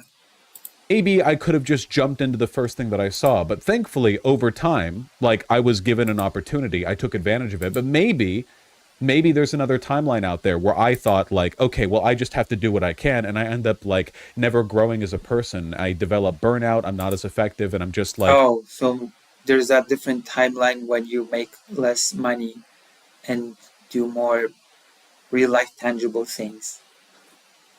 I don't know. I just making my way through life. I got lucky, to You be know? clear. But I also think that what happened to me is a good example of the importance of trying to develop a skill set, live your life well, and then as the opportunity comes, take advantage of it. Just don't learn helplessness. Don't let anyone online make you feel comfortable not engaging in self-improvement, right? It's okay I to be mean, comfortable with that who is you are. fair advice, always, but- right? You should always be comfortable like with yourself as an entity, like as an individual. But you should also always be looking to self-improve and not be hostile to people who encourage self-improvement. Which jobs would you consider to be most positively impactful? Lurky, you're not listening to me. You're doing the exact opposite of what I just said. You're getting at something from the bottom up. You're talking about like, I just told you, live your life. Don't wait for direction. Oh, it's such great and that's such great advantage. Just what? What the hell does that mean? Just live your life. I'm just living my life being a serial killer. That's one way to live life, right? I'm living my life to the fullest. Just live your life. Leftist job should I have? Just you knowing what you want to do and being disciplined and attained and what have you, that's your growth process. If you can't do that, like that's the step one, you know? I'm be talking about this a lot more in the future, largely because I feel like a lot of people just struggle with it. I get so many emails that are to the effect of something like, you know, what leftist job should I take? And it's like, dude, I don't know. I don't know what your skill set is. Also, even if I knew what your skill set is, I'm not like a matchmaker. I don't know what you should be doing. If anyone who says that, I feel like you're kind of tripping at the first hurdle, because one of the most important things you can be is self-confident, and you must not be very if you're asking a live streamer for a job recommendation. Like you must have a pretty like poor grip on what direction your life is taking if that's a question you're asking, you know? Well, anyway, again, I'm not trying to put down anyone. I just think it's important Of course not. to focus your rhetoric appropriately. What? Okay, I guess we're done. That was my react for the day. How did you enjoy? Have you enjoyed? Have you enjoyed this little thing called? There are 2 flies now. Wow, 2 flies, like little siblings. Somebody should give Toaster Cleaner a sub. The white name, not good. Not good. It's not good to be white. Okay. I just say that. Here we are. Here we go. We have finished this react thing. How do you feel? How do we feel about that? What just happened? Huh? Hmm? I don't know. It felt like I understand the message, I understand the advice, but it's just not very well packaged.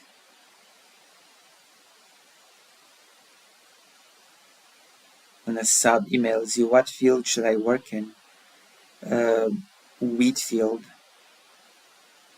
Run for a local office or something if you really care about politics. That's where you can make the most changes on a level that directly involves you. Don't ask Vouch for life advice. True. True and real. I hate Vouch even more. Thank you, Lucy. Great job. Thank you. If you think I did a great job, then consider supporting your favorite streamer, which hopefully is me at this point. What's the message? Continuously work on yourself, I guess. Just listen, I'm doing my best, okay? I'm doing my best to get a message out of this. The message is probably just wherever you are in life, continue to strive to do better. Which is, I guess, not a bad message in itself, but this was not a good video. I'm just gonna say that. That's just to learn that the whole learned helplessness angle was just weak. Harping on Twitter posts that probably had a zero reach, also not very great. This video did not speak to me. A Vosh message. So the Petersonian clean your room arc I demand. Yes, basically. Yes. That is basically what happened.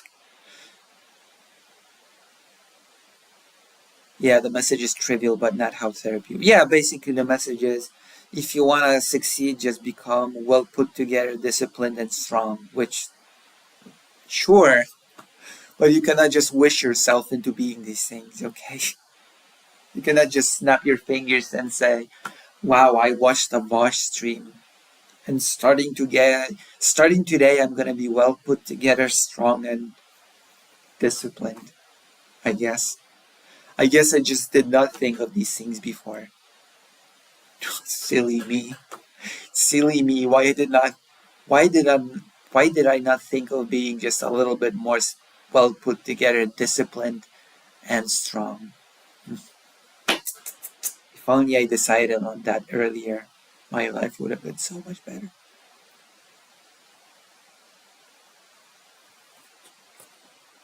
If only I would have thought of that before.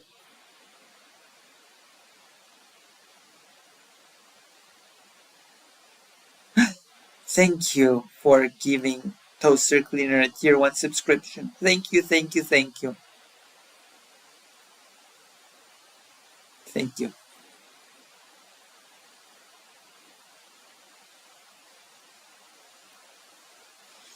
Alright, we did it. Thank you so much. I'm gonna go throw away an empty bottle and I'm gonna go grab another drink. We're gonna continue this fascinating journey into the abyss. If you have anything else that you'd like me to react to, then link it on the page, not on YouTube. YouTube hates links. But yeah, I'm not impressed with this video. It's not a very good one. Let's see the comments. I see, so having a spinal cord injury is more deviant than you having a sedentary lifestyle. Got it. Everyone else should get a job while you don't. Well, people don't like this video, it seems.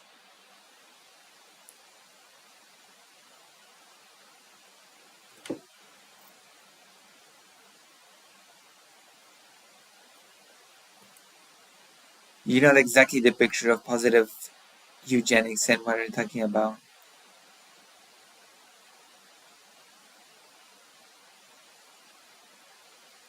Look, I love having hard times with strong men just as much as anyone else, but I don't think this is the way to do it.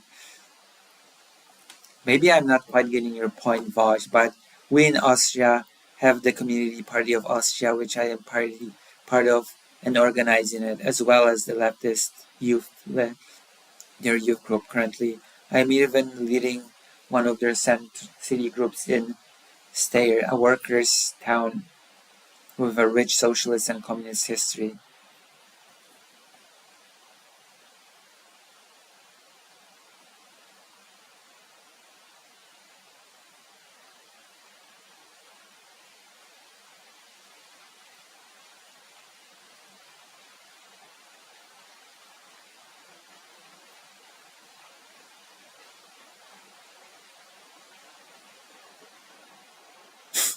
Jesus. Oh boy. Oh boy. Well, I'm gonna go grab a drink.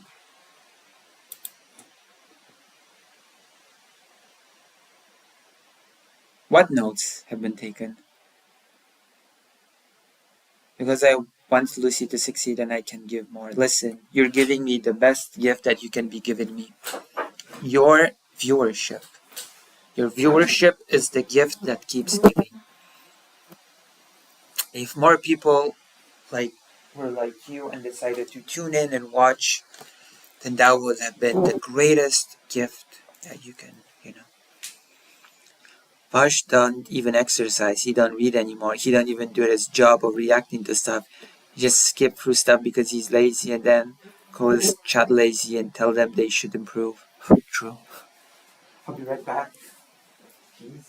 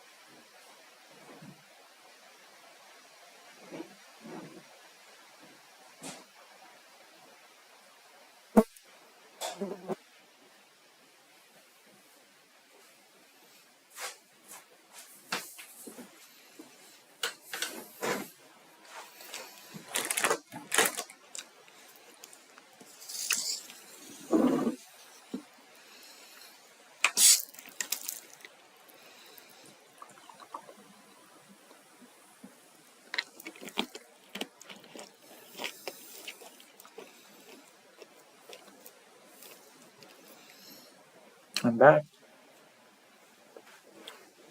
Did you say that chicken nugget?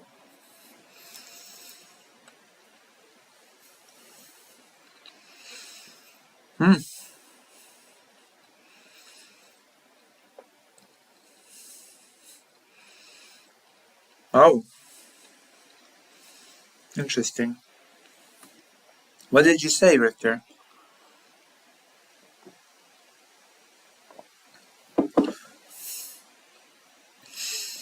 But yes. It's all good. We're gonna move on to a different thing now. Is there anything else that I should do more React stuff? I do too much effort-based content nowadays. Oh, President Sunday is streaming. We're gonna snipe him for a bit. Election dissection. Shark 300, 124 viewers. And the stream just started. That's pretty cool. That's pretty cool.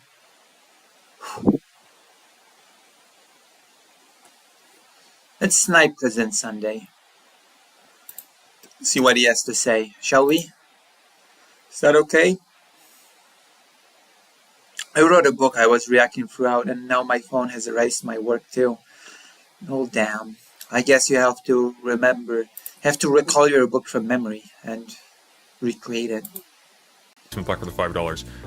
If we I cannot fill the hear theory President meter, it's going to Sunday. go Oh towards wait, theory I tomorrow. have Okay? my headphones Tomorrow's Saturday on. anyway, so I was going to take tomorrow off. Headphones Tomorrow on. we will do a nice, What quiet happened? theory stream with Pikmin. Pikmin. Water is for wimps. All right. I don't like his stream. Only 25 likes. Here, I'll And just 90 expose my list here. Okay, I don't care. This is what's on the general React list. Oh, By the by, little guilty pleasure. what's the guilty pleasure? I finally watched the full debate between Bad Empanada and Lonerbox. And oh my god, let me just say, Yeah. I know why he's not coming on stream. Pikmin Theory would actually be really good. That would actually be really good, Brooks. Do you agree? Come on. That'd be so good. How does Sunday feel about the Jake Paul? I should have a general React list or something. I should have a list of things to react. You should all give me. You definitely should all give me some recommendations for React content. Come on. Why not? Why not give me some recommendations, please? Please be nice to me. Please help me. Having React recommendations would help me too. So we'll get it together. Hello, Greater Rain. What have you been up to? What have you been up to? YouTube chat has gone silent, but thank God the side chat is active. The one that matters, because it's on screen now. It's on screen now. Isn't that great? Isn't that cool? That's right. The dumbest person you know think of Trump only because of trans people. Who's the dumbest person you know? Who? Oh, whatever. I have no clue what this is about. Nor do I care. Nor do I care.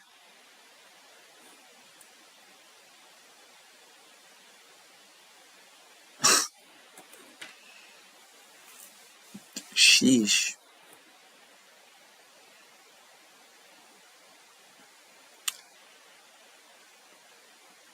Blessed by primordial luck, says President Sunday. I want to snipe him again and see if there's nothing here that I could react to, actually. Wow, YouTube chat is not doing well. I put some stuff in the... Oh, I'm going to go to the suggestion channel now. So I saw the movie Heretic. It was interesting. It was basically a math professor type guy discussing the truth of theology of atheists through the applied metaphor of Dungeons and Murder. Applied metaphor. I commented on the fact Vosh has never had a job in his life, that the extent of his internet interest in public speaking is arguing on Discord with Destiny viewers, that he does not exercise himself because he is... I was calling his audience weak, guys, except he used a gay slur from... I see. Let's see if you understood a point, Lucy. I did not. I mean, I try to be charitable. It's long videos, though. Let me see. Let me see the recommendation thing. Let me see. Let me see. Just gonna jump in and do this. Global chat. Ooh, I can see people chatting and not being in the stream. Stream suggests the history of everything. The Russian Navy sucks. How long is this?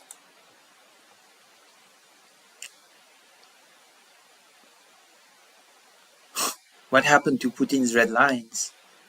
They're gone. All the thing that I'm being recommended is so smart.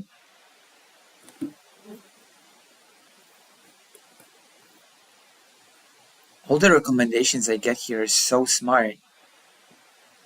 I need something lighter, you know?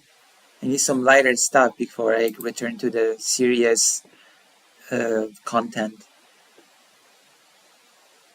Both are over an hour. We're not watching over an hour. Unless it's a debate of some sort. Unless it's a debate. Oh yeah, I was supposed to snipe President Sunday. We're going to be talking about that as well.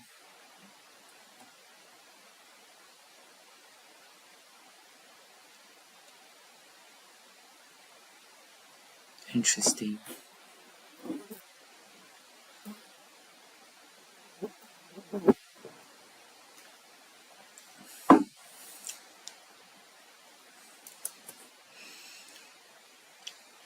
Interesting.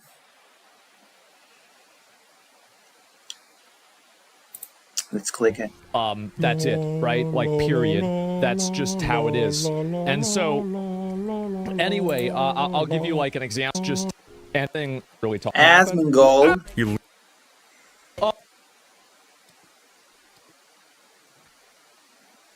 Guess what answer Asmongold gives? And 60,000 in aggregate. Okay, I'm gonna steal President Sunday's thunder and I'm gonna react to Asmongold. Thank you, President Sunday.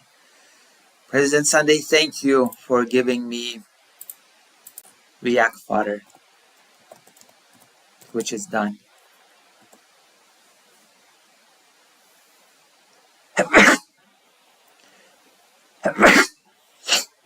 Oh, someone just said something really nice about me because I sneezed twice. Now all you have to do is follow it up by a nice subscription or a donation. It'll be golden. Aren't you sleepy, Lucy? No, of course not. Of course not. I'm super energetic. Saying stealing Sunday's content time. Stealing Sunday's content time. That's right. Would you recommend the stream Brooks made on Sentiment in the Quarantine Collective, but it's not very light? Please no. Why, you don't want me to react to Asmongold? Listen, if somebody donates over $10, I'll not react to Asmongold. I have to be capitalist about it. Or if somebody, let's be fair, if somebody recommends something better. Twitch is done. The apocalypse has begun. It has begun. It is here.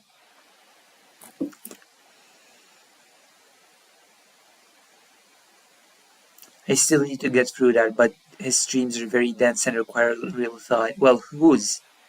President Sundays? Or...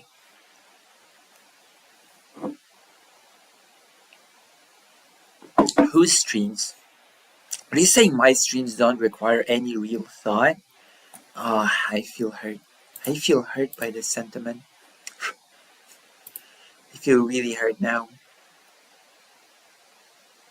Oh. President Sunday's drama stream with oh God, right, that's right. This is the day this is the day when President Sunday does drama with Aiko rules. That's right.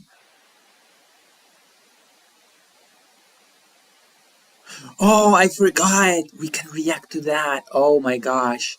I forgot that Alex Jones had a full reaction to InfoWars being bought by The Onion. Oh gosh, maybe we could take a look at that. So what did I miss?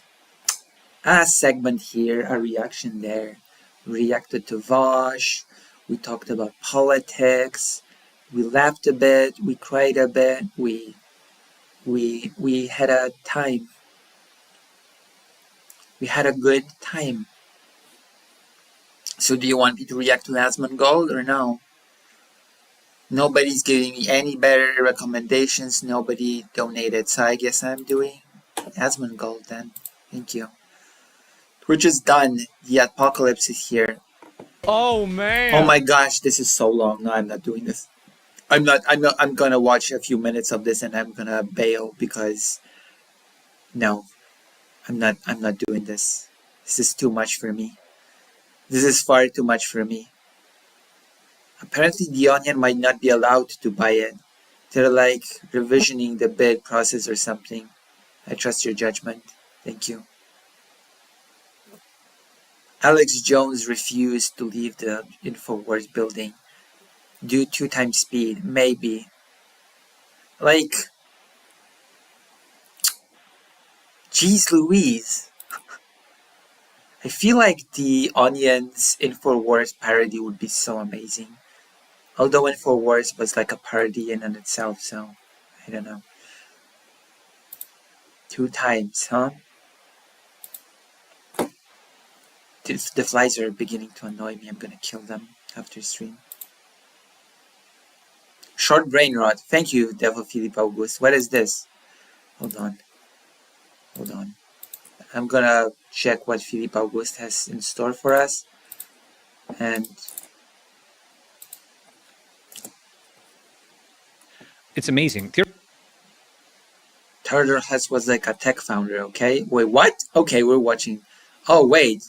This is your channel, Philip August?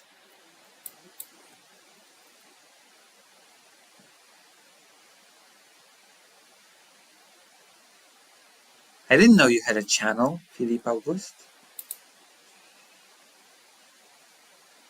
Okay, react to this Fun Slab Junk Game review thingy. Hold on. What is this?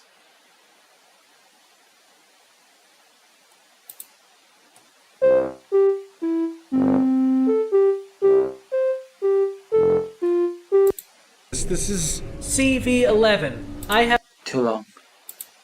Maybe later. Let's watch this for now. Okay. Theodor Herzl being a tech whatever thing. Tech lord.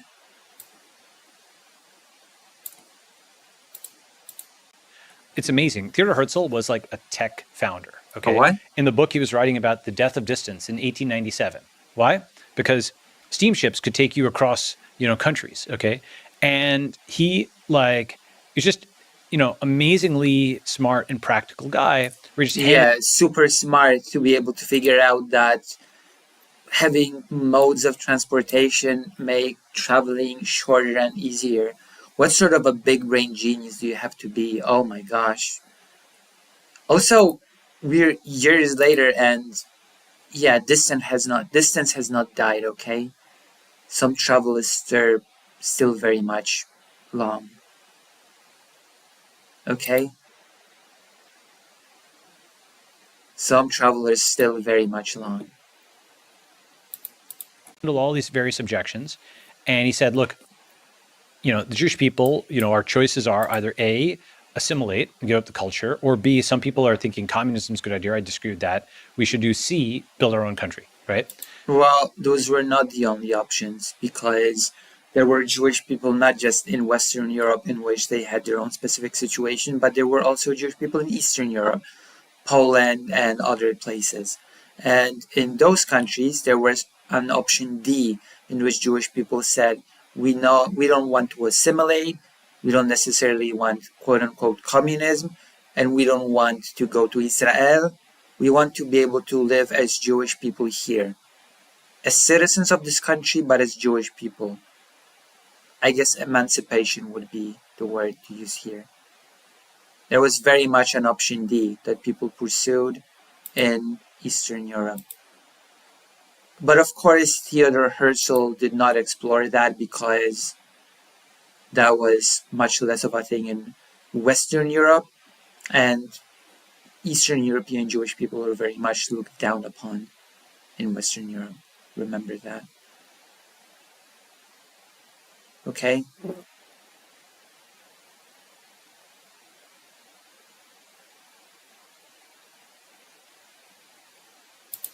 And that was considered totally crazy. But what he did was he, A, wrote a book, B, started a fund, Wow. C, organized a semi-annual conference, the World Zionist Congress, and the fund and the Congress are still going today. He Crucially, was such a genius that when he died, when on his deathbed, he considered Zionism a failed project, and he said Jewish people were actually not worthy of having their own homeland. So I guess, wow, amazing. there were a bunch of intermediate stages between the book and the idea and then the actual state of Israel in 1947. For example, the folks who were committed Zionists got together and started crowdfunding territory in what is now Palestine. And in fact, though, Palestine was only one choice. In the book, they also had Argentina as a choice. So this is my concept: cloud first, land last. And the land's a parameter you can choose, right? Other places that were considered at various points, like Madagascar, Birobidzhan in the former Soviet Union, right? So the land was a parameter. Palestine went out because of its, historical and religious importance. Now, by the way, one thing, I'm sure there's some fraction of viewers will be like, oh my God, like all the bad stuff that happen. I'm obviously not denying that there's enormous amounts of controversy. This is a mess. What a mess of a clip. And so on that attends Israel. I consider myself generally pro-Israeli. I'd also consider myself pro-Palestinian. I fund lots of Palestinians and so on and so forth. So I'm leaving that part out, that huge conflict, or for now. Okay, and you might say that's airbrushing it. I don't mean it to do that. I'm saying here is the positive things they did. Can we take the positive and not have the negative? And I'll come back to how Theodor Herzl was such a genius. We might swap those parts out. But let me just talk about this a little bit more. So one of the things that happened was committed Zionists went and crowdfunded territory in what is now Israel, and they knit it together, right? Why? Because when you're physically present on territory, yes, in theory, like the British Empire was in control. They were the sovereign, okay? In theory? Wow.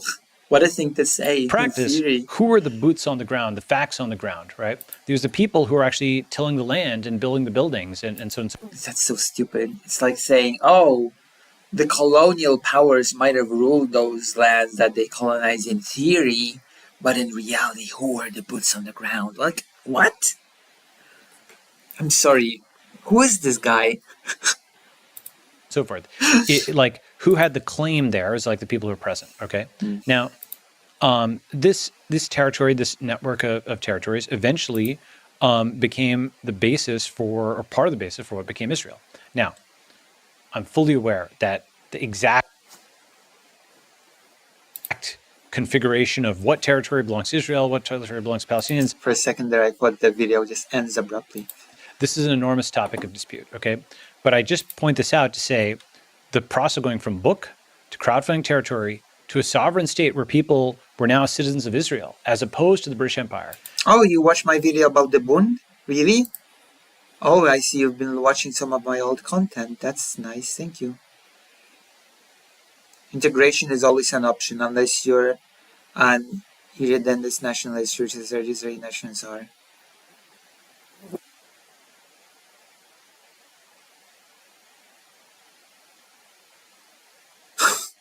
Damn. Technically speaking, the British Empire was in charge, but who was really in charge? Come on.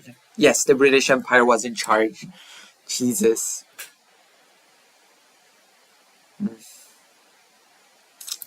Is not some fictional thing, but did happen, and within the lifetimes of some of the older, they're in their 80s now, but in the lifetimes of some older people, okay?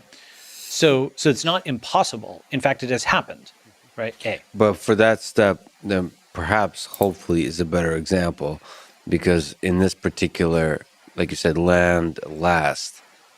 If I were to say that, if I was an alien and arrived at Earth and say choice of land, who's this guy? Maybe if you were interested in choosing a land that represents a network state where ideas that unites a people based on ideas. What? Maybe pick a land that doesn't lead to generational conflict and war. Yes, so I'll get to that and point. destruction and suffering and all that. All this stuff. That's. Oh.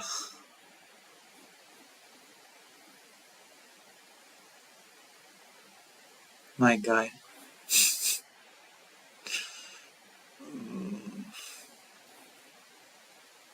Wow. That was amazing. Alrighty then. That's it, I guess. That's my react. How did you like? In conclusion, Theodore Hertz is an ultra genius. Thank you. Great Britain was not really in charge of its colonies because the real people on the ground, with their boots on the ground, were really in charge. And that's it. Thank you. Thank you for paying attention to this little thing. Crazy little thing called love. I'm not doing the Asmongold thing. Just no way. There's just no way I'm gonna do the Asmongold thing. It's over. No. No.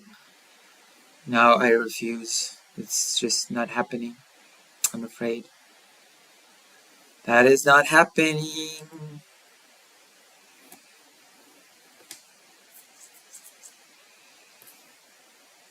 I'm gonna be watching something else. It's enough.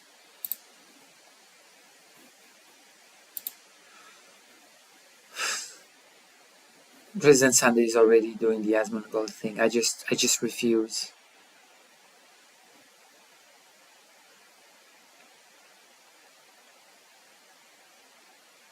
Indeed. 14 people are watching. We're losing viewers fast. What have I done? What have I done to lose so many viewers? Hold on. How long have we been streaming? 4 hours, 47 minutes. Well, you know. Actually, today we're having quite good viewership, so I actually really cannot complain about that today. And I'm saying good viewership for me. All things considered, considering that this is me, it's a pretty good.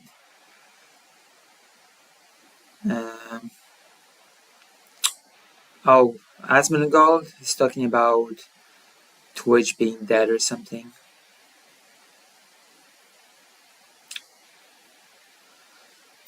Anything else? Ooh, Xander Hall. We're gonna snipe Xander Hall. Risk to stream there that is reward, you know? Not to mention, Twitch is extremely biased in their rule application, as you know. Oh like, wow, Xander Hall is speaking of the same subject as Asmongold. Like, there's been a lot of discussion about that. Twitch is just not a good company. I don't want to support Twitch. What about YouTube? Is YouTube not arbitrary in how it enforces its rules? Since when is YouTube not all these things? Xander Hall. Remember when you did a stream on Twitch? I still have a sub to you on Twitch. Yeah, I did used to stream on. I might come back to Twitch one day, particularly if Dan Clancy, the current CEO, steps down. I will not stream on Twitch for as long as the current CEO is CEO there. The dude's like actually like in Hassan's pocket. It's genuinely insane. As someone who's criticized Hassan, why would I ever tie the potential for me to collaborate with other creators to a platform like that too? You know, like it's fine, Xander Hall. You don't really collaborate with people. Oh, bam, snap. Pfft. I was mean. I apologize. Yeah. I apologize. That was mean. Shocked emoji. Oh, you guys know the reason Hassan is like the biggest political streamer on Twitch is because Twitch pushes him so hard.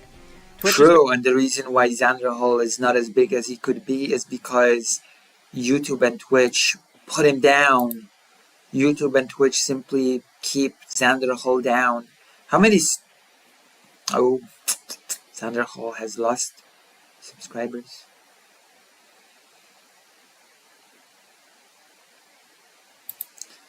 So Xander Hall is now like an uneducated version of Lonerbox.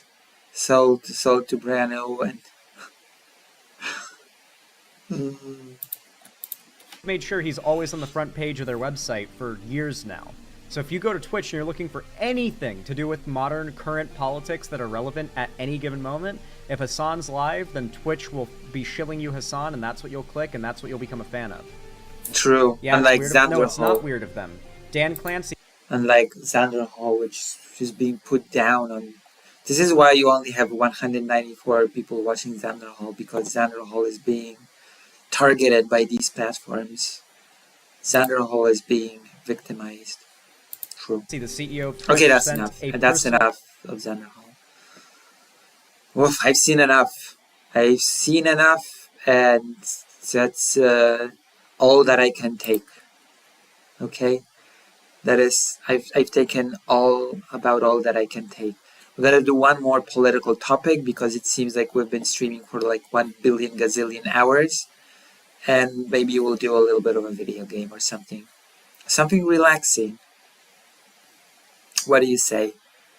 Are you in a mood for something more relaxing? Or am I just... I'm gonna add a enquete, which you call a poll in English. Wanna relax soon? Hell yeah. Hell yeah. Heck no. What a weird question for me to ask in a poll. Wanna relax soon? Hell yeah. Heck no. At least try to vote. If this was a wasted minute, we will never have back the tail end of the DGG. Oh wow. That is so mean. Only 14 views, oh thank God. People are returning. People are returning. Nature is healing.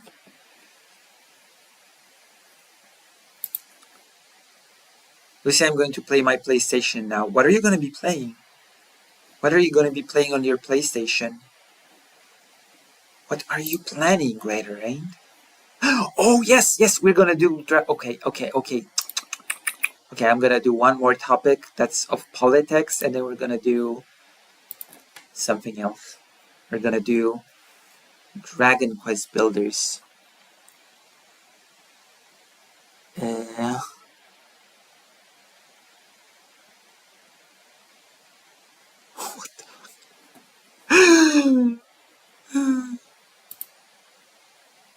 Oh wow, Kid Not Ken is live.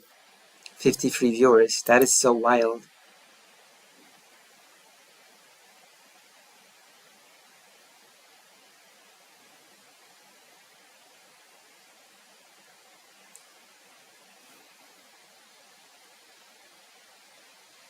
Wait, what's happening here?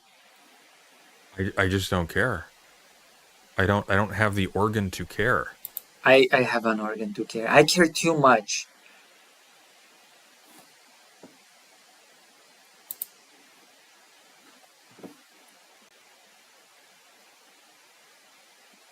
I care a bit. I care quite a lot. Okay, let's do the politics thing. Enough. I think we've had enough of fun. Now we need to do some politics, and we're gonna do a game. Okay? Is that okay? Is that acceptable to all of you? I say farewell. What place? Wait, you don't have your games, do you? I have Steam. I can download games.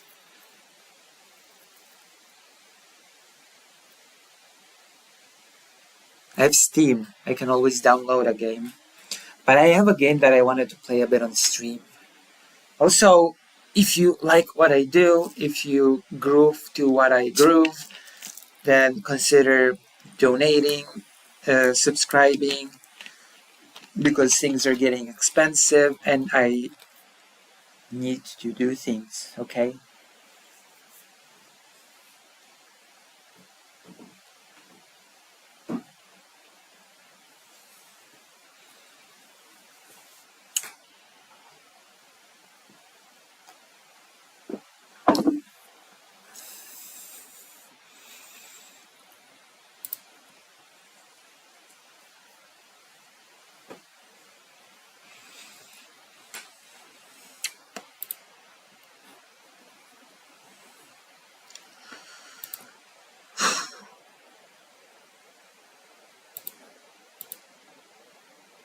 Perfect plan, thank you. Perfect plan for perfect viewers. What game did you want to play on stream? Dragon Quest Builders 2. That's what I'm gonna play on stream. Dragon Quest Builders 2. And you're gonna like it. Okay, let's get to... Again, I'm gonna start by saying that Trump was discussing cutting aid to Ukraine and loosening the sanctions on Russia. And that would be definitely a death sentence to Ukraine's cause. There would be a death sentence to Ukraine's leverage. There would be a death sentence to Ukraine's overall situation, as Russia would simply rebuild itself. Russia would simply get the weapons that it needs from abroad. Russia would simply get the weapon components for manufacturing from abroad. Russia would go full swing with the sales of its oil as it was before. Russia would not have to rely on shadow fleets anymore. Russia would be able to repair its oil refineries using components that it cannot get now because of sanctions. It would be an amazing time for Russia, for no clear benefit to the West. That is the reality of the situation. And right now, we have Donald Trump's greatest ally, Viktor Orban, saying that EU should reconsider sanctions on Russia as energy prices soar. Which, from what I've heard, the energy prices soaring is mainly a topic that will hurt Hungary. But you know, Viktor Orban has got to Viktor Orban. The European Union needs to reconsider sanctions against Russia as they are keeping energy prices elevated, hindering the bloc's economic competitiveness, Hungarian Prime Minister Viktor Orban said on Friday, ignoring the whole little thing called European security, Russian war in Ukraine, all those little things that are clearly overshadowed by Viktor Orban's concerns about competitiveness and, energy prices. European Union leaders signed a declaration on competitiveness at their informal summit last week. Energy prices need to be lowered by all means. No, I don't agree. I don't agree that the energy prices have to be lowered by means of throwing Ukraine under the bus. No, wait, that's not even true. By nuking Ukraine, by throwing Ukraine under the bus and then nuking the bus together with Ukraine. This means that sanctions need to be reconsidered because under the current sanctions policy, energy prices will not go lower, Orban said in an interview on Hungarian public radio. Well, but maybe Russia should reconsider its war against Ukraine. Orban said US companies pay a quarter of the amount their European counterparts spend on gas and electricity, a disadvantage that could not be overcome by other means. Since Russia invaded Ukraine in early 2022, Orban has emerged as a vocal critic of EU sanctions against Moscow and that blocks financial and military support for its neighbor, which basically Orban has proven himself to be a Putin stooge in this war. Of course, it's more complicated. I understand that Viktor Orban is a person that does not really have any clear allegiances. His real allegiance is to himself, to his bottom line, to him keeping himself in power.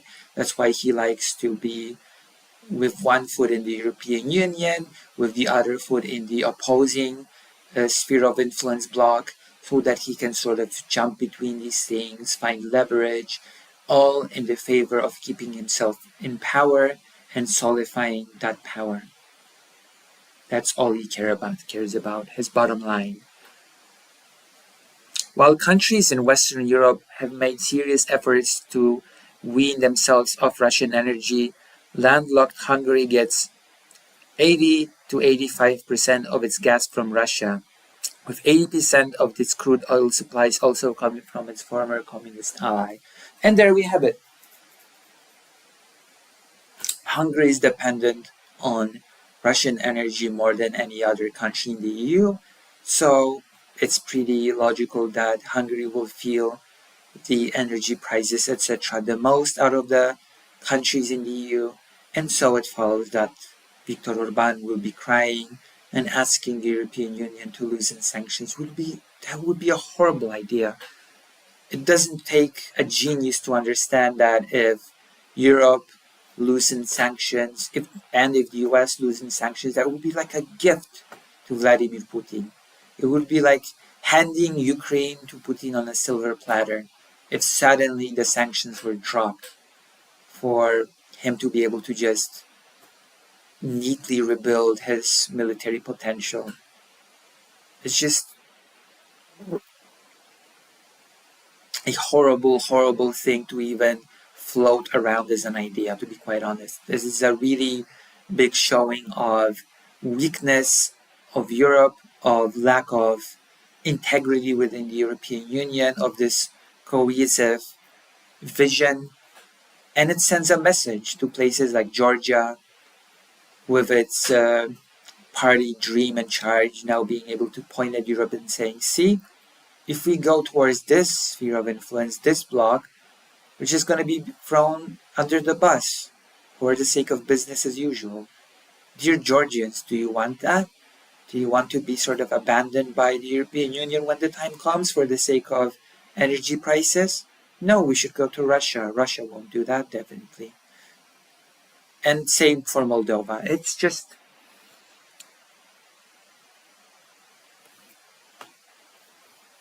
to even float around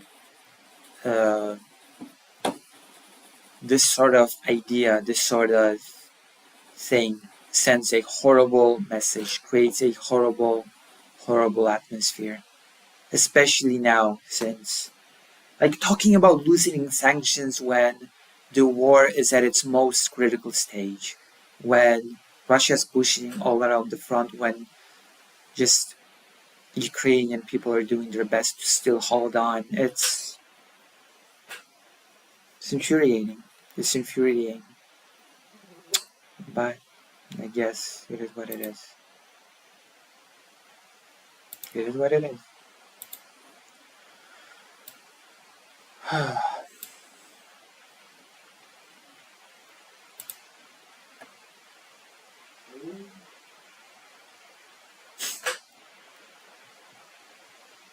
There you go. I promised myself I'd mention this. I have mentioned this, and now we can move on.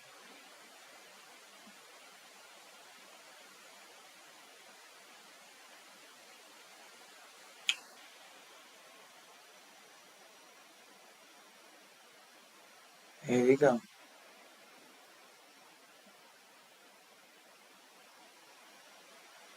Good night, Charis, and good night, Lucy. Thanks for the stream, and make sure to take care of yourself. I will do my best to take care of myself.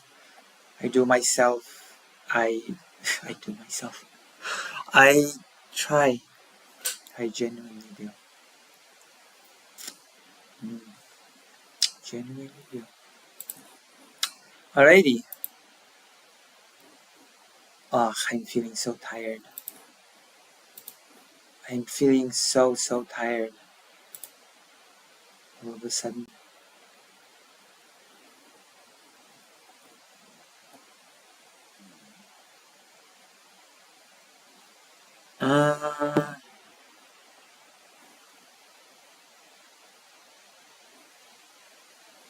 Whoa.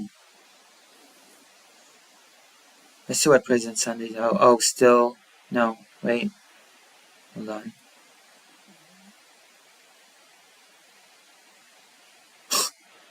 Wow.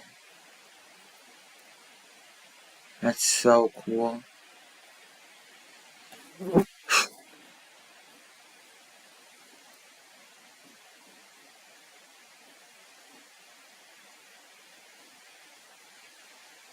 Go to sleep then, Lucy. I will make a... Okay, write in the chat. Do you want me to continue stream or do you want me to rest a bit? You make that decision. And if you want to make any last minute donations, I won't protest. I will not protest against it. So you tell me what I should do. You tell me. Vote with your wallets. And by that, I mean write in the chat. What do you want me to do?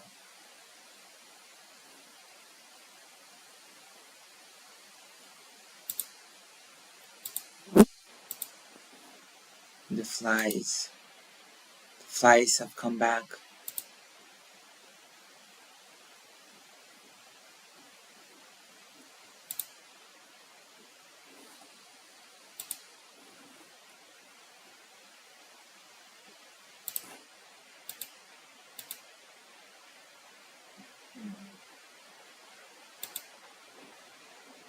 Sleepy time for ducks. Thank you, Kisara. Kiskara. Thank you. Alright, I guess I'll go to sleep. Consider subscribing, donating. Alright, thank you. Well then, consider supporting. And I will go all day tomorrow to relax stream. That is true. That is true. I could do a more relaxed stream tomorrow. Alright. Although no, I have to think. I have to think. Alright, I will see you. I will see you. Good night. Thank you very much. Is there anybody who you'd like me to raid? Anybody who you'd like me to raid? Any contenders for raiding? Or no? No contenders? Raiding?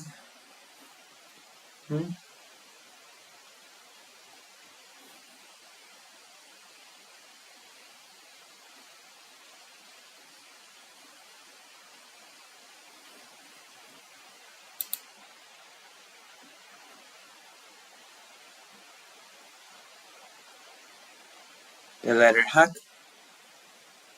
Shark. Oh, we're gonna raid Shark 300. Good call, Kiskara.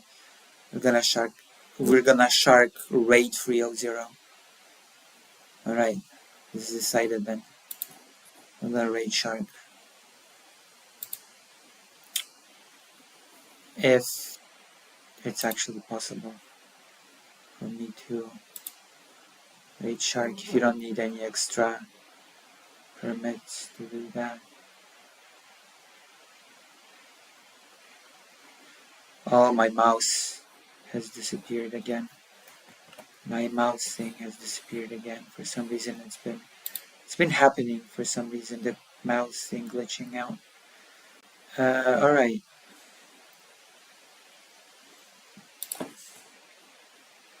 Oh. Was back for a second and now it's... Jesus. What's wrong with the mouse thing? It keeps glitching out. Okay. Shark 300. Oh.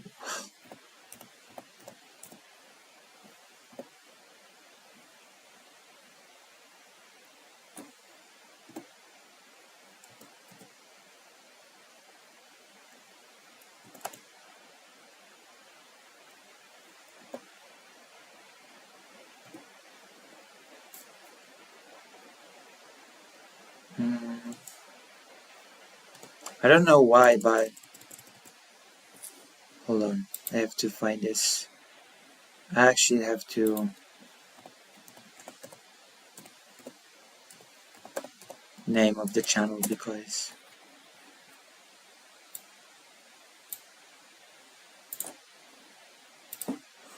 I'm having trouble typing in the name of this channel.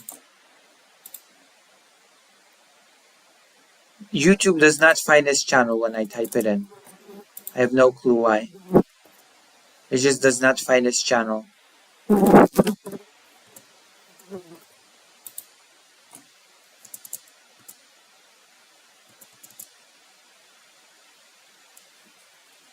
Amazing. Maybe he disabled being rated or something because I type in Shark 300 and nothing comes up. It says there is no such channel or something. No results, no matching results. So I have to rate somebody else. Okay? Who else do I rate? Who else do I rate?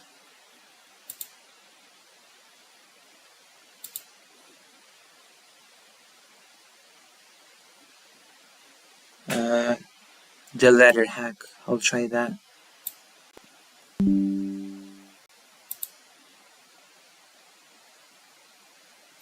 Cool.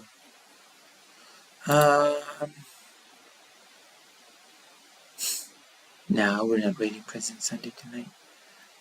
President Sunday needs to raid me more, not the other way around. Oh my god, the mouse cursor is gone again. This is so annoying that this happens, actually. It's actually annoying me quite a lot. Alright, the letter hack is live, so I will raid into that. Thank you. We need to find more people to raid, more people to... Alright. Thank you very much. I'm gonna end now. Much love. Thank you all for being here.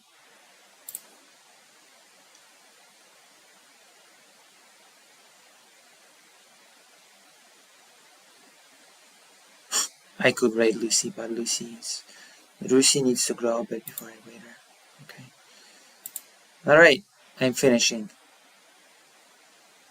Bye bye. Good night. Mwah.